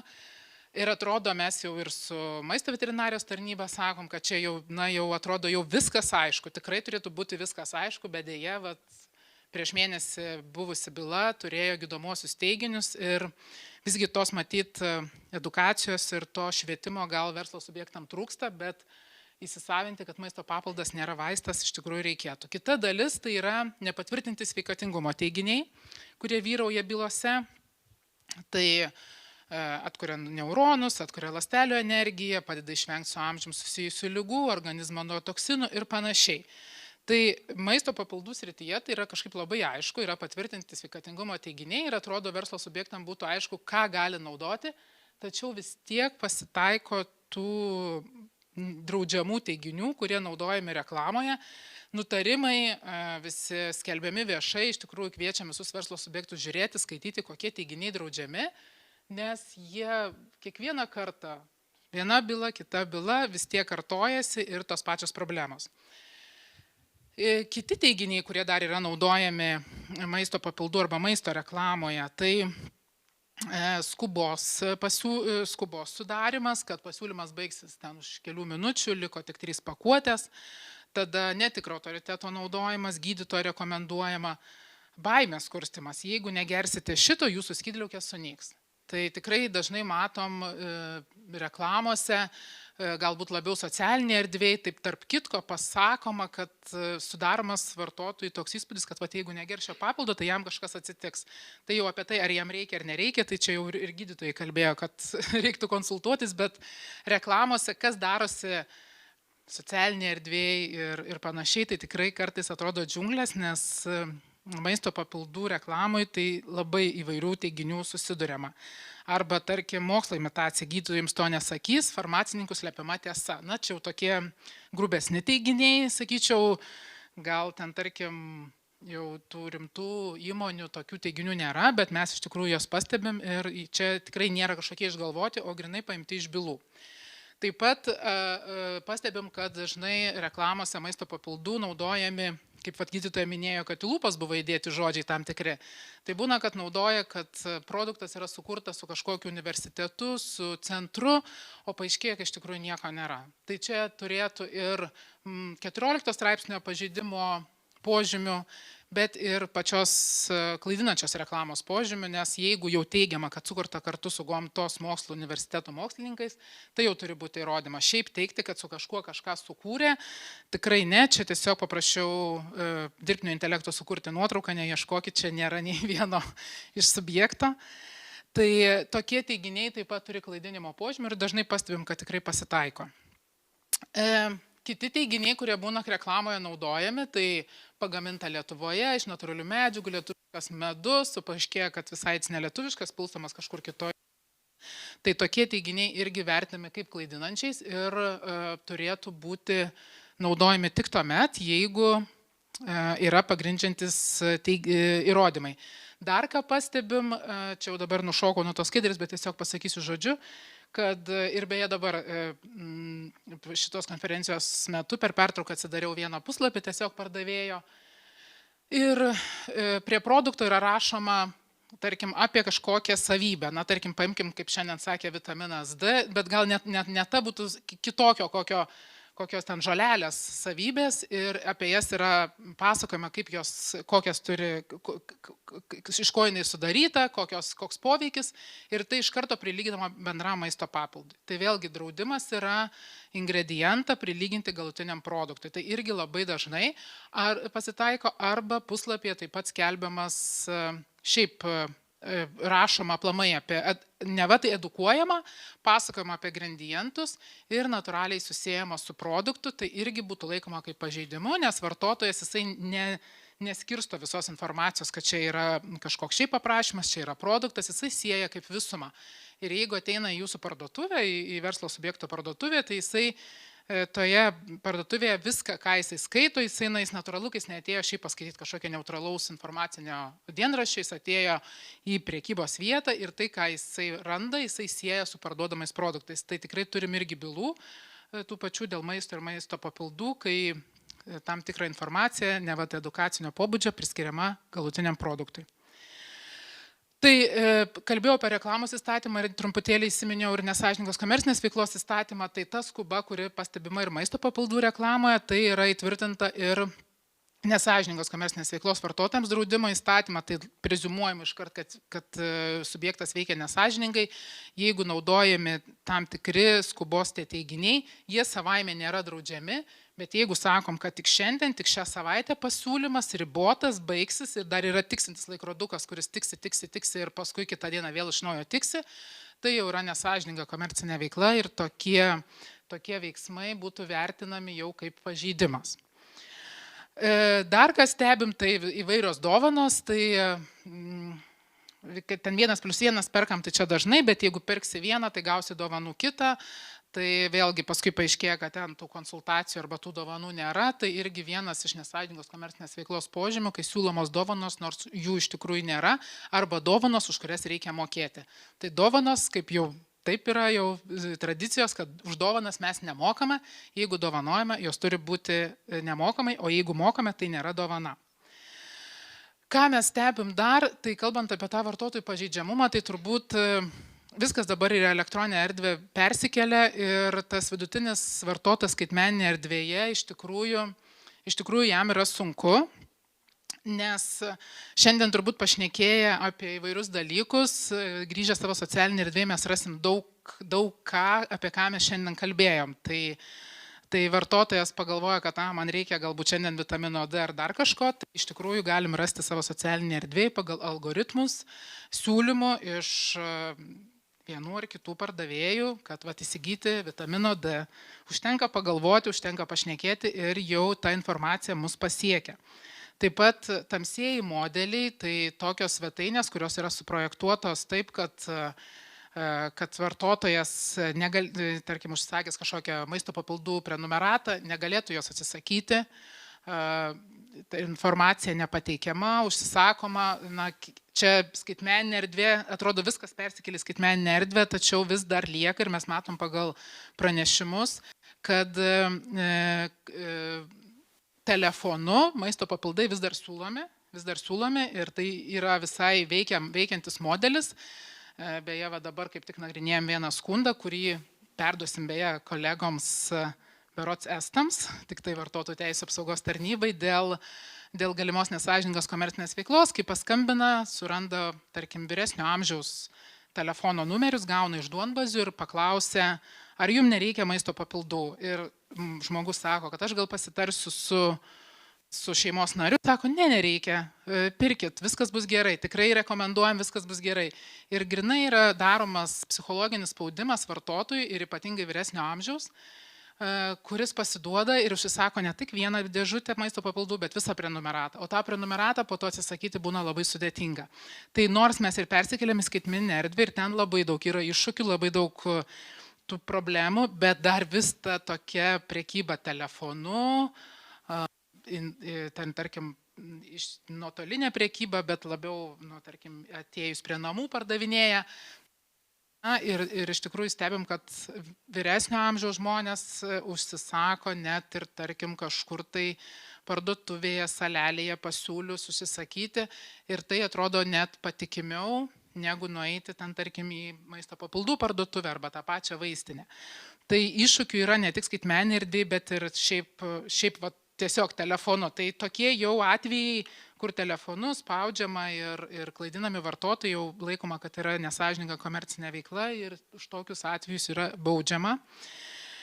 Ir aišku, situacinis pažeidžiamumas yra, kad vartotojas turi daug informacijos ir jisai greitai vakare atsigulęs kažką tai skrolindamas susisako ir iš tikrųjų socialinė erdvė pasako, man padėjo vienas ir kitas papildas, tai jis net neskaitydamas užsisako ir tai, ko nereikia. Tai laukiamos naujovės, tai nesukonkretinom, tai nėra tik tais maisto papildų maisto srityje, bet šiaip reklamos srityje, gal aš taip pasakyčiau. Tai kai kalbame apie įvairius tvarius teiginius, tai yra ekologiškas, neutralus, tvarus, ten draugiškas aplinka ir panašiai, tai šie teiginiai bus reguliuojami griežčiau, jie ir dabar reguliuojami, bet direktyva vartotojų galima žalioje pertvarkoje sugriežtino šias taisyklės ir jos bus perkeltos į nesąžiningos komercinės veiklos direktyvą, apie kurią aš jau šiandien šnekėjau. Ir tiek ir maisto papildų reklamoje mes tą patį stebim, kad tas tvarumo reklamoje tvarumas naudojamas dažnai, nes kuo tą vartotoją patraukti, jeigu teiginiais ne, tai gal bent šita dalim. Tai visi tvarūs teiginiai turės būti labai atidžiai vertinami ir nesišvaistoma į kairę į dešinę. Ir ten, tarkim, teiginiai tokie, kad po 100 metų mes ten sumažinsim CO2 arba ten, tarkim, draugiškas aplinkai, tai yra tokie bendro pobūdžio teiginiai, kurie turės būti pagristi ir negalės būti naudojami. Tai bus įvertintas ekologiškumo teiginių rūšis, tai kai yra nedaromas poveikis aplinkai, teigiamas poveikis aplinkai ir mažesnis poveikis aplinkai. Na tai, sakysim, tarkim, neteršiam aplinkos, po 100 metų ten, tarkim, išvalysim jūras ir mažesnis poveikis, ten sumažinsim CO2. Čia aš kaip pavyzdžius tik tokius duodu, tai visi šitie teiginiai turės turėti pagrindimą. Ir vien kalbėti, kad po 100 metų negalima bus, reikės pasakyti, kad ką jūs padarysite. Tai tikrai labai griežtai reglamentuota. Aišku, reguliavimas ateina vėliau, negu jau rinkoje žalieji teiginiai naudojami labai ilgai, bet reguliavimas taip greitai neina, bet nuo rugsėjo 27 dienos įsigalioja šie reikalavimai ir reikės žinoti. Tai kas bus svarbu žinoti, kad viskas bus vertinama ir tekstas, ir prekių ženklas, ir piešiniai, ir spalvos.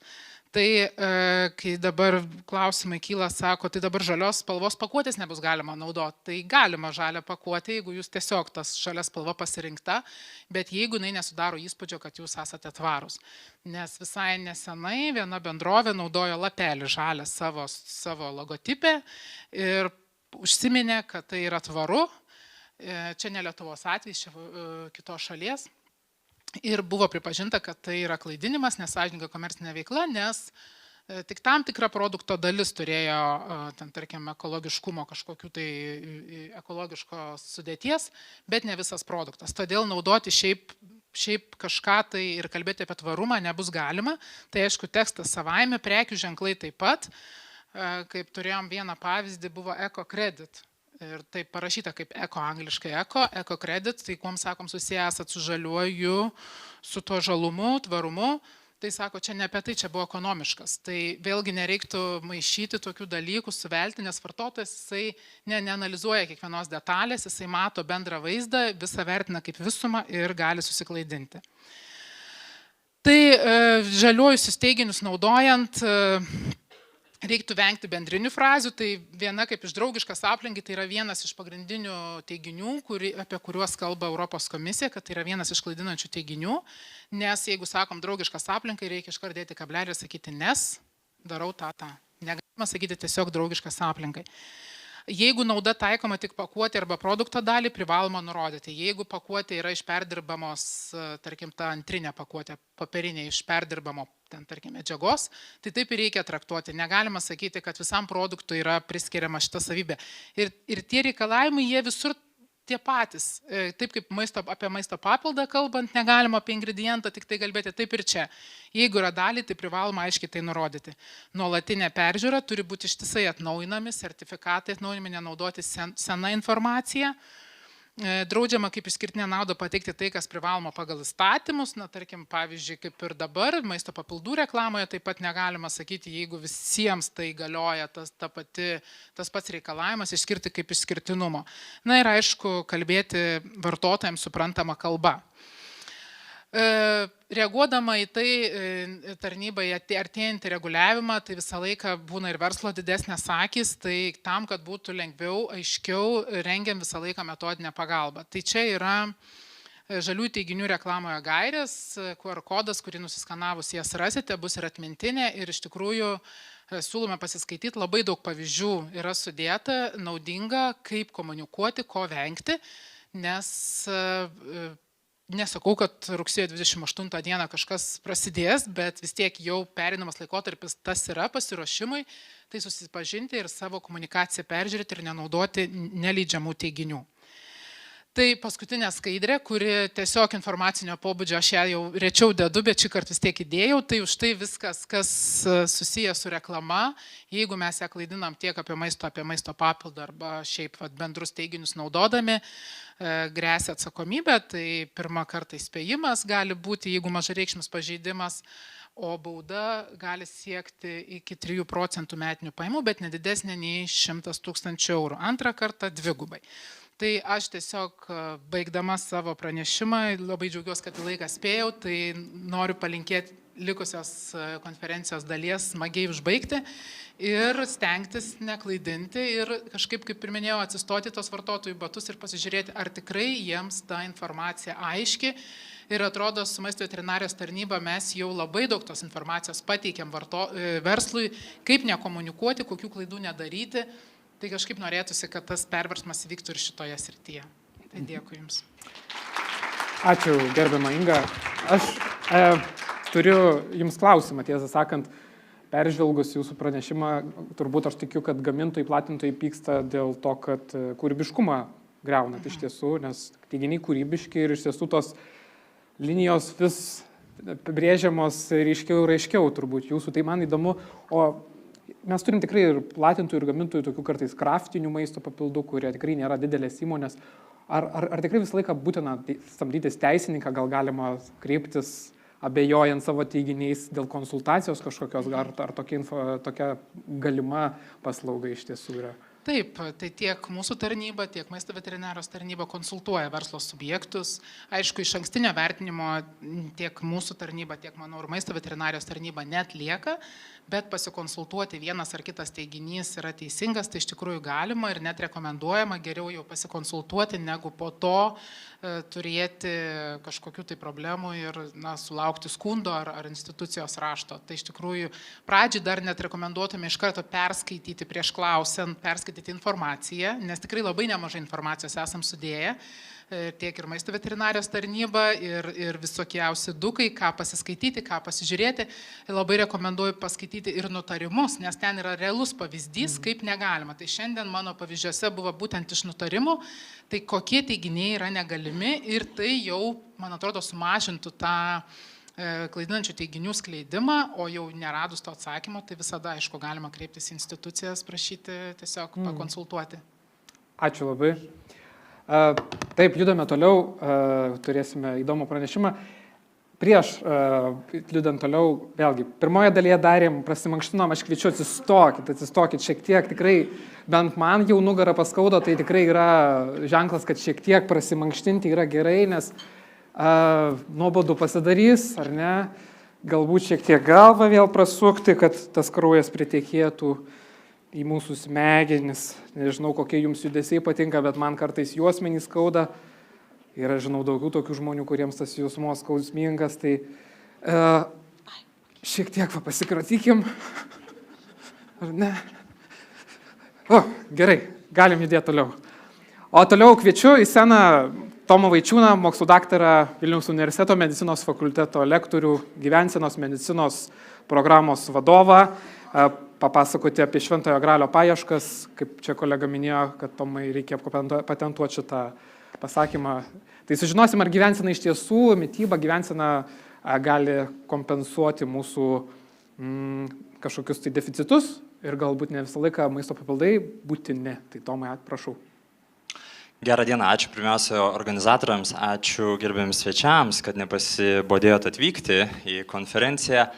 Ir labai atsiprašau mūsų vertėjų šiandien, nes, žinot, padalomoji medžiaga yra tik vaizdinė, dėja tai, ką bendraujam, yra tai, ką norim perduoti. Tai ačiū ir viliuosi, kad labai nebus sudėtinga. Tai tikslas tikriausiai šiandienos susitikimo, aš visą laiką galvojau, kiek mokslinė gilia turinio prasme per 30 minučių pabandyti teikti tai, kas yra mano domėjimosi sritis, arba dalinai susijusi su tuo, ką mes šiandien turime. Mano domėjimosi sritis, kaip ir gerbiamas Ignas minėjo, yra mokslo grįstos nefarmakologinės priemonės lėtinių neinfekcinių ligų reversijai ir gydymui. Kitaip sakant, ar egzistuoja tokios priemonės, kai mes eliminuodami pagrindinį rizikos veiksnį galim tikėtis... Ar gerai su mikrofonu viskas? Galim tikėtis geresnės turimos lėtinės ligos arba sutrikimo kontrolės, atskirais atvejais kartu derinant su moderne farmakologinė prieiga nuostabiom gydytojų kompetencijom gydyti turimą sutrikimą. Nes daugeliu atveju prie lėtinių neinfekcinių sutrikimų, kai mes paskiriam tik farmakologinės priemonės, mes iš esmės, absoliutinu per se, sakau, kontroliuojam simptomatiką, bet nebūtinai apeliuojam į priežastis, kodėl atsirado. Štai kodėl, pavyzdžiui, 26 metų ką tik sausio pabaigoje pasirodžiusios lipidų kontrolės gairės tarptautinės labai aiškiai nurodo. Viena dalis yra klinikinės intervencijos objektas skirti modernius vaistinius preparatus, kuriuos mes turim ten, sakykime, ezetimibą ar kitus, Ir lygiagrečiai privalom intervenciją formuoti klinikinėje aplinkoje gyvensenos keitimo tam, kad eliminuoti pagrindinius rizikos veiksnius, kurie gali prisidėti arba inicijuoja to, sakykime, mažiau sėkmingo lipidų kontrolės apykaitos, priežiūrą, pavadinkime taip, arba gydymą. Tai šiuo atveju šiandien aš noriu kartu su jumis pabandyti, ką gerbiamą gydytoją užsiminė, nekritikuojančio, o šiek tiek kritinio mąstymo įnešti, nes mano supratimu mes viską labai atidavėm kitų rankoms. Maisto papildų formoms, technologinėms formoms ir panašiai, kai tuo tarpu žiūrint į realią situaciją, ne kažkur kitur, o čia mes galim matyti, kad pirmiausia, tai mūsų daugelio sveikatos išeičių yra tiesiog čia, jūsų kišenėje, ne piniginėje dalyje. Gerbimieji, ieškom šventojo gralio. Viena tai yra tai, ką mes šiandien girdėjom apie mikro-makro elementus, būtinuosius junginius, kurie, iš esmės klinikinėse praktikose pakankamai dažnai pasitaika, kaip papildomo priemonė, trūkstant tam tikro mikro-makro elemento jį papildyti, bet kita, ar aš nežinau, kaip ją apibinti, tai yra,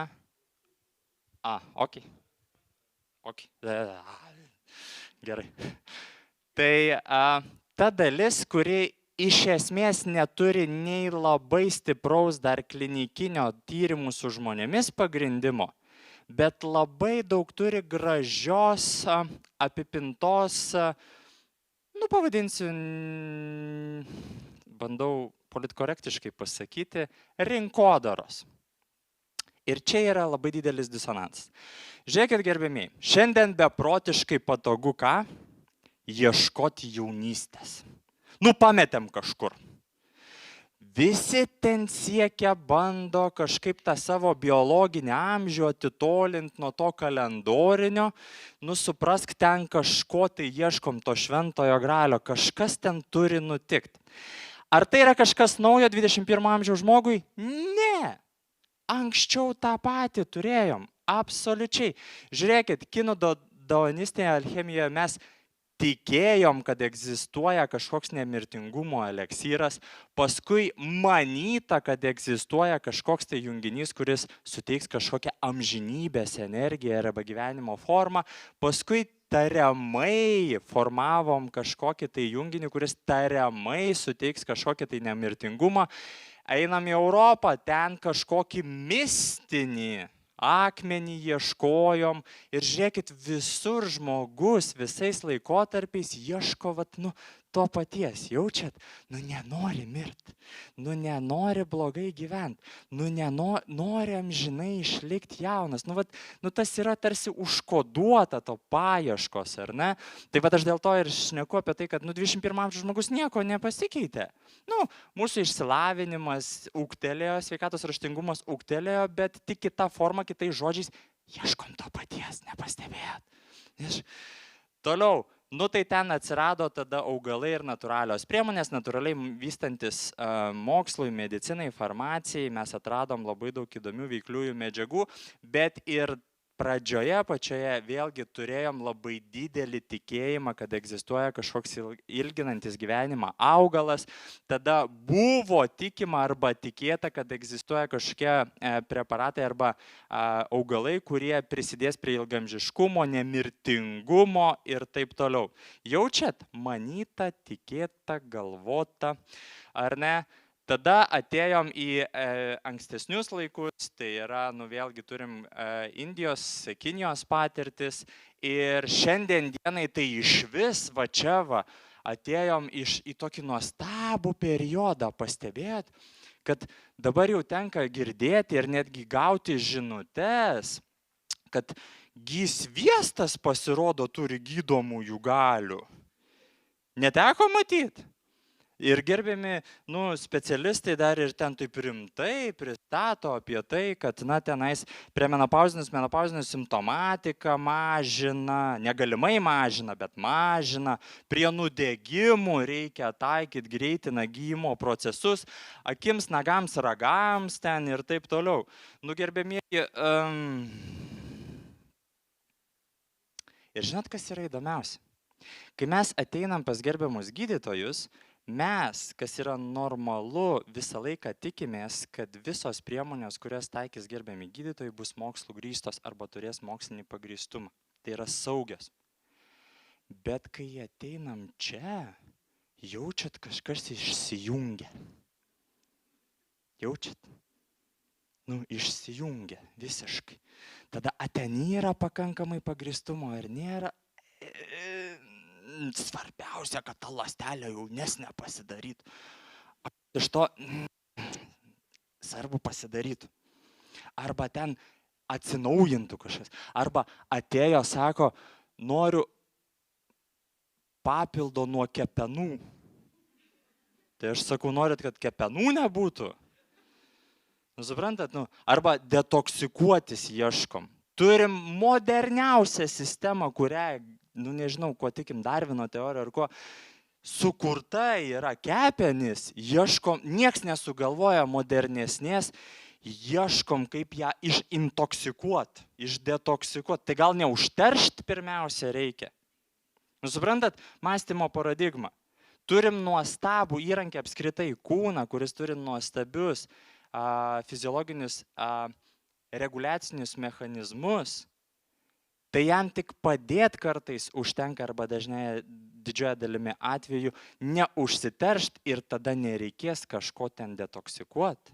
Ar ne? Ko iš vis padaryti sunkiai įmanoma. Ir stumėm tą Sizifo akmenį, sėkmingai stumėm ir vis ieškom, kaip čia padaryti. Tai kažkas atpažinsit. Ten prasideda nado. Nesigilinam, sakiau, nesigilinsiu į mokslinį pagrįstumą, ten lašinam nadus, tikrinam telomerų ilgius, nepaisant to, kad Nobelio premijos laureatai, nesenai pasipublikavo, kad čionais tirti, taip švelniai tariant, yra keistoka, nes tas telomerų ilgis varijuoja labai stipriai, senolitikus pilam kibirais kokteiliais. Kovo mėnesį pasirodė Nature 2 nuostabios klinikinių tyrimų publikacijos, rodančios, kad dažniausiai vartojami kokteiliai senolitikų longevity arba ilgamžiškumo algoritmuose iš tiesų gali turėti ilgainiui didesnės neigiamos žalos in vitro, ypatingai tyrimuose in vivo, tyrimuose su pelėm, su žmonių nedidelėm populiacijom, ko dar trūksta šiek tiek tyrimų, bet jau rodo pirmieji rezultatai, kad galimai turi neigiamą poveikį į mūsų neuronų mėlynį dangalą ir jo nykimą ir taip toliau. Tai ne viskas auksas, kas auksų žiba arba bandoma parodyti. Tada sakoma, kad ten zombinės ląsteles kažkokias padės mums išvalyti, atsiranda vėl kažkoks šventasis gralis ir įsivaizduojat, kiek tų gralių reikia per dieną surinkti. Aš jau nebešneku medicinos technikos priemonės. Ten visokias, baro kameras, ten dar kažkas, nepaisant to, kad jos atskirai gali turėti pagrindimo prie tam tikrų situacijų, bet inkorpore, ar ne? Tada Lietuvoje pasileido labai įdomus dalykas, sveiki žmonės metforminą pradeda gerti.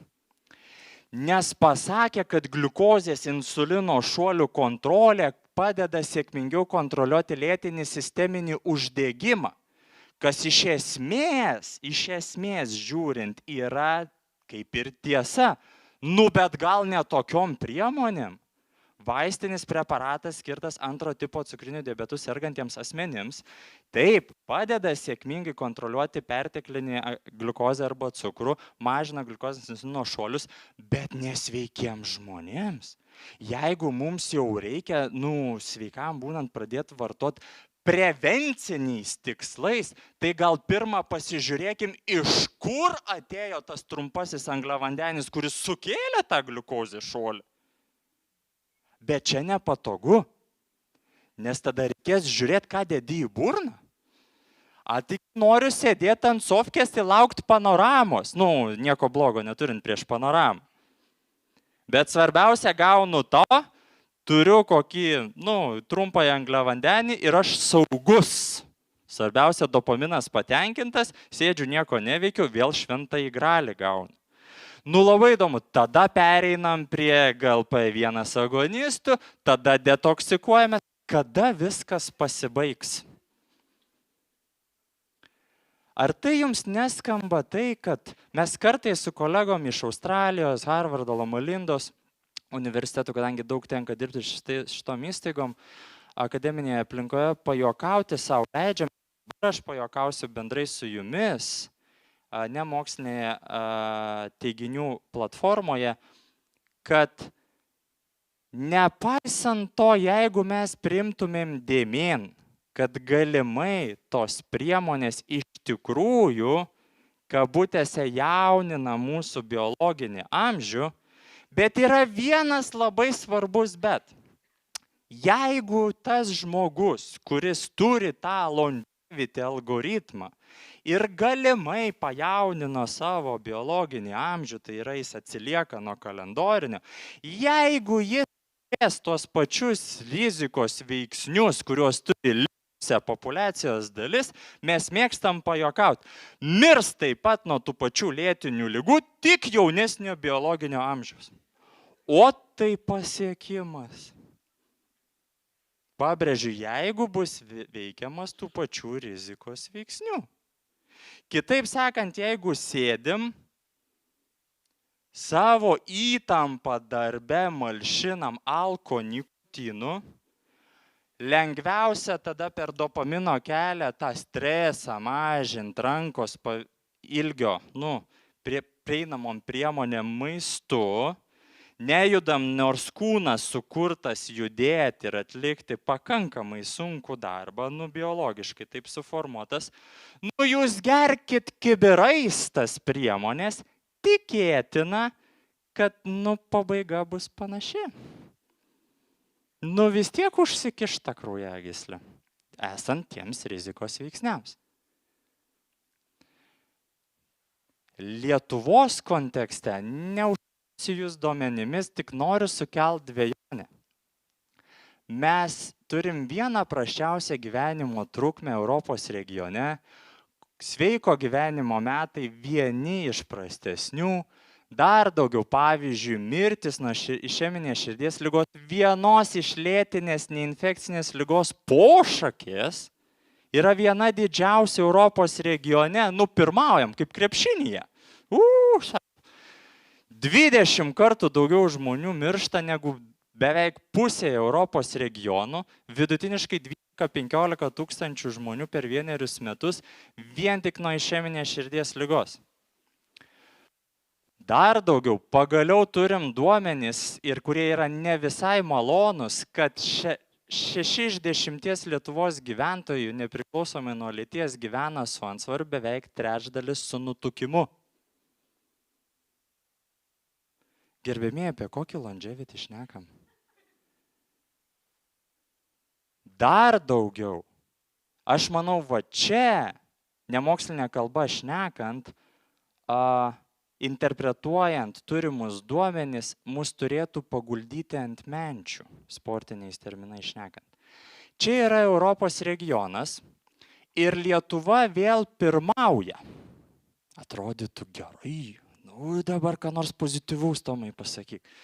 Norėčiau nuoširdžiai, žiūrėkit, Lietuva pirmauja pagal išvengiamas mirties priežastis,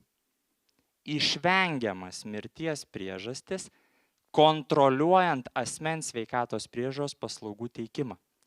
Į žmonių kalbą išvertus, žmonės Lietuvoje anksčiau laiko miršta nuo tų sutrikimų, kur modernioji medicina ir kompetencijos mūsų nuostabių gydytojų nebesugeba padėti. Suprantat mintį? Nebesugebam padėti. Vadina, žmogus kažką ne to pats daro.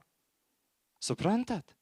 Ir jeigu pasižiūrime tuos rizikos veiksnius, kurie lemia 74% vidutiniškai visų lėtinių neinfekcinių sutrikimų Lietuvoje, jie yra 5-4 iš jų yra mūsų pasirinkimo. Netinkami mitybos įpročiai, judėjimas, pasyvumas, nikotino gaminių vartojimas. Tai jūs man dabar pasakykit, gerbimieji, aš tik bandau sukelti dvejonę, kartais sarkastiškai. Kuris maisto papildas padės geriau pajudėti? Va taip išgeria, tai sako, iškart noriu judėti. Nebenorisi, kretinas tai ne. Atsiprašau, labai geras pastebėjimas, baltymai sako. Kokiu būdu? Tai sako, raumeną pradės auginti.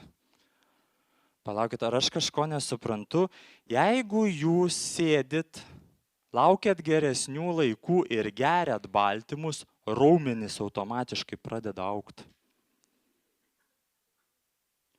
Amino rūgštys yra baisiai būtinos, ypatingai prie fizinių krūvių, kaip regeneracijos objektas arba substratas, bet turi būti papildomas fizinis krūvis, nes raumuo miocelės didina savo apimtį tik tada, kai jos sunkiai dirba.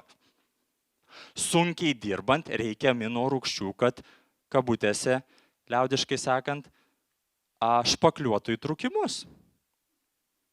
Va tada taip, ateina sinergija, kretino galbūt, baltymų, fizinio krūvio. Vien tai, kad sėdėsim ir gersim baltymą, raumenuks nepradės augti. Kas padės nerūkyti? Gert, sako, privertė. Kas? Atidarė burną pilą pirmos grupės kancerogenų. Bet svarbiausia, tinktūrą vakare išgersiu, kuri detoksikuoja kepenis. Čia aš kažko nesuprantu. Aš tik bandau sukelti dvejonę. Ir nerodo, kad mes po truputį nematom didelio paveikslo, o einam į detalės. Nepaisant mano mėgiamame moksle, mes labai didelį dėmesį skiriam detalėms, bet tos detalės turi ateiti į didelio paveikslo finišo tiesiai. Ir čia mes turim vieną iššūkį, mano supratimu, Lietuvoje. Mes dažniausiai apeliuojam į pasiekmes, bet ne į priežastis. Ne. Gerbėmieji, šitam kontekste, ką turim Lietuvoje ir tai, kaip bandom save gelbėti, tai atrodo kaip durpyno gesinimas. Viršutinę šabarkštyno ir medžių dalį užgesinam, o tai, kad po apačią rusena vis dar durpės, taigi pabaliavojau, vakare išgersiu tinktūrą, detoksą, dar kažką. Pavalgiau, grįšiu, išgersiu metformino, kad cukraus šuolius pavaldytų. Nėra stebuklų. Žmogaus kūnas rodo, kas ne taip. Šiandien iššūkis yra, į kurį apeliuoja daugelis. Supraskite teisingai, čia ne apie gamintojus, o vartotojo prieiga. Bando kažkaip kontroliuoti gliukozės insulino šuolius. Ne? Tada sako, reikia kontroliuoti tą vadinamą low-grade chronic inflammation arba lėtinį sisteminį uždegimą. Tada sako, reikia prižiūrėti metabolinius procesus, kažkaip aktyvinti mitochondrijas. Ar girdėjot, kad reikia kažkaip aktyvinti mitochondrijas? Dabar net yra algoritmai, mačiau, kad paaktyvintų mitochondrijas, kad jos daugiau jums energijos pagamintų per dieną. Kai paklausi kaip, tai ten prasideda šakar makar, jėtus to man. Į dar sukelt autofagiją. Čia toks kompiliacija, ko siekia žmonės, vartodami įvairiausius maisto papildus arba suklydę kažkurioj tai grandinėje, kur ieško to šventojo gralio, kuris išgelbės nuo visų turimų problemų. Tai gal pradžioj pradėkim žiūrėti į priežastį. nustokim vartot perteklinius trumpos grandies angliavandenius, kurie yra didžiąją dalimi atsakingi už gliukozės insulino šuolius paros racione sulig kiekvienu valgymu ir turėsim geriausiai įmanomą rezultatą. Nebereikės metformino, berberino ir kitų inų. Apeliuokime priežastį. Lygiai taip pat, kaip yra ir su gyvensenos veiksnių dezinformacija, arba ne tiek dezinformacija, bet kiek klaidingų suvokimų. Mes labai dažnai diskutuojame akademinėse aplinkose tarp sveikatos priežiūros specialistų, kai mes žiūrim sporoidiškai arba stalčiukų principų, o ne fiziologinis kelias po fiziologinio kelio, mes galim natūraliai suklysti. Na pavyzdžiui, sako, su fiziniu aktyvumu jūs sėkmingai sukontroliuosit padidėjusi cukraus kiekį kraujyje. Teko girdėti? Tai tiesa, tyrimų turim labai daug. Tačiau yra vienas. Jeigu jau jūs patyrėt gliukozės insulino šuolį ir jį norit sukontroliuoti perteklinį cukrų, išbėgę, pabėgiot, viskas su tuo nuostabu. Viena problema. Prieš išbėgant jau patyrė gliukozės insulino šuolį. Insulinas padarė savo neigiamą darbą į kardiovaskulinę sistemą. Tai turim atrasti va šitą priežasties pasekmės simbiozę, o ieškoti, kur ten, kas ten, kaip ten galimai. Trumpos grandies angliavandenių suvartojimo iš karto apeliuosim per interleukiną 6, TNF-alfa, CRP, trimetilamino oksido koncentraciją jau 5GC į lėtinį sisteminį uždegimą. Vat vienu šūviu 2 zuikiai. Bet pradėt mažinti trumposios grandies angliavandenių suvartojimą, kas yra lietuviškoj kultūriniai virtuviai bazė šiandien, balti miltai ir jų gaminiai yra tiesiog trumpoji angliavandenių grandinė. Per trumpą laiką greitai suvirškinami, mes turim riziką patirti gliukozės insulino šuolį. Čia yra tik vienas iš nedaugelio pavyzdžių. Ar ne? Ir žinant mūsų įpročius, tai gal pirmiausia juos reikia pradėti koreguoti. O ne ieškoti šventojo gralio įrankio, kuris gal padės. Taip, tai gali būti papildoma nuostabi priemonė, bet tik tada, kai atkreipiam dėmesį į priežastį. Lygiai taip pat turim iššūkį su pertekliniu sočiųjų riebalų suvartojimu, paėmėm dar vakarietiškų įpročių ant greito maisto, ultra perdirbto maisto, bet pamiršom tuos junginius, kurie turi didžiausiai įmanomą pridėtinę vertę ir buferinį efektą. Užvalgiam, čia einam detoksikuotis, limfą kažkaip išvarinėti, tulžį skatinti, išsiskirt ir panašiai. Tai gal pirmiausiai žiūrėkim, kodėl taip nutiko. Kodėl išsiskyrė didelis kiekis trimetilamino oksido, nes pertekliškai vartojame L-karnitino cholino grupę. Ir turim lėtinio sisteminio uždegimo formavimo mechanizmus. Jeigu juos pradedam kontroliuoti, galim turėti gerą rezultatą. Turim tyrimų taip daug ir su žmonėmis, skirtingai negu longevity aplinkoje su in vitro ir in vivo. Gyvenimas daug duoda mums galimybių pasižiūrėti šiandien. Modernioji medicina ir mokslas turi galimybės parodyti, gal apeliuojam pradžiai priežastis, pasekmes, o jeigu paskui reikia, paimam papildomus įrankius, kurie mums padės sėkmingiau kontroliuoti vieną ar kitą išeitį. Ne veltui tai yra tik papildas, priedas prie taikomų principų. Tai, gerbėmieji, dar daugiau, pats mūsų organizmas kartais fiziologiškai, morfologiškai rodo, ko mums reikia. Mūsų žarnyno mikrobiota nuo ko priklausoma 150%? Nėra mokslė, 100%. Nuo ląstelienos. Ką mes šiandien žinom, nors nedaug žinom, bet žinom, mūsų žarnyno mikrobiota yra priklausoma nuo ląstelienos. Ji fermentuodama sudėtinius angliavandenius arba didžiąją dalimi netirpią ląstelieną, gamina trumposios grandies riebalų rūgštis. Šiandien geriausiai ištirta acetatą, propionatą, butiratą. Jie per antrinius, tretinius fiziologinius mechanizmus neišsiplėsiu. Tiek daug funkcijų atlieka va šiuo metu jūsų organizme. Bet norint, kad jie pasigamintų žarnyne, pati gamta, Darvino teorija, nesvarbu, kuo tikim kūrėjai, aukštesnė jėga, kas mus sukūrė, rodo, kad jiems reikia šito.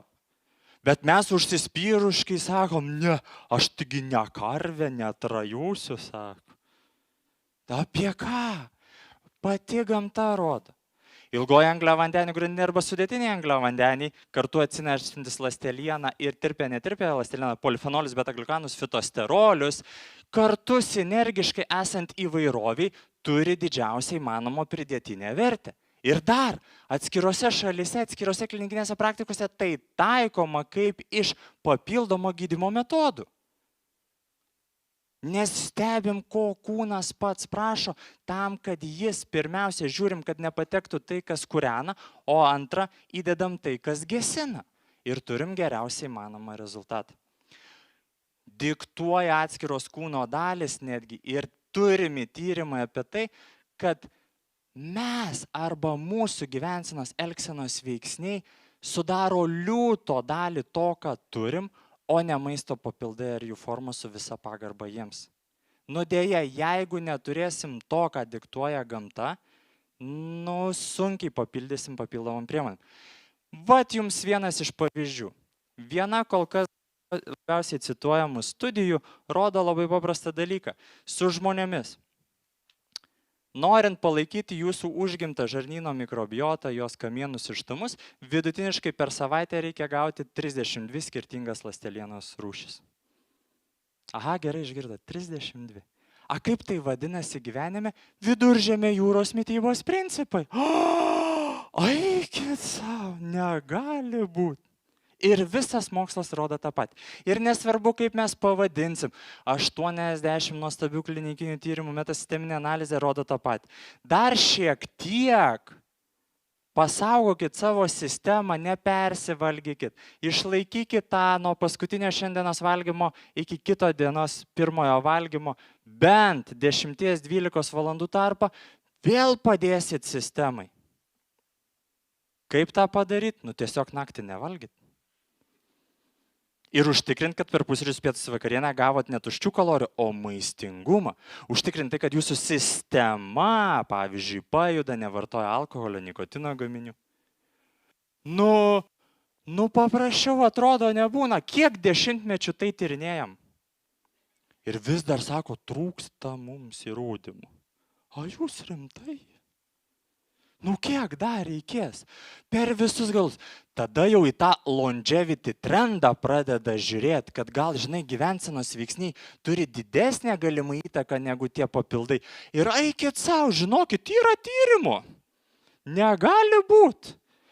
Ir čia yra tik vieni iš nedaugelio, kurio mano nuomonė verta atkreipti dėmesį ir pradėti tyrinėjimų srautą, kad žiūrėkit, jeigu net ir palyginam tai, kas yra kokteiliai ilgamžiškumo su visa pagarba jiems ir gyvensenos veiksniai atsveria ir gan gausiai tos sveikatos išeičių, kurių mes siekiam. Vidutinės gyvenimo trukmės ilgesnės, kokybiškų gyvenimo metų neturint nei vieno lėtinio sutrikimo. Mėlynos sezonas tikriausiai sėdi vien ant longevity papildų. Jie nuo senų laikų tiesiog sėdi, sako, 100 metų sulauksiu, vartoju nadą, šmadą ir visą kitą. Nu nieko panašaus. Vadinasi, egzistuoja išoriniai veiksniai, kurie yra kur kas didesnį poveikį turintis. Tai gerbėmieji. Ieškom šventojo gralio kartais ten, kur jo nėra. Tai yra puikios papildomos priemonės, kurios gali turėti teigiamą efektą, bet pirmiausiai susitvarkykim čia ir dabar, kad mes neterštumėm sistemos kabutėse, kad sudarytumėm sąlygas jai turėti normalų fiziologinį, morfologinį atsaką. Stebėkim, ko mūsų kūnas prašo, išgirskim, ką reflektuoja mūsų sveikatos priežiūros specialistai kabinete, ir turėkim geriausiai įmanomą rezultatą. Nu niekas neatidaro burnos ir nesupila. Niekas neįpila skysčio ir nepagarinom pirmos grupės kancerogeno. Sako, šią rūkyk. Nu čia naujas trendas. Niekas patys priemam tą sprendimą. Niekas absoliučiai. Ir nepavirškit socialinių ryšių. Nei vienas papildas jums neduos galimybės kurti santyki, bendrauti ir taip turėti geriausiai manomą buferinį efektą, į ką patiriama išorinį vidinį stresą, nes jo išvengti nepavyks. Ačiū Jums už skirtą laiką. Ačiū, gerbiamas Tomai. Neužduosiu klausimų, paliksiu diskusijai, šiek tiek Tomas uždėlsė pranešimą, tai manau paliksime klausimus diskusijai.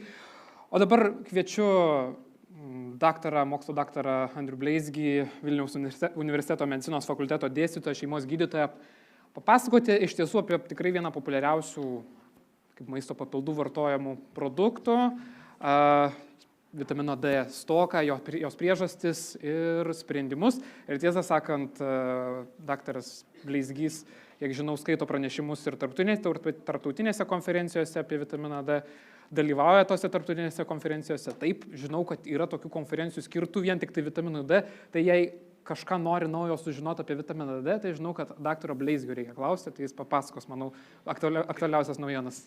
Sveiki, ačiū labai už tokį fainą pristatymą. Girdisi mane, turbūt girdite, ne? Na, aš esu šeimos daktaras, kaip čia matote yra anonsuota, šiuo metu dirbu Rizikos LT, UAB. Universitete irgi dirbu daugelį metų, kaip rezidentų vadovas, kaip lektorius, dabar toks kaip dėstytojas praktikas, šiek tiek mokslininkas. Na ir turiu daug ekspertinio darbo patirties ir pedagoginio visokio. Vitaminas D tai mano domėjimosi sritis maždaug 15 metų, kai įstojau doktorantūrą. Aišku, ten žinau apie tam tikrus dalykus apie vitaminą D jau daugiau negu mes mokėmės, sakykime, būdami studentai, rezidentai, dar iki doktorantūros, bet jau pradėjau gilintis, rinkti medžiagą, rengti straipsnius, pranešimus konferencijose jau doktorantūros metu. Apie tai, ką kalbėsiu čia, tai daug kas bus, tikiuosi, šiais metais išeisiančiose vitamino D gairėse lietuviškose. Jos yra rengiamos, jau beveik parengtos kartu su Lietuvos endokrinologų draugija. Būtent, kaip sakant, adaptuotos Lietuvos realiams, Lietuvos situacijai, Lietuvos geografiniai padėčiai, sakyčiau taip. O antroji daly daugiau kalbėsiu tokius praktinius sprendimus, praktinius patarimus, apie ką dažnai kalbu savo pacientam ir ką girdžiu iš auditorijų, kai skaitau pranešimus klinicistams. Taigi, apie tą stoką, kaip mes, definicija, kas yra stoka. Čia matote tokia lentelė, jinai labai panaši liks ir gairėse, kurios tikiuosi greit bus atspausdintos, ne greit, bet šiais metais atspausdintos. Čia apibraukiau raudonai dvi kategorijas, tai yra pakankamumas ir optimumas. Tai yra vitamino D koncentracija, kurią matuojame laboratorijose, norėdami pasakyti, ar tam pacientui konkrečiai, ne tik pacientui, apskritai asmeniui trūksta ar netrūksta vitamino D, o galbūt per daug. Daugelis laboratorijų atlieka tą vitamino D tyrimą, tai vitaminas D tai yra žargonų, nes taip sakom, bet iš tikrųjų tai yra viena jo forma, 25 hidroksivitaminas D. Tai ta vadinama tokia transportinė forma, neaktyvi forma, gaminama faktiškai tik tai kepenyse. Ir toliau einam čia tokia stilizuotas gaublys. Šį pradėjau gal, nežinau, prieš kokius 2 metus naudoti savo pranešimuose, įtraukiau tiesiog kaip žemės rutulio simbolį. Labai būna dažnai klausimas iš pacientų, tai kodėl man trūksta vitamino D, atrodo ten ir saulėje būnu, ir ten šiltus kraštus važinėju, ir atrodo maistą gerą vartoju, valgau ten turinčią daug vitamino D, ten žuvis, pienas, kiaušiniai ir taip toliau. Ir atrodo papildų vitamino D pageriu, bet, mėly kolegos, supraskite vieną dalyką, natūraliai gyvenant Lietuvos geografiniai platumoje, tiesiog nėra kaip gauti to vitamino D šiuolaikiniam žmogui. Kaip matot, pirmas dalykas geografinė patirtis. Brūkšnius tos rodiklės matote, juodas rodo Lietuvos maždaug, ne maždaug, kad ten rodo tokia maža šalelė vadinama Lietuva, Marijos žemė, Gintaro žemė, raudonas tai visiems žinomas pusiaujas, ekvatorius. Tai kaip mes esam toli nuo tos natūralios, sakykime taip, galimybės gauti daug saulės šviesos ir to pačio vitamino D, jeigu gyventumėme šalia kažkur pusiaujo ar jo šalia jo, ar tiesiog jo pačia tose platumoje, kur yra atitinka pusiauja. Tas, kad daug mūsų tautiečių važiuoja į šiltus kraštus vasaromis, tai tikrai dėja nekompensuoja to, ko mes netenkame gyvendami žiemą, ne žiemą, bet, sakykime, didesnį laiko dalį šaltoj platumoje. Tiesiog saulė mums gali prigaminti labai ribotą kiekį. Ultravioleto mes galim perdozuoti tikrai, bet vitamino D vien saulėje būdami niekada neperdozuosim, nes tai yra genetiškai nulemta, kiek to D vitamino pasigamins. Perteklius iš karto sordamas odoje. Maiste šiuolaikiniam irgi neapsistosiu, kalbėsiu dar, kodėl jo trūksta natūraliam. Papildų vartojimas būtų išeitis, tiek papildų, tiek gydomųjų preparatų receptinių. Dėja problema ta, kad pacientai labai mėgsta gydytis patys. Na, mes klinicistai daug ką žinom, dabar dirbtinis intelektas labai daug gydo juos. Anksčiau daktaras Google, daktaras Yahoo, dabar dirbtinis intelektas. Iš tikrųjų, žmonės vartoja įvairiai. Dozės ne visai tokios, kokios turėtų, per mažai, per ilgai, nereguliariai ir taip toliau, arba ne tą formą, kuri blogai pasisavinama ir tiesiog negali gauti gero efekto. Čia tokia labai schematiška skaidrė, jinai dažnai rodoma įvairių lektorių tiek užsienio konferencijų, tiek Lietuvos. Šitas skaidrė irgi aš rodo turbūt apie 15 metų jau, na, jinai kažkiek taip modifikuojama trupučiuką pagal auditoriją, kuriai tas pranešimas skirtas. Čia turbūt matot viršuje, irgi gal iš mokyklos laikų, iš kas studijavote, žinote, kad natūralų šaltiniai tai yra oda, jau ką minėjau, žmogaus oda veikiant ultravioletinio spinduliuotė tam tikro spektro ir maisto produktai, bet labai mažą dalį iš maisto mes natūraliai turėtumėm gauti, taip jau evoliuciškai suformavo, kai kurie gyvuliniai, kai kurie augaliniai produktai. Viskas tas patenka, kas iš odos ir iš virškimo trakto į kepenis. Kepenis prijungia OH grupę, hidroksiliną, 25 hidroksį, tai va tą mes ką matuojame centre, matote tą formą. Dalis jo patenka į inkstus, apie tai, kas jau žinoma apie 100 metų, kad inkstai labai svarbus vitamino D apykaitai. Ir inkstai pačioje, kaip matot, prigamina aktyvią formą, kalcitriolį, kuris jau veikia kalcio ir fosforo apykaitą. Čia vat, tos grandies sutrikimas siejamas su kaulų lygomis, rachitas, osteoporozė ir visa kita. Prieš maždaug kokius 30 metų pradėta kalbėti būtent apie šitą dalį, nežinau, matosi turbūt tos raidelės, apie tą vadinamą ekstrarenalinį poveikį, tai vitamino D aktyvaus gamyba kituose organuose, ne inkste, tai imuninės sistemos ląstelės, endotelis ir visa kita. Ir būtent, kai ten vitaminas D gaminasi tų ląstelių reikmėms, reiškia jų pačių arba greta esančių, nepatenka į kraujotaką, skirtingai nuo vitamino D aktyvaus, kuris gaminasi inkstuose. Normaliom sąlygom neturėtų patekti, kai kurių ligų atveju D patenka ir gaunam perdozam vitamino D labai lengvai. Kokios tos priežastys, jau čia kaip siejasi su mano pranešimo pavadinimu, ta pirma dalim apie priežastis arba tiksliau apie rizikos veiksnius, nes turbūt irgi, kaip daktaras, kolega kalbėjęs prieš mane, lektorius, irgi sakė, ten nori sukelti tam tikrą sumaištį smegenyse, kad pradėt galvoti trupučiuką nestandartiškai, ne taip, ką galbūt girdėjote universitetų suolose. Visas grupės praktiškai galim suskirstyti į 5 tokias, visas priežastis į tokias 5 grupės. Pagrindinė, kaip matot, pažymėta raudonai, tai būtent sumažėjusi sintezė vitamino D, D3 odoj. Įvairios priežastys, sekančios skaidrėse truputį daugiau kalbėsiu. Toliau sumažėjimas gavimo vitamino D su maistu, nors ne pagrindinė priežastis, bet dėja svarbi, ypač tada, kai ir iš odos negalime daug gauti vitamino D. Įvairios ligos, kai sutrinka, atrodo normalaus gaunamo vitamino D kiekio pasisavinimo žarnyne arba ten, sakykime, perdirbimas kepenyse. Ir aišku, kurios būklės yra, kai padidėja vitamino D poreikis. Atrodo, vartoja likti pakankamai to D vitamino, iš įvairių šaltinių gauna, bet kraujyje kaip neauga, taip neauga D vitamino kiekis.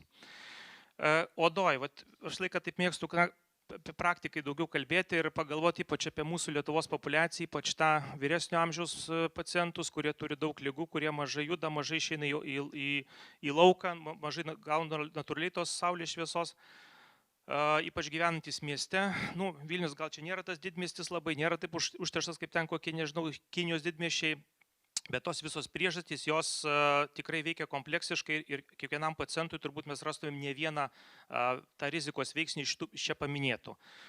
Ir taip aš tikrai aktualu visuomeniai senėjant, nes tų priežasčių, vieni iš tos grupės priežasčių pas juos vis daugėja ir daugėja, o dar prisideda visokios ligos, vaistų vartojimas, apie ką taip pat kalbėsiu.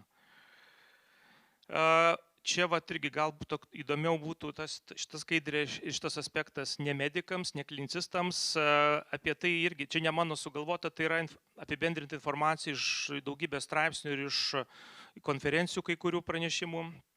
Kaip minėjau, maistas nėra natūraliai mums pagrindinis šaltinis evoliuciškai žmogui, ar ne? Bet problema ta, kad šiuolaikiniam maiste vienas dalykas, kad mes jo ar mažai valgome, va, tos pačios žuvies, tikrai ne visi, gal kažkas ima dabar daugiau vartoti, bet dėja vis tiek visuomenį mažokai vartojama ypač jūros.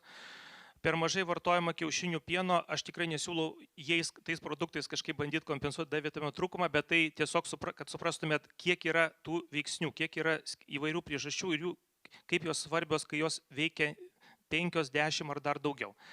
Apie tą kiaušinį irgi iki šiol man keista, kad pacientai sako, kad aš nevalgysiu visiškai kiaušinių ir daug metų nevartoju, nes aukštas man cholesterolis. Tai yra tas mitas, nežinau, paneigtas turbūt prieš 15 metų, bet iki šiol tie pacientai atsisako šiaip tikrai nesiūlo valgyti labai daug ten tonomis, bet tikrai jis turi daug vertingų kitų medžiagų ir vitaminų ir tų pačių baltymų.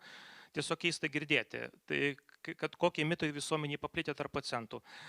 Pieno produktų irgi tas atsisakymas vartoti, kad neva tai aš netoleruoju laktozės, kur iš tikrųjų tas laktozės netoleravimas dar net nėra įrodytas, nei tyrimai daryti, nei genetiniai, nei kokie ten laktozės testas. Yra daugybė pacientų, kurie sako, aš tiesiog nevartoju, nes man pasakė, kad nereikia, tik tai atsit kūdikį žmogaus turi vartoti pieną, o suaugusiam nereikia. Nežinau, iš kur tos teorijos eina. Dabar kalbant apie tą pramoninius maistų, kaip čia galim pasakyti, pramoninius produktus, tai būtent iš tų gyvulių, kurie auginami fermose, tai irgi ne vienam straipsnį radau tokį įdomią mintį, kad anksčiau tai buvo gyvuliai auginami natūraliai, tiesiog pievose, ten pas ūkininkus, fermerius, dabar jau auginami tose uždarose kompleksuose natūraliai, jie patys negauna saulės šviesos. Iš kur pas juos organizme tas D vitaminas atsiras? Neatsiras iš B grupės vitamino, netransformuosis. Realiai tie ūkininkai, jie nėra suinteresuoti kažkaip didinti vitamino D kiekio jų pašaruose, sakykime, ar paukščių, ar ten galvijų, tiesiog tai neduos didelio prieaugio jiems. Jie daugiau ten šers kokiais, nežinau, anaboliniais preparatais, ar ten antibiotikais, dar kažko, čia legaliai, nelegaliai, nežinau, ne mano sritis, bet jie taip yra. Na ir čia gal ne tiek dėl tų papildų tas punktas tiktų, bet tas, kad yra, kiek žinau, Lietuvos rinkoje praturtinto vitaminu D tų maisto produktų, bet jų gal irgi ne visi žino, kad tokie yra, kad būtų galima daugiau traukti į racioną, kiek žinau, pieno produktai, ten berods sulčių yra.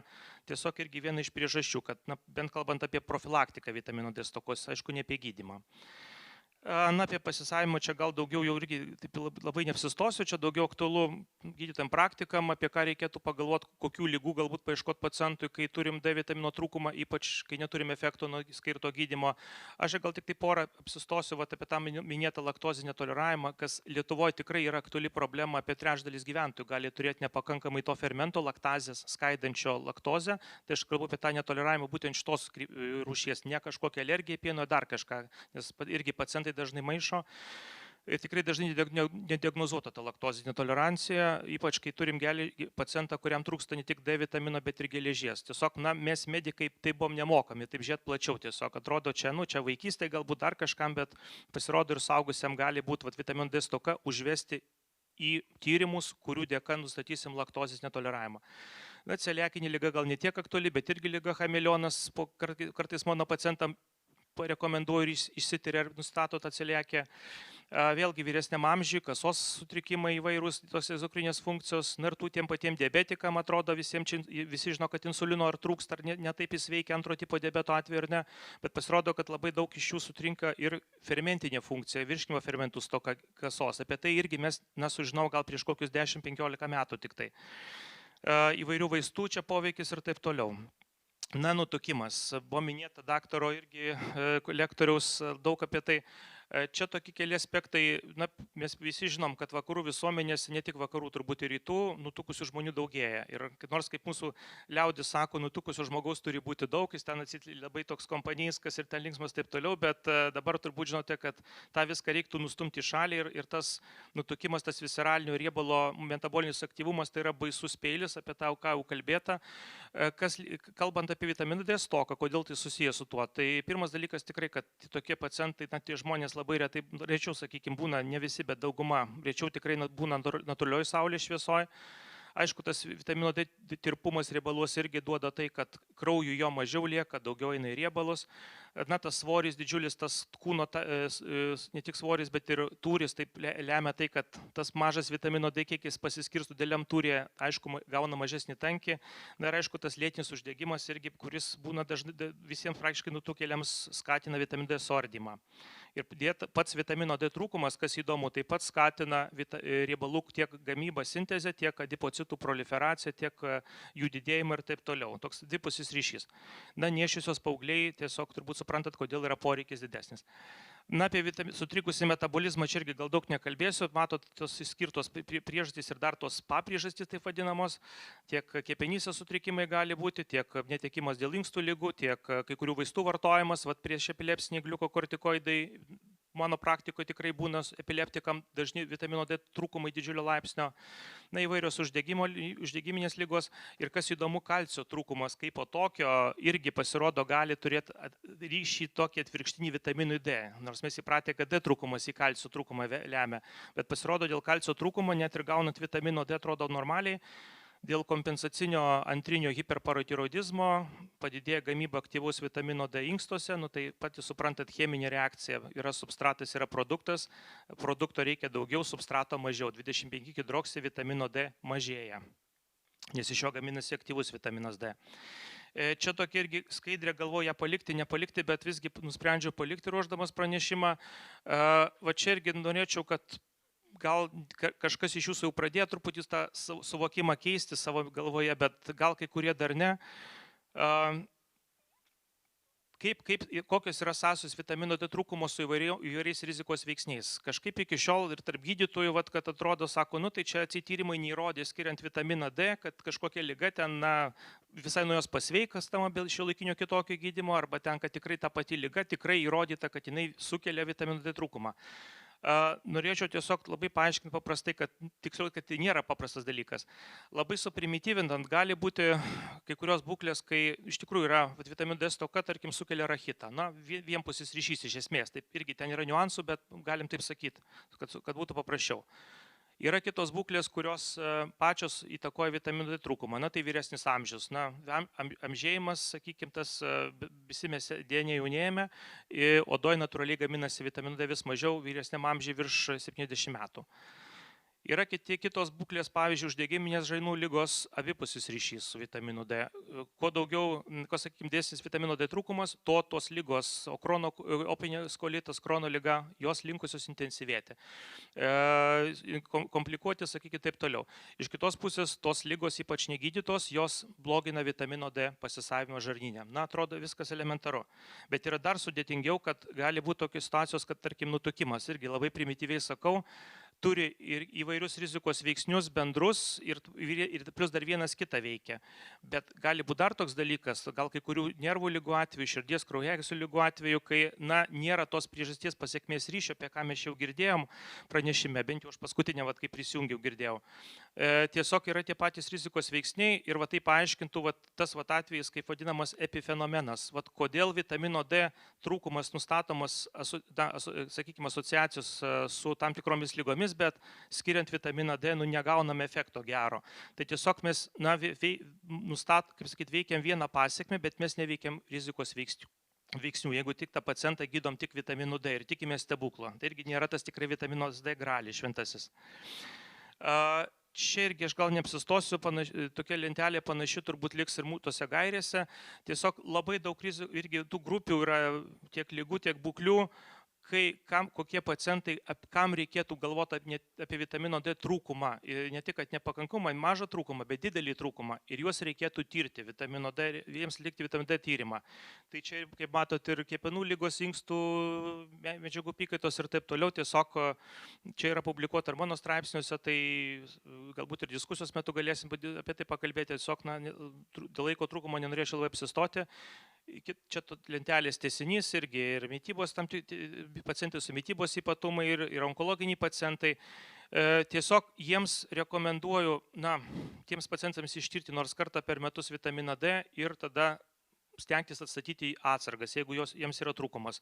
Labai tikėtina, kad tiesiog pagerės tų ligų eiga, arba pagerės toleravimas taikomų specifinių gydymų, tarkim, onkologiniams ligonėms, gaunantiems chemoterapiją, jeigu yra vitamino D stoka sukoreguota. Dėl tų sprendimų, jau čia tokie galbūt praktiniai įdomesni dalykai, čia mažiau apie visokius tuos biocheminius mechanizmus bus. Pirmiausia, tikrai reikėtų, kaip minėjau, rizikos grupės pacientą turint asmenį, nerekomenduoti jam ten 800 000 ar ten dar 2000 vitamino D tų tarpinių vienetų, nes mes nežinom, kolegos, ką mes darome. Ir kokią mes pacientą turim su labai didelė stoka ar su maža stoka, nuo to ir priklauso, ką mes jam rekomenduosim, ar tik papildus, ar gydomuosius preparatus.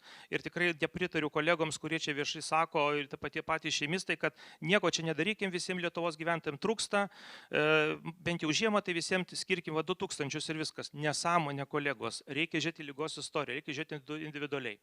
Kokios gretimos būklės, koks svoris, kokie gyvensios ypatumai, vartojami vaistai. Tai yra, kartais irgi tam žmogui reikia tokiam vitamino D stoka sergančiam gero pusvalandžio, jeigu ne valandos, peržiūrėti lygos istoriją ir priimti geriausią sprendimą. Dėl to saulės irgi tikrai nėra rekomendacijose nei vienose, kad tiek profilaktikai, tiek labiau gydymui rekomenduoti asmenims būti ilgai saulėje, kad ten ultravioleto daugiau gauti ir pasigaminti vitamino D. Kažkiek tai taip, tai logikos yra, gal vengti labai nereikėtų, aš nekalbu apie ten labai jautrius pacientus, ten sergančių tam tikrom odos lygom, ten tuos, sakykime, tuos, kur labai šviesos odos ir panašiai.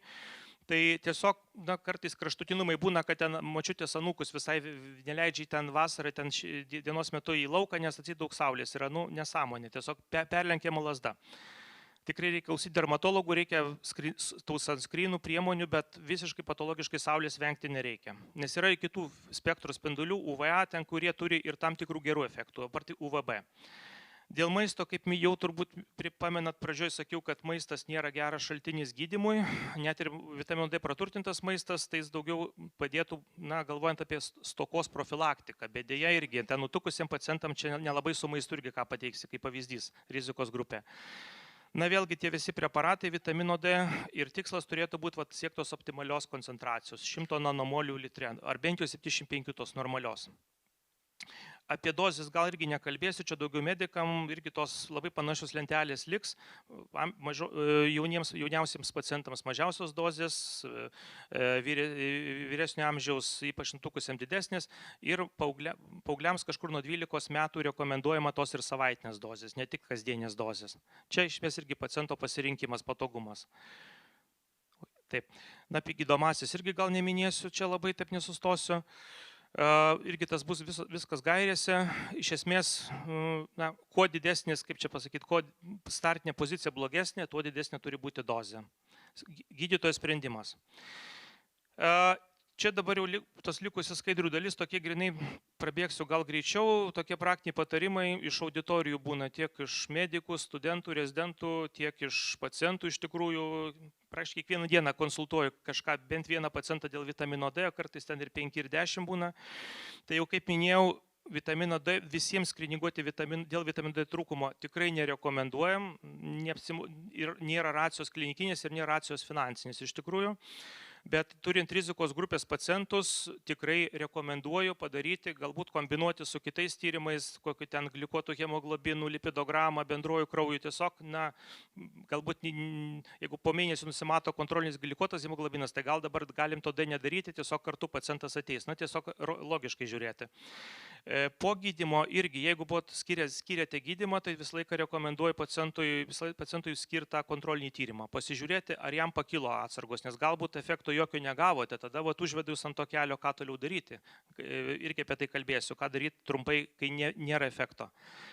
Ir tie savarankiškai vartojantis irgi dažniausiai vartoja nepakankamai, tai vis tiek siūlau, gal kokią savaitę gul nevartoja, vis tiek išsitiria tegul vitaminą D. Labai būna piktumas iš pacientų, kodėl mokėti reikia. Nuo šių metų šiek tiek turim palengvinimą, kad dalį pacientų, tai gaunantiems kompensuojamą gydymą nuo osteoporozės, yra skatinamoji paslauga pas šeimos gydytoją. Aišku, tas pacientas turi būti apdraustas PSD ir ten visi kiti niuansai. Bet dėja, čia gerai pirma kregždė, kaip sako, bet dar ne pavasaris, tai aišku labai dėkui mūsų profesiniai sąjungai, kad tą dalyką, sakykime, galima taip gražiai sakyti, prastumė ir ministerija sutiko, bet aš labai tikrai pasigendu kitų rizikos grupių, kurie galėjo būti įrašyti, tai nutukusie asmenys nešiusios, kuriems tikrai irgi turėtų būti vitaminas D nemokamas, bent jau vieną kartą į metus. Dėja, taip yra. Ar nutraukti vitamino D bet kokį papildų arba gydomųjų preparatų vartojimą. Šita diskusija, žinokit, irgi konferencijose būdavo tiek užsienį, tiek Lenkijoje teko dalyvauti ir Barcelonai, Paryžiui. Daug įvairiai yra, įvairių nuomonių. Iš tikrųjų mes gairėse turbūt paliksim, kad negerti vitamino D tik tyrimo dieną, kaip duodamas kraujas. Galbūt reiktų, kai kurie autoriai rekomenduoja kokią savaitę nevartoti, sakykime, tai ar tų kasdieninių dozių nevartoti savaitę, ar savaitę praėjus po kas savaitinės dozės galbūt. Tokia logikos yra, bet iš tikrųjų mano tokiu supratimu, kiek teko gilintis tą problemą, nutraukimas vitamino D, jeigu prieš tai vartoja bent mėnesį ar du, kiek jūs paskiriate, kiek rekomenduota, labai nedaug paveiks galutinį rezultatą. Ten skaičiai po kablelio, klinikiniai praktikai tai nieko neduoda. Čia moksliniam tyrimams svarbu, klinikiniai praktikoje man netiek svarbu. Man svarbu, ar jeigu buvo 50, ar jis pasidarė 80, o ten 82, 81, man visiškai vienodai iš tikrųjų. Aš matau gerą efektą gydymo. Kokią formą irgi čia papildai visokie yra aliejiniai lašiukai, ten purškiami Lietuvoje ir net ten 4000 ir leidžiami, net kai kurie nori tų leidžiamų, tikrai iš esmės paciento pasirinkimas, aišku, prioritetas, dar kalbėsiu, yra peroralinės formos, vaikams rekomenduojama daugiau tos aliejinės, natūralesnės, ten mažiau tos įvairių papildomų pridėtinių medžiagų, kurios daro vitaminą D tirpiu, nealiejuje, sakykime, tai tų vandeninių spiritinių nereikėtų vaikams duoti, kaip pavyzdys. Ir labai gerai paklausti, tiesiog įsiaiškinti, ką žmogus jau vartoja, kokius polivitaminus, nes ypač vaikams, pediatriniai populiacijoje, tai tikrai rizika didelės perdozavimo, nes tiesiog tėvai, nežinodami to, kad vitamin D yra visur, per ilgą laiką gali negerai, norėdami vaikui gero, iš tikrųjų padaro blogą, iš tikrųjų gali būti perdozavimas, daug dažniau negu suaugusiems. Irgi yra tas naujos formos kalcifediolio, atsirado Lietuvos rinkoje kažkur 2 metai su trupučiu. Tai yra vitamino D forma, tai 25 hidroksi, tai tokia forma, kuriai nereikia perdirbimo kepenyse ir kai kuriais atvejais tikrai aš rekomenduoju ir išrašau, tarkim, labai nutukusiems, sunkiom virškinio trakto lygom, sunkiai sergantiems, tarkim, infekcinė liga ir labai mažos vitamin D startinės pozicijos norisi greit pakelti, tai tiesiog vienas iš alternatyvų. Jis tikrai turi savo vietą, jis tai nėra panacėja, nepakeis D3 vitaminų mūsų vartojimų įprastų, bet jis tikrai reikalingas. Na irgi, kaip minėjau, kad geriamas, leidžiamas labai retai, aš savo praktikoje, nežinau, gal vieną kartą esu skyręs per 30 metų, kiek esu medicinoje, bet tik tai peroralinius pripažįstam. Ryte, vakare irgi atrodo elementarus dalykas, tikrai fiziologiškai esminio skirtumo nėra, nes D vitaminas staigiai aktyvus nepasidarys išgertą formą ten ar supurkštai burna. Taip kad svarbiausia vartoti reguliariai, kaip gydytojas paskyrė. Aišku, ten su maistu kai kurios formos taip, bet geriau su maistu vartoti, bet čia priklauso nuo to konkretus preparato. Kaip dažnai vartoti, atsit gal sako negerai kasdien, reikia kas savaitę arba atvirkščiai. Iš tikrųjų irgi paciento pasirinkimas, aš mėgstu skirti tiems pacientams, kurie vartoja labai daug kitų vaistų kasdien saujomis, tai geriau iš tikrųjų kas savaitę gydymo tikslų, kas mėnesį profilaktikos tikslų. Tiesiog mažiau jiems maišaties, nes dar papildoma tabletė prie samų 10, dar 11, patys suprantat, kasdien rizika susimaišyti yra labai didelė, ypač vyresnio amžiaus žmonėms, kur be artimųjų gyvena. Ir vengti tų didelių labai dozių, ten 200 000 kažkada Lietuvoje buvo, nebuvo kitų alternatyvų, tokių megadozių, tai tikrai nerekomenduoju. Ar vasarą, ar žiemą, kada čia vartoti, jau šiek tiek paminėjau, tai iš tikrųjų absoliučiai dalį mūsų gyventojų, jie vis tiek turės vienokį arba kitokį vitamino D rizikos faktorių, ar nutukimas, ar amžius, ar vartojami vaistai, ar lėtinės ligos, whatever. Faktiškai visiems reikėtų vartoti bent kokius 2000 parai per dieną. Vasarą galbūt mažiau, ten iki 1000 kai kuriems galima, bet iš esmės nutraukti net ir vasarą nereikėtų iš tikrųjų. Aišku, vėlgi individualius sprendimas turėtų būti pagal kiekvieną pacientą. Kalcis, magnis ir kai kurie mineralai, nes irgi labai dažnai čia irgi vaistininkai visai rekomenduoja, čia internetas kitaip, daktaras dar kitaip. Na, magnis tikrai reikalingas, daugumai pacientų pakankamai saugu vartoti, mato dozės nurodytos čia, vėlgi tos formos irgi pagal toleranciją, pagal kainą, pagal viską. Esmė tokia, kad reikėtų stengtis neskirti pacientams su pažengusia inkstų liga. Tai čia didelė rizika perdozavimo magnio. O šiaip jis pakankamai saugus preparatas, magnis kaip elementas perteklių inkstai labai lengvai išvaro lauk. Daugmaž sveiki inkstai. Dėl to kalcio irgi, kaip matot, dalį pacientų taip, kartais skiriam net ir 1000 mg, vėlgi individualus sprendimas, valgio metu ir geriausiai per 2 kartus. Bet tikrai ne visiems pacientam, ne visiems asmenim, kurie D vitaminą gydosi trūkumą arba nori labai profilaktikos tikslų vartoti kažką tai, kaip minėta, daug papildų.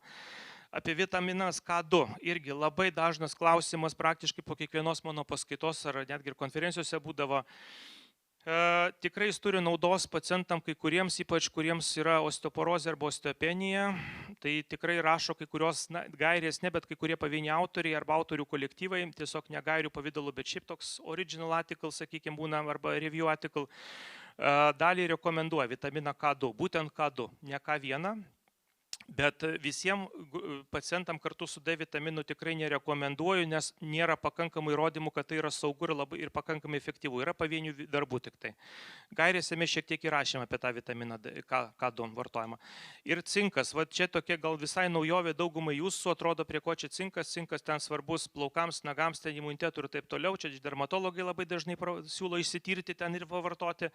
Deja, įdomus dalykas, irgi man buvo naujovė atrasti prieš kokius 3 metų, pradėjus rinkti medžiagą specialiam straipsniui, kad pasirodo cinkas labai svarbus vitaminų D veikti ląstelės lygmenį, tai būtent branduolyje. Vitaminas D, kaip žinote, veikia daugiausiai per genus, veikdamas genų raišką slopina arba stiprina, nesant pakankamai cinko ląstelėje. Tas mechanizmas sąveika su vitamino D receptoriumi ir tuo pačiu su genais, poveikis genų bus nebe toks geras. Tai va čia viena iš priežasčių, manau, kad kodėl vitamino D skirimas nepagerina pacientų, sakykime, būklės, tiek objektyvios, tiek subjektyvios. Perdozavimas irgi labai didelis, dažnai klausia ir teko interviu duoti žurnalistams, ar čia labai saugu, ar tikrai čia jūs taip jau rekomenduojate didelės dozės. Noriu, kad suprastumėt vieną dalyką. Čia irgi apibendrinimas to, ką girdės konferencijų iš vitamino D, tų korifėjų, ten profesoriaus Holiko, Grantų ir kitų, su kuriais teko nekartą susitikti užsienio konferencijose, tai profesorius Pilsas, Austrijos ir visi kiti. Žmogaus organizmas yra labai protingas ir bent jau vitamino D atveju yra apsauginiai mechanizmai.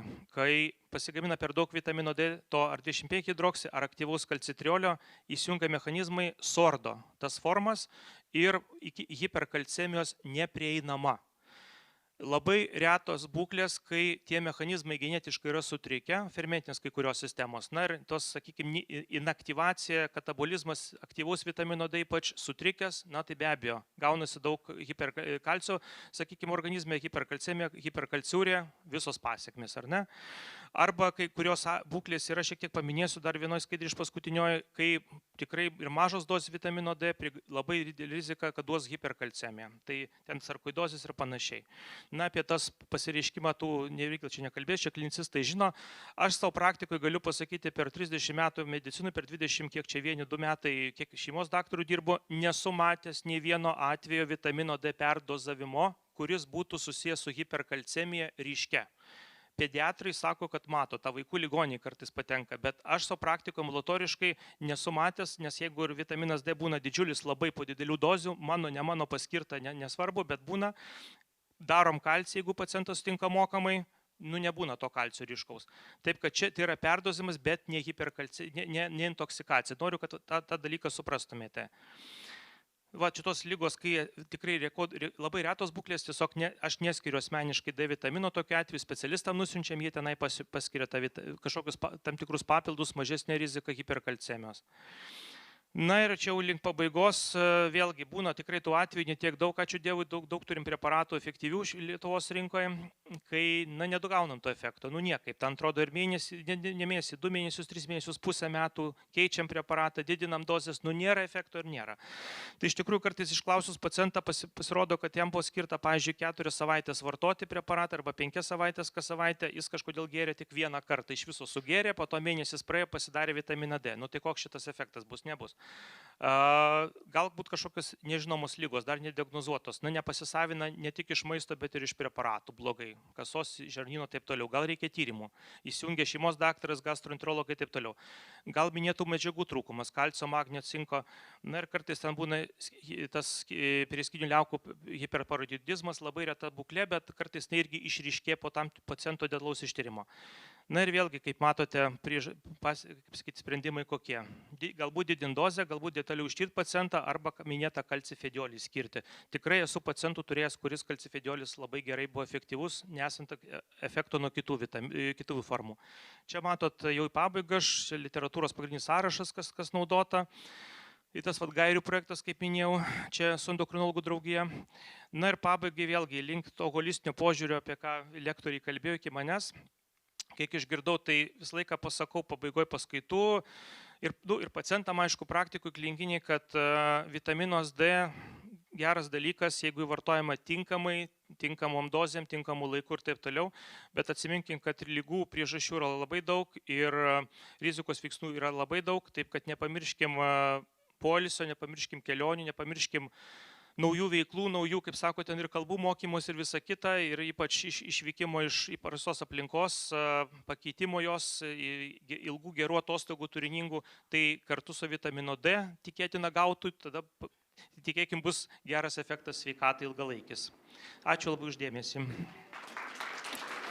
Ačiū, daktarė, už praktišką pranešimą. Manau, kad kiekvienam naudinga sužinoti apie vieną dažniausiai naudojamų turbūt preparatų maisto papildų.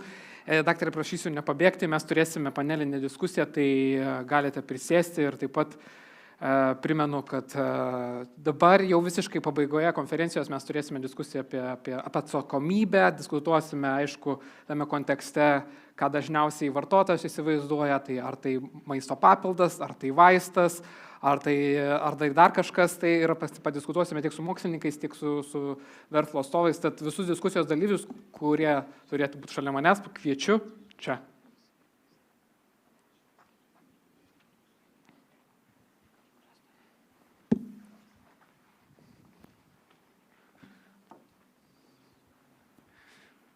Taip, galbūt vandens. Tikrai galim pasidalinti, ypatingai kalbėjusiems.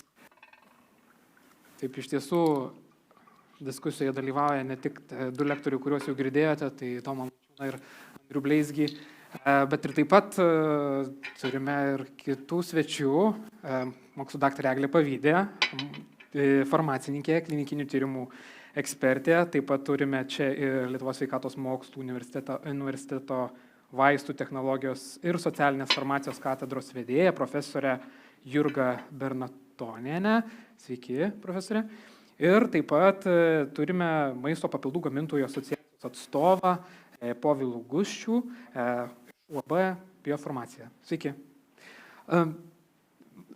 Turime tokį pavadinimą diskusijos verslo atsakomybė, atrodo iškart verslui metam tą atsakomybę, palauk, kaip nori sakyti stop. Čia ir klausimas, tai maistas, vaistas ar papildas. Taip, žinom, teoriškai maistas, bet kartais vartotojas turi įvairių tam lūkesčių.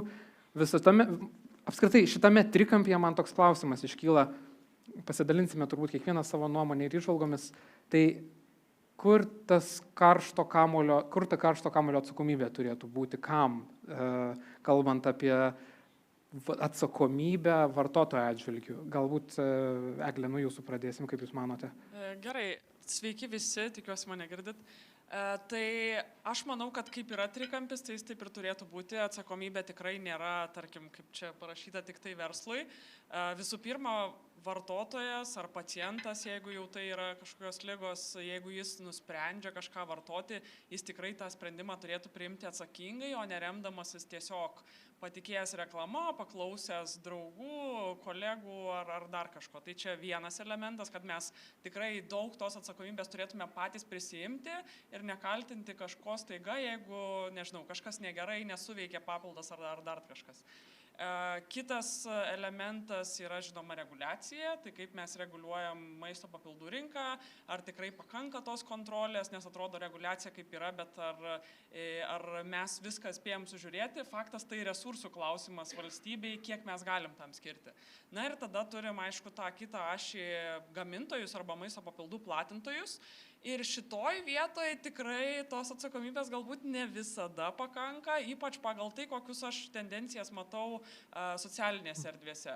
Tai, kas yra reklamoje, tu taip pat žinau, kad taip vadini ir aš tai vadinu laukiniais vakarais, todėl kad sakoma, kas norima, sakoma netgi, kad remiamasi moksliniais tyrimais. Ir aš kaip būdama iš mokslo srities, kadangi disertaciją dariau, tai aš tikrai visada tos paspaudžiu šaltinius ir ten dažnai būna arba kažkokie bendrinės publikacijos visiškai nesusiję su tuo konkrečiu produktu.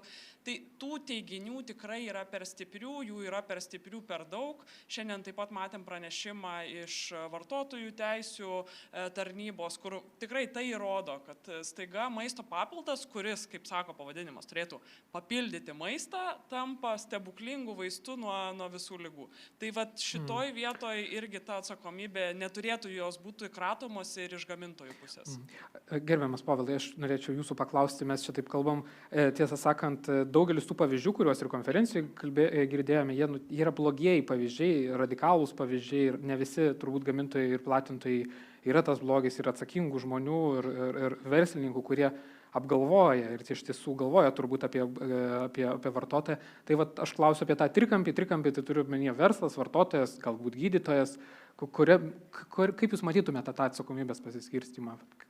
Tai aš manau, pritariu, kad čia yra visų subjektų atsakomybė ir aišku, visų pirma, mano įsitikinimu, tai reikėtų švietėjiškos veiklos daryti vis daugiau, nes dar visai neseniai aš buvau istorijos muziejų Klaipėdoje ir ten buvo reklama, kaip rūkymas padeda mūsų sveikatai. Tai yra šių dienų mūsų tėvų prisiminimuose ir kuo daugiau mes turėtumėm šitėjiškos veiklos ir visos institucijos tiek ir verslas, tai manau ir mažiau kiltų problemų dėl vartojimo ir tada, aišku, žmogus visų pirma pats yra atsakingas už savo sveikatą, ar ne? Tada jeigu žmogus žinos, ką vartoja, dėl ko vartoja, ir ar jam reikia iš jūsų vartoti, jeigu apie tai bus daugiau kalbama, tai visiems bus geriau.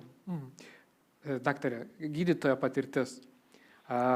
Jūs matote, susidurėte kiekvieną dieną, ar ne? Ne tik vitaminas D, daug visko kitokių preparatų, ar ne? Turbūt kartais ir narplioti tam tikrą detektyvą tenka dėl vienų ir kitų būklių, kas ten kartais žmonės pasislėpia vartoja. Žinau, visokių turbūt situacijų būna, tai galbūt gydytojas čia atsakingas? Na, pirmas dalykas, gydytojas dažnai nežino, ką pacientas vartoja, nes vienas dalykas, papildai, dauguma jų rašomi, nerašomi receptai jiems, tai pacientai perkasi, kažkam parekomendavus ant lapelio parašius arba vaistininkui tiesiog pasakius, tai informacija nepatenka į sveikatą, tai mes tiesiog nežinom. Vienas dalykas, neišklausime kartais dėl laiko stokos, puikiai visi žinote, aš tą vėl pasakysiu aspektą, kas darosi mūsų pirmiejo lygio įstaigose, poliklinikose po 30 pacientų per dieną, pacientui mažiau negu 10 minučių, apie kokį įsigilinimą į tą problemą apie paciento situaciją galima kalbėti. Apie tai tiesiog ta problema nesprendžiama. Tai tiesiog mes nukopijom copy-paste vartojimus vaistus, gerai jautiesi viskas. Kažkaip kažką paklausti, ką tu pradėjai dar vartoti, naujai galbūt tau atvežti iš giminės ar dar kažką, tiesiog nėra laiko. Kartais pacientai patys nemano, kad tai yra svarbu, nepasisako gydytojui. Čia irgi vėlgi tas švietimo klausimas, turbūt nuo pat mokyklos ar darželio laikų, kad viską, ką tu vartoji, ne tik maistas, tai ne, bet kažkokie preparatai iš vaistinės, jie turėtų būti kažkaip dokumentuoti, pasakyti gydytojui, bent jau savo šeimos, kuris spręs, ar gal tau papildų tikrai reikėtų, tik didesnė dozė, arba kursais nepastovi kas mėnesį, tarkim, ar gal pirmiausiai padarykim tyrimus, pasižiūrėsim to paties magnio, cinko, gal tau per daug yra, ypač to magnio, ar to paties kalcio, daug, ar to vitamino D, vėlgi grįžtant prie to. Nes tiesiog tu jau vartoji kažką, tu pamiršai, kad vartoji ir tiesiog tikrai pamiršta pacientai patys kartais, ne iš blogos valios, susimaišo preparatuose tose.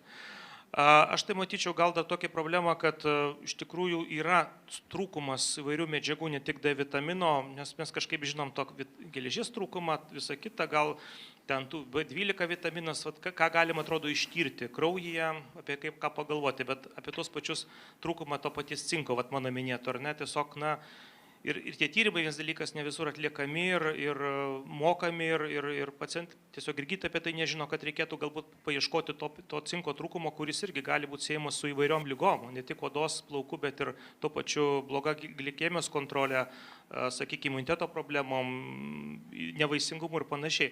Tiesiog problema yra tiesiog, kad mes nežinom, ką apskritai, kas turėtų užsiimti tuo skryningu medžiagų trūkumo, ar tai šeimos daktaras, ar tai tik tai specialistai, nes mes tarsi ir turim diagnozuoti trūkumus medžiagų, bet mes neturim įrankių, neturim nemokamų įrankių, sakykime, ligonių kasos nekompensuoja, tada klausimas kas? Terapeutai, specialistai, irgi ten užsiėmė savo darbais, irgi pacientui mažai turi laiko, ypač viešosios įstaigoje, toks užburtas ratas. Tiesiog tai nėra labai, sakyčiau, blogas dalykas, nes kartais pacientai tikrai pataiko, ko jiems trūksta, to paties cinko ar ten magnio ir tikrai jie pasidaro geriau, nes irgi kartais kaip čia pacientas geriau jaučiasi, pasirodo, kai jis pradėjo kažką vartoti, kas nebuvo niekur dokumentuota.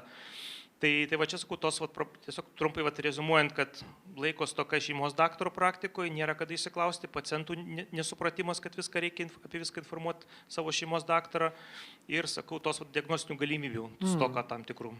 Profesorė, jūs esat mokslo atstovė, man labai įdomu ir turbūt galėsim čia daugiau padiskutuoti apie maisto papildų įrodymų lygmenis. Aš įsivaizduoju, kad skirtingos medžiagos, skirtingą įrodymų lygmenį turit prie tam tikrų būklių. Tai kaip atskirti tikrą inovaciją, tikrai pagrįstą teiginį apie poveikį nuo kažkokio tais marketingo, nes kartais turbūt marketingas aplenkia mokslą. Taip, mes bendradarbiaujame su verslu ir į mus kaip į mokslininkus kreipęs labai daug verslo partnerių, prašydami sukurti formulę. Tai pirmiausiai formulės kūrimas priklauso nuo to, ar tai bus inovacija, ar tai bus tiesiog paprastai į kapsulę supilti milteliai. Tai tam, kad sukurti inovaciją, reikia atlikti begalės tyrimų, jeigu reikia izoliuoti vieną medžiagą nuo kitos, parinkti technologiją ir tokie moksliniai tyrimai daug kainuoja. Mes galime netgi atlikti tyrimus ir pasižiūrėti, kaip preparatas veikia ant ląstelių.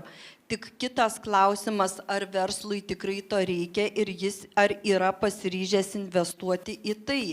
Tai labai didelė problema yra, kad maisto papildas gali tapti ir placebo, nes jame tiesiog nėra veikliųjų medžiagų ir mes vartojame pagalbinės medžiagas, o jeigu yra inovacija, ji turi būti pagrįsta.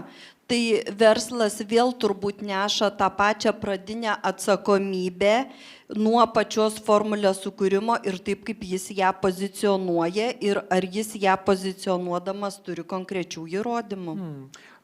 Ta patį klausimą apie apskritai klinikinius įrodymus, žinoma, Eglė norės paklausti, bet ir Tomai pats gilinėsi į tikrai neretai klinikinius įrodymus, tam tikrų tiek gyvensenos aspektų, tiek susijusių su mikro makro elementų papildymu. Tai kaip paprastam vartotojui žinoti apie tuos įrodymus, ar iš tiesų mano vartojamas preparatas yra kliniškai pagrįstas, klinikiniais tyrimais pagrįstas, o ar galbūt iš tiesų tikrai nepagrįstas. Tai aš ne visai esu įsitikinęs, bent jau šitam momente, kad tai yra pačio vartotojo iš esmės objektas, nes daugeliu atveju matyti yra sunku. Dabar jūs manęs paprašytumėt, nežinau, visiškai techninį klausimą, sakysiu, automobiliuose naudojamų tepalų klampumo analizės daryti ir žiūrėti, kuris man yra labiausiai tinkamas mano automobiliui. Suprantat, link ko lenkiu. Tokių tyrimų tikrai yra, aš net nebejoju, technikos moksluose ir panašiai, ar kažkur kitur, ko aš nevaldau, bet tikriausiai lygiai taip pat daliai vartotojų, lygiai taip pat būtų, surasti gal ir lengva šiais laikais, bet tinkamai interpretuoti, atsižvelgti į taikomas metodologijas tame tyrime, ne tik perskaityti rezultatą, irgi reikia tam tikrų žinių ir supratimo ir čia šitoj vietoje tikriausiai verta labiau pasitikėti žmonėmis, kurie seka tos tyrimų rezultatus, tai yra specialistai, gydytojai, mes turėjom pranešimą puikų ar ne, vitaminas D, tai seko naujovė, žiūri, kas darosi, galbūt dalis dar ir konsultuojasi su naujom farmakologiniam naujovėm, žongliruojančiais, gerąją žodžio prasme, specialistais ir iš čia tos informacijos tikėtina mes daugiausiai galim gauti. O grįžtant, jeigu galima minutėlę prie tos atsakomybės, aš galvoju, kad jeigu leisit, sudvėjosiu ta prasme, kad taip, visos trikampio dalis neša potencialiai po vienodą atsakomybę, tačiau šnekant iš vartotojo perspektyvos, žinot, klausimas galbūt iš labai toli yra, o kodėl tas žmogus ieško alternatyvių būdų, formų, kodėl jis yra toks paveikus reklaminiam šūkiui, kad jis ima vartoti tą preparatą. Vadinasi, yra kažkokios kitos, žinot, lygiai grečiai... Daktaras sakė, kartais pataiko, iš tiesų, pataiko, bet kodėl susigundo, ar nepaklauso jūsų ar kito specialisto, o susigundo kažkokius gretutinius preparatus pradeda vartoti. Tai aš žinot, norėčiau tą takoskyrą arba lygiai gretų pavyzdį, gal greičiau tą patinti su alkoholio nikotino gaminių vartojimu. Būkim biedni ir teisingi, niekas nepradeda alkoholio vartoti dėl to, kad skanu. Kodėl? Aš nešneku apie saldintus visokius popsinius dalykus, bet iš esmės arba priklausomybė formuojasi dėl to, kad skanu. Ne, didžiąją dalimi atveju, ne absoliutinu, bet didžiąją dalimi atveju yra įvykos formos. Ir lygiai grečiai sakau, kad vadinasi, ar nepavyko kažkas, ar nepakankamai buvo informacijos. Čia nekaltinant kažkokių krypčių, bet kaip gydytojas paminėjo, nėra galimybės gal laiku suteikti tos informacijos, o žmogus, pacientas, vylėsi. Nenutiko. Jis ieško aplinkoje, randa reklaminį kažkokį tai šūkį, kuris galbūt sako, čia atspindi mano turimą galbūt simptomatiką, jauseną ar panašiai ir pradeda vartoti.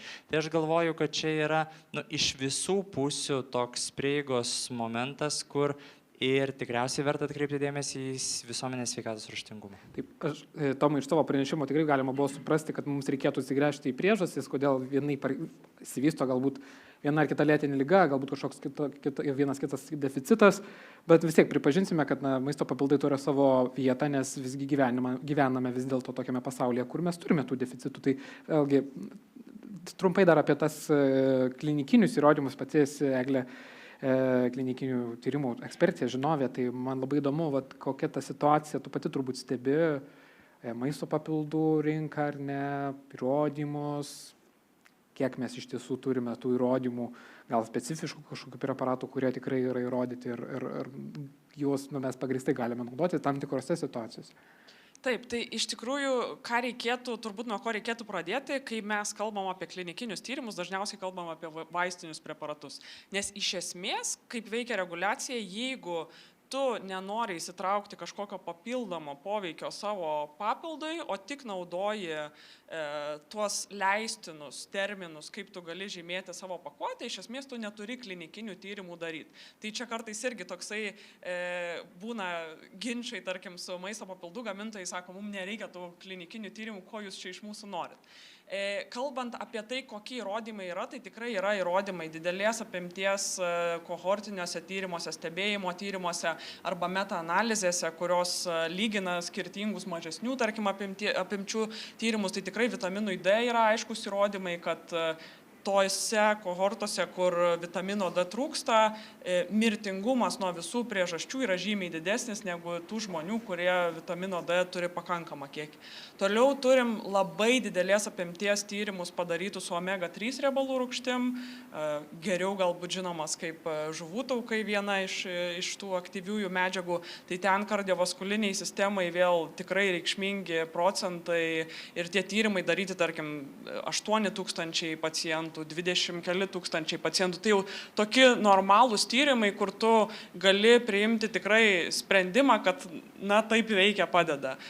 Toliau gerų įrodymų yra su magniu, su cinku yra neblogų tyrimų. Ir visa kita tada ima taip ir mažėja, tos imtys yra mažos, tie tyrimai dažnai yra finansuojami, tarkim, tų pačių gamintojų, tai kartais net placebo grupės nėra ir daromos kažkokios išvados, ta prasme, tu nelygini, neturi jokios kontroliuojamos grupės, tai tada jau reikia žiūrėti į kiekvieną atvejį atskirai. Dar ką turbūt paminėčiau, kreatinas taip pat turi irgi labai plačiai ištirtas maisto papildas.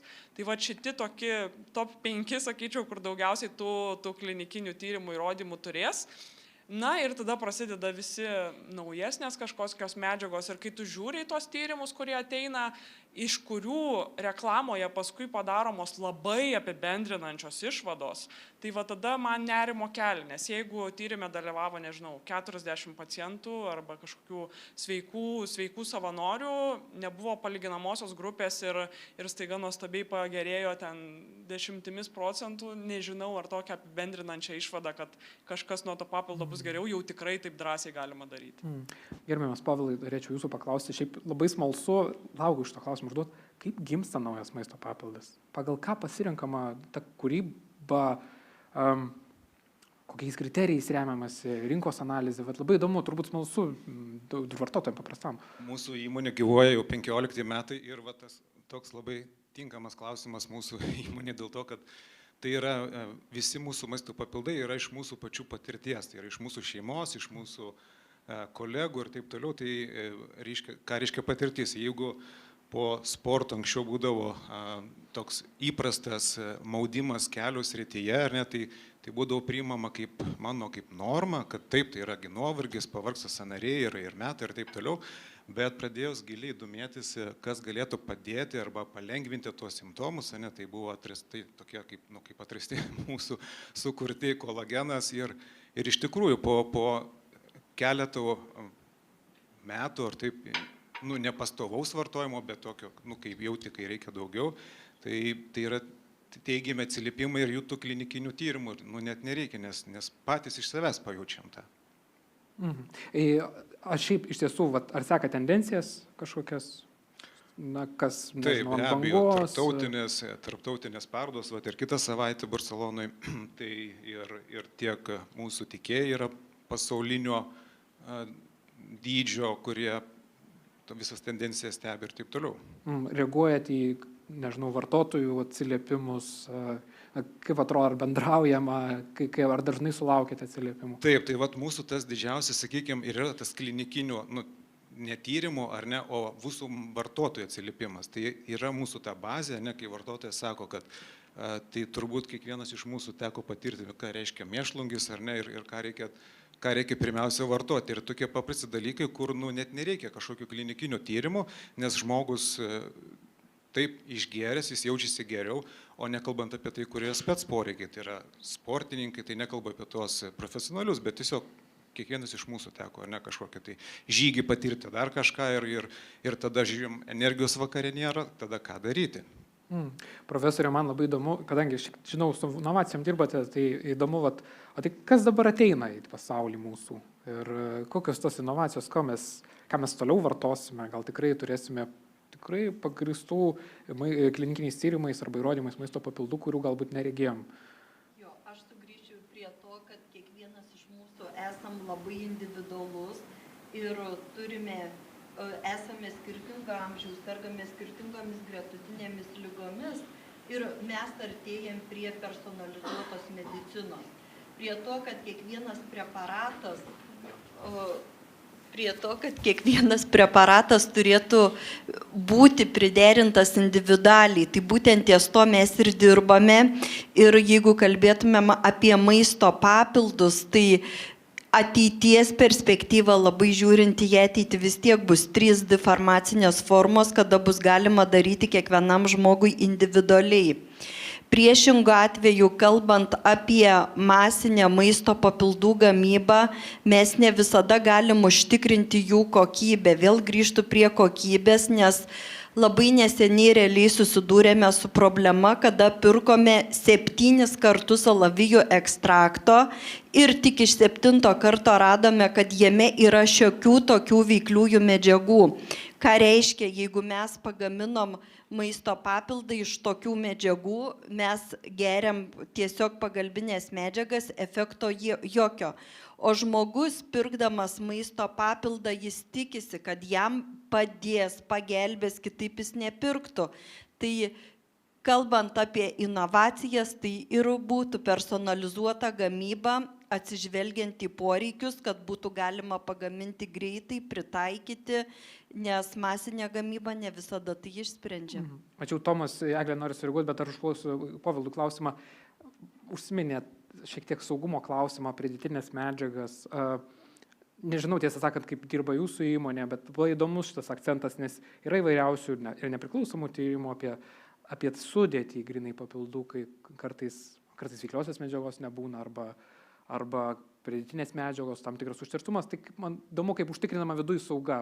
Tai aš manyčiau, kad mūsų įmonė tai yra paprasčiausias, vienas iš tokių lengvesnių dalykų dėl to, kad mes tokiais baziniais žaliavom arba ingredientais mūsų papildai, tai yra mineralai.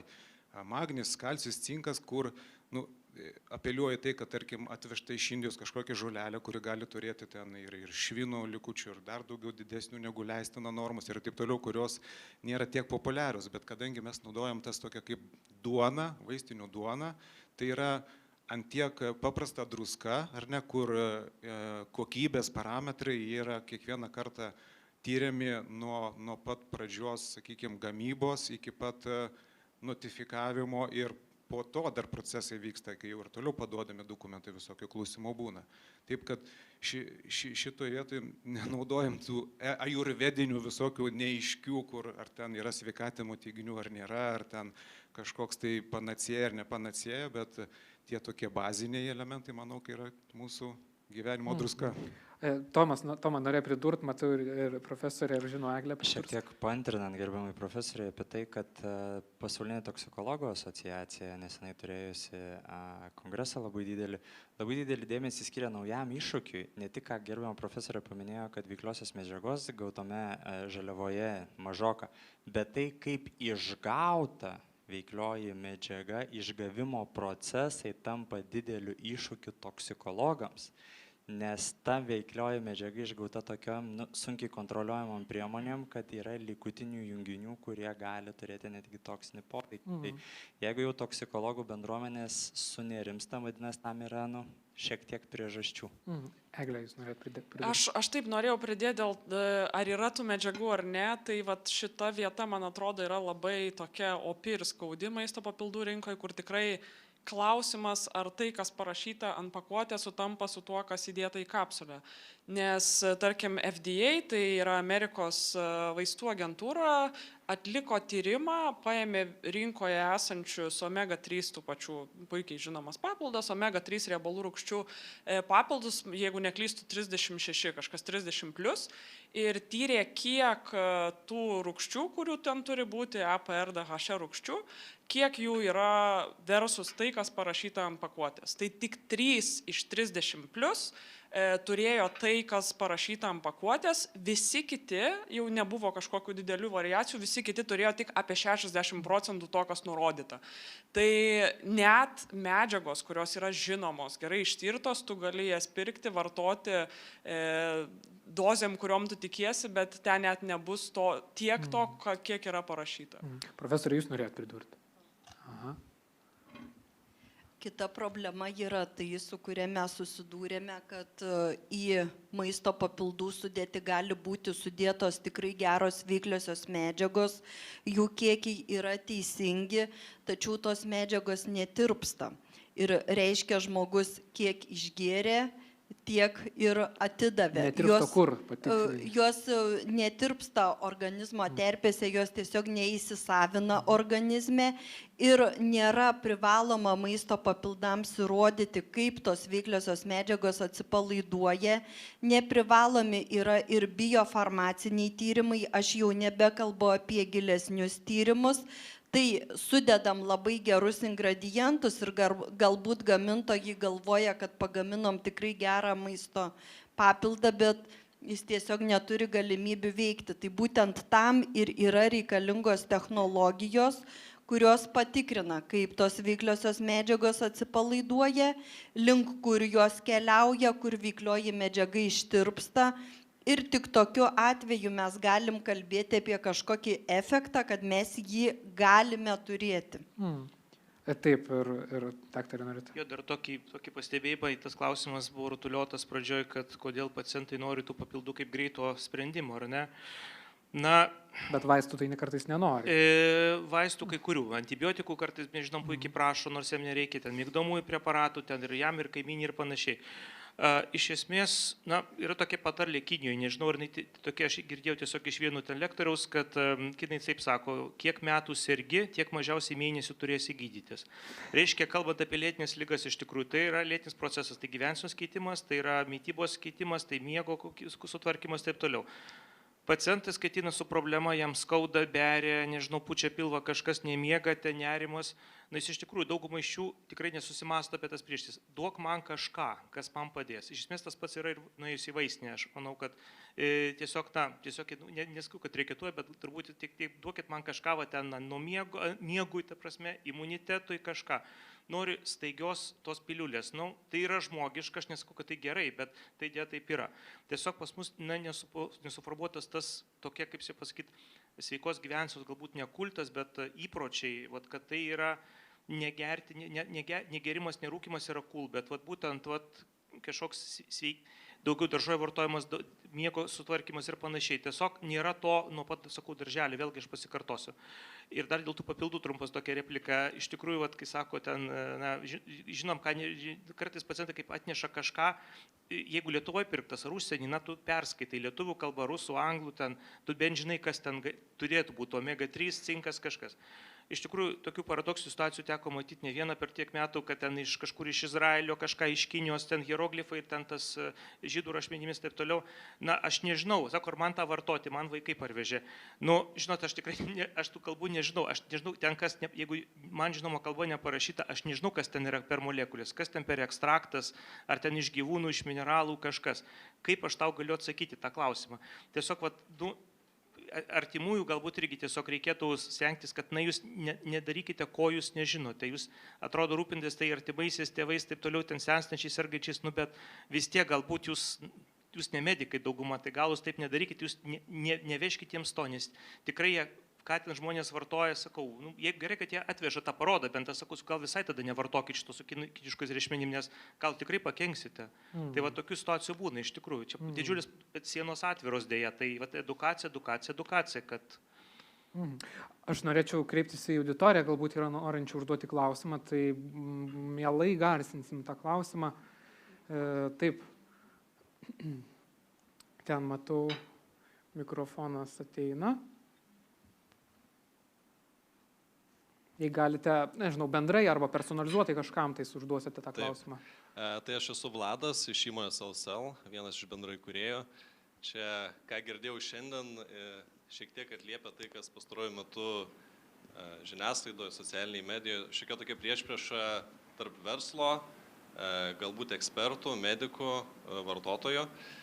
Tai vienas dalykas, kurį norėčiau pasakyti, tos priešpriešos čia nėra, mes esam tokie patys visuomenės nariai, mes čia šalia, tikrai nereikia kalbėti trečiuoju asmeniu, galima visuomet komunikuoti, išsakyti kritiką, ne tik teisiniais raštais, bet ir tiesiog parašant žinutę paštu ar socmedijoje.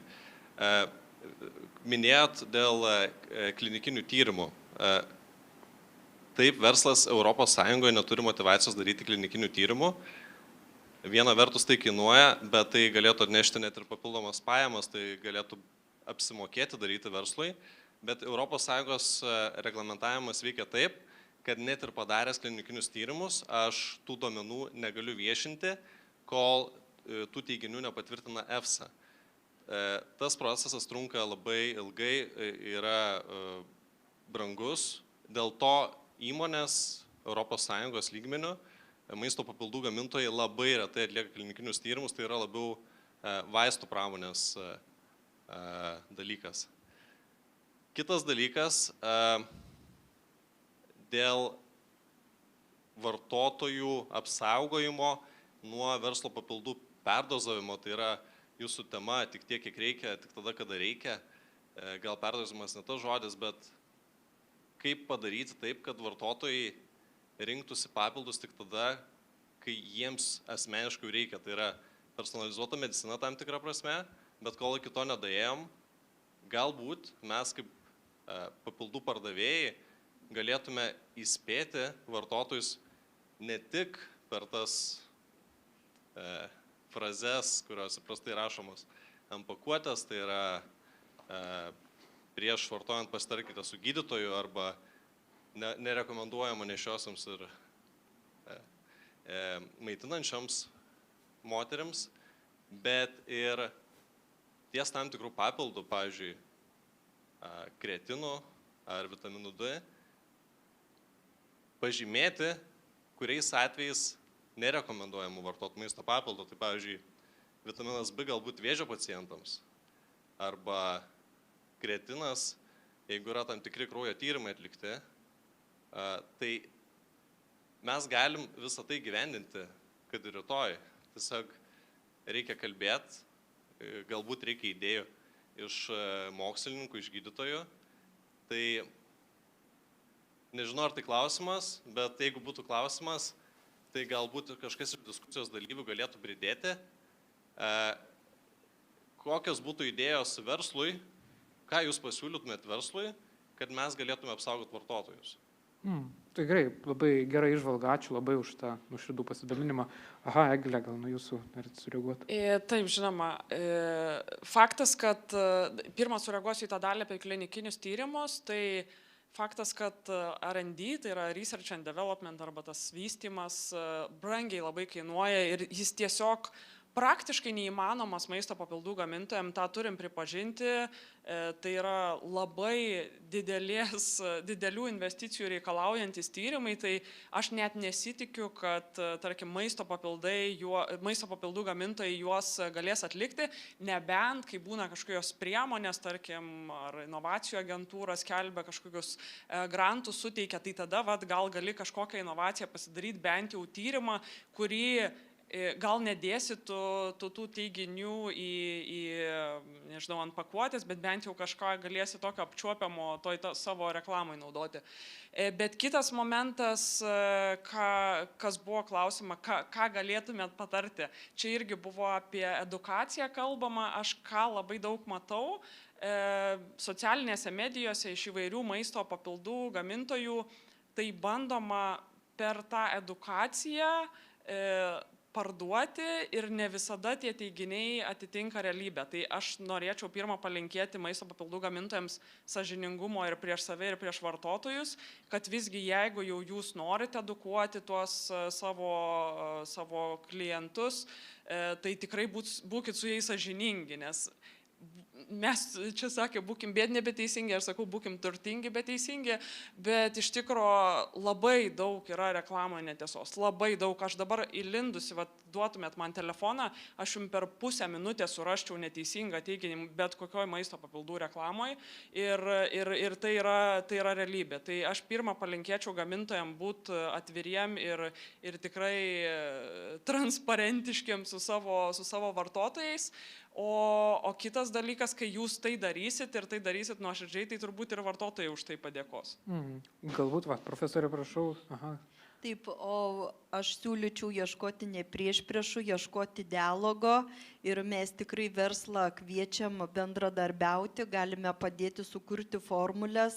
Klinikiniai tyrimai yra brangus, sutinku, niekas greitai jų nepasidarys be išorinio finansavimo, bet galime atlikti tradicinius farmacinius farmakopėjinius tyrimus ir įvertinti, ar sukurta formulė būtent atsipalaiduoja imitacinėse skrandžio žarnyno terpėse ir bent jau turėti mokslinį įrodymą, kad tikrai preparatas gali veikti patekęs į organizmą. Tikrai geras kvietimas. Norėjot gal, daktar, pridurti? Jo, trumpai dėl to, klausimas labai geras, tik nuskambėjo toks teiginys dėl tų B grupės vitaminų, ar ne, kad onkologiniam negalima. Na, onkologai vis dažniau apie tai kalba, kad tai iš tikrųjų yra mitas ir tas paneigta.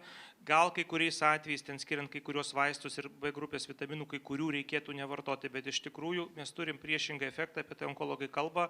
Aš nesu onkologas, bet neteko pranešimų daug skaityti, ypač kai yra pacientams po chemoterapijos polineuropatija ir kai pacientams trūksta B12 vitamino, kas yra dar galbūt net nediagnozuota.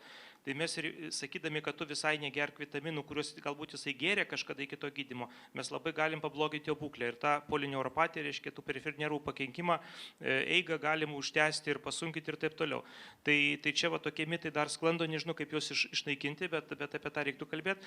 Ir kitas dalykas, labai tas klausimas užvedė vieno aspekto, ką reiktų paminėti auditorijai, turbūt irgi čia, tiesiog prisimenu dėl to, kad prieš turbūt keletą dienų, prieš savaitę buvo labai gera konferencija endokrinologų apie laboratorinius tyrimus hormonų ir buvo paminėtas geras dalykas apie tai, kad papildai vartojami, kuriuos tikrai mes nežinome, ar pacientai atrodo, kad tai nesvarbu, jie ten geria visą laiką, ten ir vos netyrimo dieną, kai kurie papildai, ypač vitaminas H, biotinas, tas žinomas, irgi B grupės, jeigu neklystų priklauso, ar ne, tai jo vartojimas ypač dideliais kiekiais prieš patyrimo atlikimą laboratorinio, tarkim, kai kurių hormonų, ten skydliaukės ir berods antinkščių, gali labai iškreipti rezultatus. Klaidingai bus teigiami arba neigiami rezultatai ir atitinkamai bus klaidingas klinikinis sprendimas, arba klaidingai nustatyta diagnozė, arba koreguotas gydymas neteisingai, tiesiog paltus tyrimus.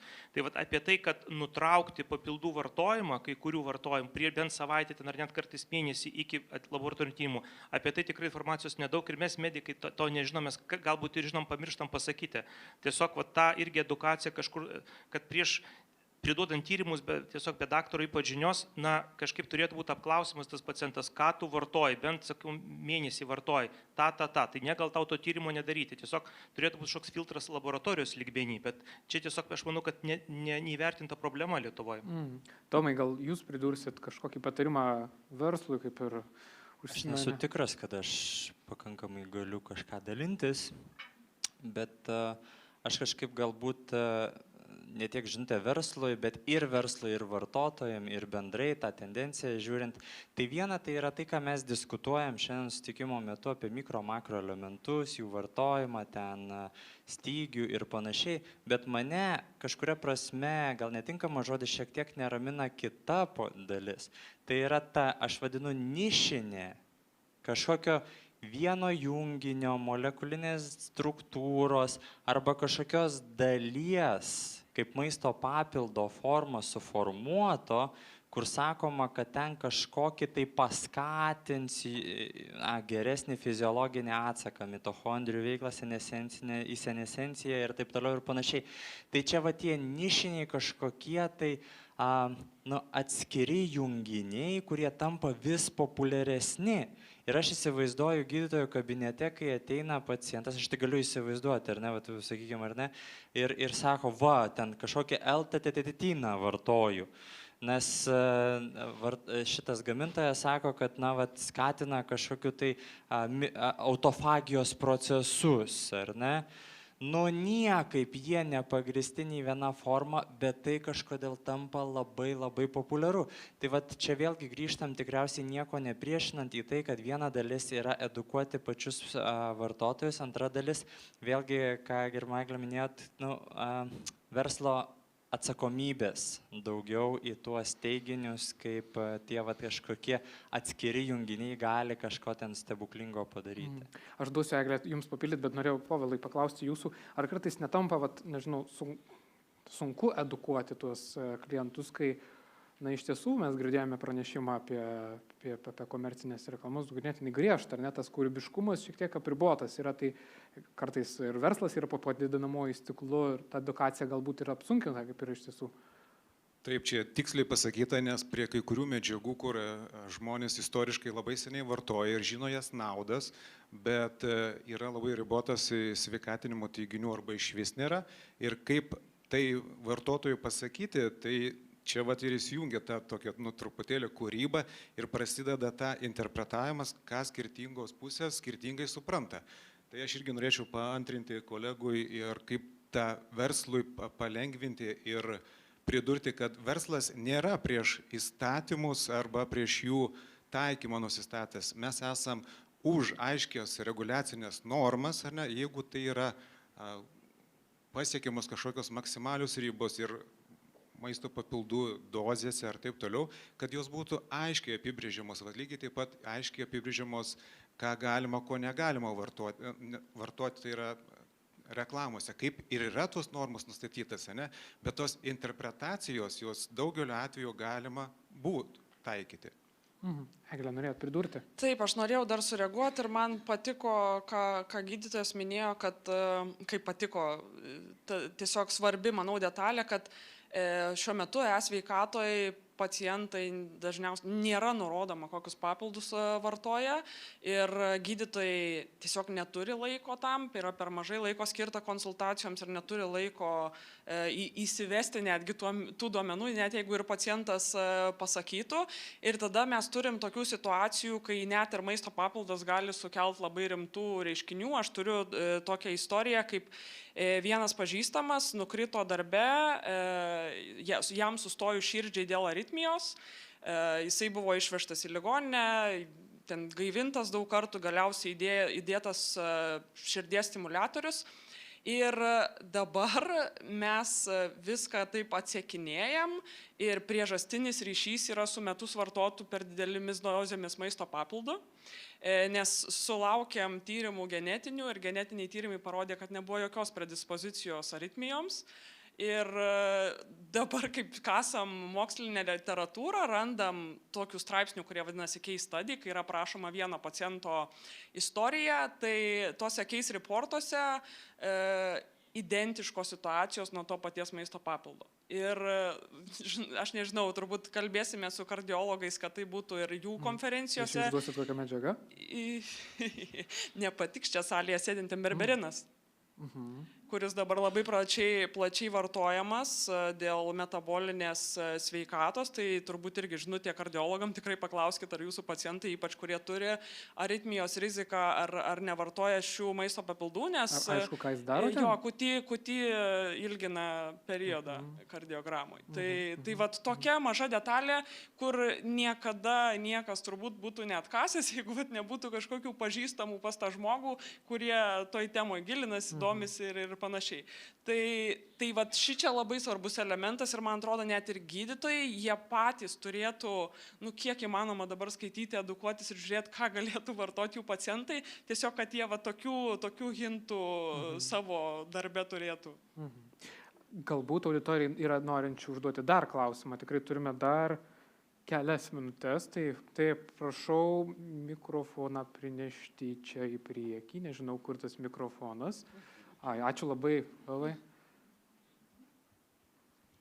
Sveiki, Jūratė Piragienė, maisto papildų gamintojų asociacija, direktorė esu. Tai norėčiau irgi arčiau mikrofoną nuomonės. Šiek tiek aukščiau, šiek tiek, kad girdėtume jūs. Norisi atkreipti dėmesį, kad tikrai spektras turbūt rinkos dalyvių yra platus. Taip kaip ir mokesčių mokėtojai. Yra tie, kurie moka mokesčius, yra tie, kurie mokesčių nelabai nori mokėti. Tai turbūt norėtųsi pasakyti, kad ir mūsų padangė labai yra įvairaus, kaip čia pasakyti, stiliaus ir pasirinkimų ir vertybių dalyvių. Tai turbūt, kas man girdisi šiandien, kad labai didelis akcentas apie tuos mokesčių nemokėtojus. Bet yra ir tie, kaip sakyti, mokesčių mokėtojai, kurie, kaip sakyti, ir sveikatos, bendrai sveikatos ir visuomenės sveikatai turi didžiulį indėlį ir prisideda prie to, kad yra Europos pačios irgi išskaičiuoti ekonominiai parametrai, kiek maisto papildų vartojimas prisideda prie bendros visuomenės sveikatos. Tai aišku, kad yra medžiagos, kurias organizmas labai išmanus ir jis pasigamina ir kepenys, kaip sakyti, visur sudalyvauja. Bet yra ir tokios medžiagos, kurios yra gaunamos su maistu. Ir to irgi nereikia pamiršti, kad netvarkingas gyvenimo būdas, mes visi svajojam, kaip būtų faina gyventi rojuje, bet rojus tai yra žemė ir šiandien mes čia esame. Tai iš tikrųjų tiesiog kaip padėti tam mūsų vartotojui, kaip nepasiklysti arba pasirinkti, tai tos edukacijos tikrai iš medicinos ir darbuotojų ir kolegų ir, sakykime, tokio aiškumo, ką aš turėčiau daryti, kaip sakyti, kas man pravartu ir ką aš turėčiau vartoti kiekvieną dieną, ką turėčiau vartoti kursais, tik tos informacijos mes tikrai matom, kad jos trūksta. Tai jeigu paklausim kardiologų ir gerbiamo Tomo Vaičiūno prezentacijoje taip pat viešinta informacija, kur čia Lietuva lyderė ar ne kardiologijoje, kaip sakyti, dėl mirtingumo, tai iš tikrųjų, kad daug dabar yra vartojama ir tų pačių omega-3, bet pagal viską turbūt irgi nepakankamai. Tada klausia, kiek dozių, o kiek reikia, o kiek ten to turi būti. Tai manau, kad FDA daug padaro irgi Amerikoje, bet FDA ne viską registruoja. Ir ten irgi labai daug, kaip sakyti, prerijų plotmių ir, kaip sakyti, būti neskaidriems. Tai Europa, manau, kad su EFSOS reguliavimu visų eina labai tokia vartotojo saugumo kryptimi. Tikrai labai viską išnagrinėja. Mums nėra prasmės daryti tų tyrimų, klinikinių tyrimų, dėl to, kad viskas tenai yra sprendimai, kokius teiginius mes galime vartoti, yra priimama Europos maisto saugos agentūroje. Ačiū už pasidalinimą. Eglė, norit sureaguoti? Aš tai noriu tik tai sureaguoti, gal ir tokią savo asmeninę nuomonę pasakyti. Aš nemanau, kad maisto papildai yra blogis, aš manau, kad jie tikrai yra reikalinga sveikatos dalis, tai čia turbūt daugelis iš mūsų pritars ir čia niekas su tuo nesiginčia. Tikrai aš manau, kad Europoje yra geresnė situacija, nes tas pats tyrimas, kur minėjau, ten tyrė ne tik omega-3, bet tyrė dar daug kitų papildų. Tai pavyzdžiui, Amerika turi tokią problemą, kad jie randa papilduose iš vis neleistinų medžiagų, kurios yra vaistinės medžiagos. Tarkim, vyrų potencijai skatinti papilduose įdėtas sildenafilio, kuris yra Viagra geriau žinomas. Tai tokių papildų nusipirk ir tikrai veikia, prašau. Tai mes bent šitos problemos neturim tokios didelės, bet faktas, kad taip yra reguliacija, taip yra pilna puikių gamintojų, kurie jos laikosi ir naudoja tos tinkamus terminus ir teiginius, bet tikrai pilna ir tų, kurie visiškai tų įstatymų, tai pasakykime, nesilaiko, galbūt turi galimybę net su agentūra konsultuotis, tai ar mes galim tai naudoti reklamai. Aš manau, kad agentūra tikrai VMVT būtų atvira pasakyti, taip galit arba taip negalit. Aš tiksliai nežinau, ar tokia galimybė yra, bet manau, kad jeigu gamintojai išreikštų tokį norą, galbūt ta galimybė konsultacijom atsirastų. Tai turbūt didysis klausimas, kaip suvaldyti tuos, kurie dėja, bet meluoja reklamoje. Ir dar kitas lygis, kaip suvaldyti tuos, kurie Facebooko grupėse prekiauja papildais, kurie iš vis net nenotifikuoti ir vadinasi nelegaliai tai daro. Ir aš pati vieną influencerę žinau, kuri pagaliau po metų prekiavimo savo maisto papildais savo grupiai sekėjų pagaliau pridavė bylas notifikavimo. Tai kaip šitus išgaudyti, aš dar atsakymo neturiu. Mes pabaigsime šioje vietoje. Ačiū Eglė ir visiems diskusijos dalyviams, kurie pasidalino savo įžvalgomis. Aš kviečiu, žinoma, padiskutuoti ir po renginio šitais klausimais neoficialiai, o visiems dalyviams ačiū, kad dalyvavote šiandien mūsų konferencijoje apie maisto papildų kultūrą, vartojimą, rizikas, saugumą, bendradarbiavimą ir žinoma visiems, kurie stebėjo tiesiogiai internetu.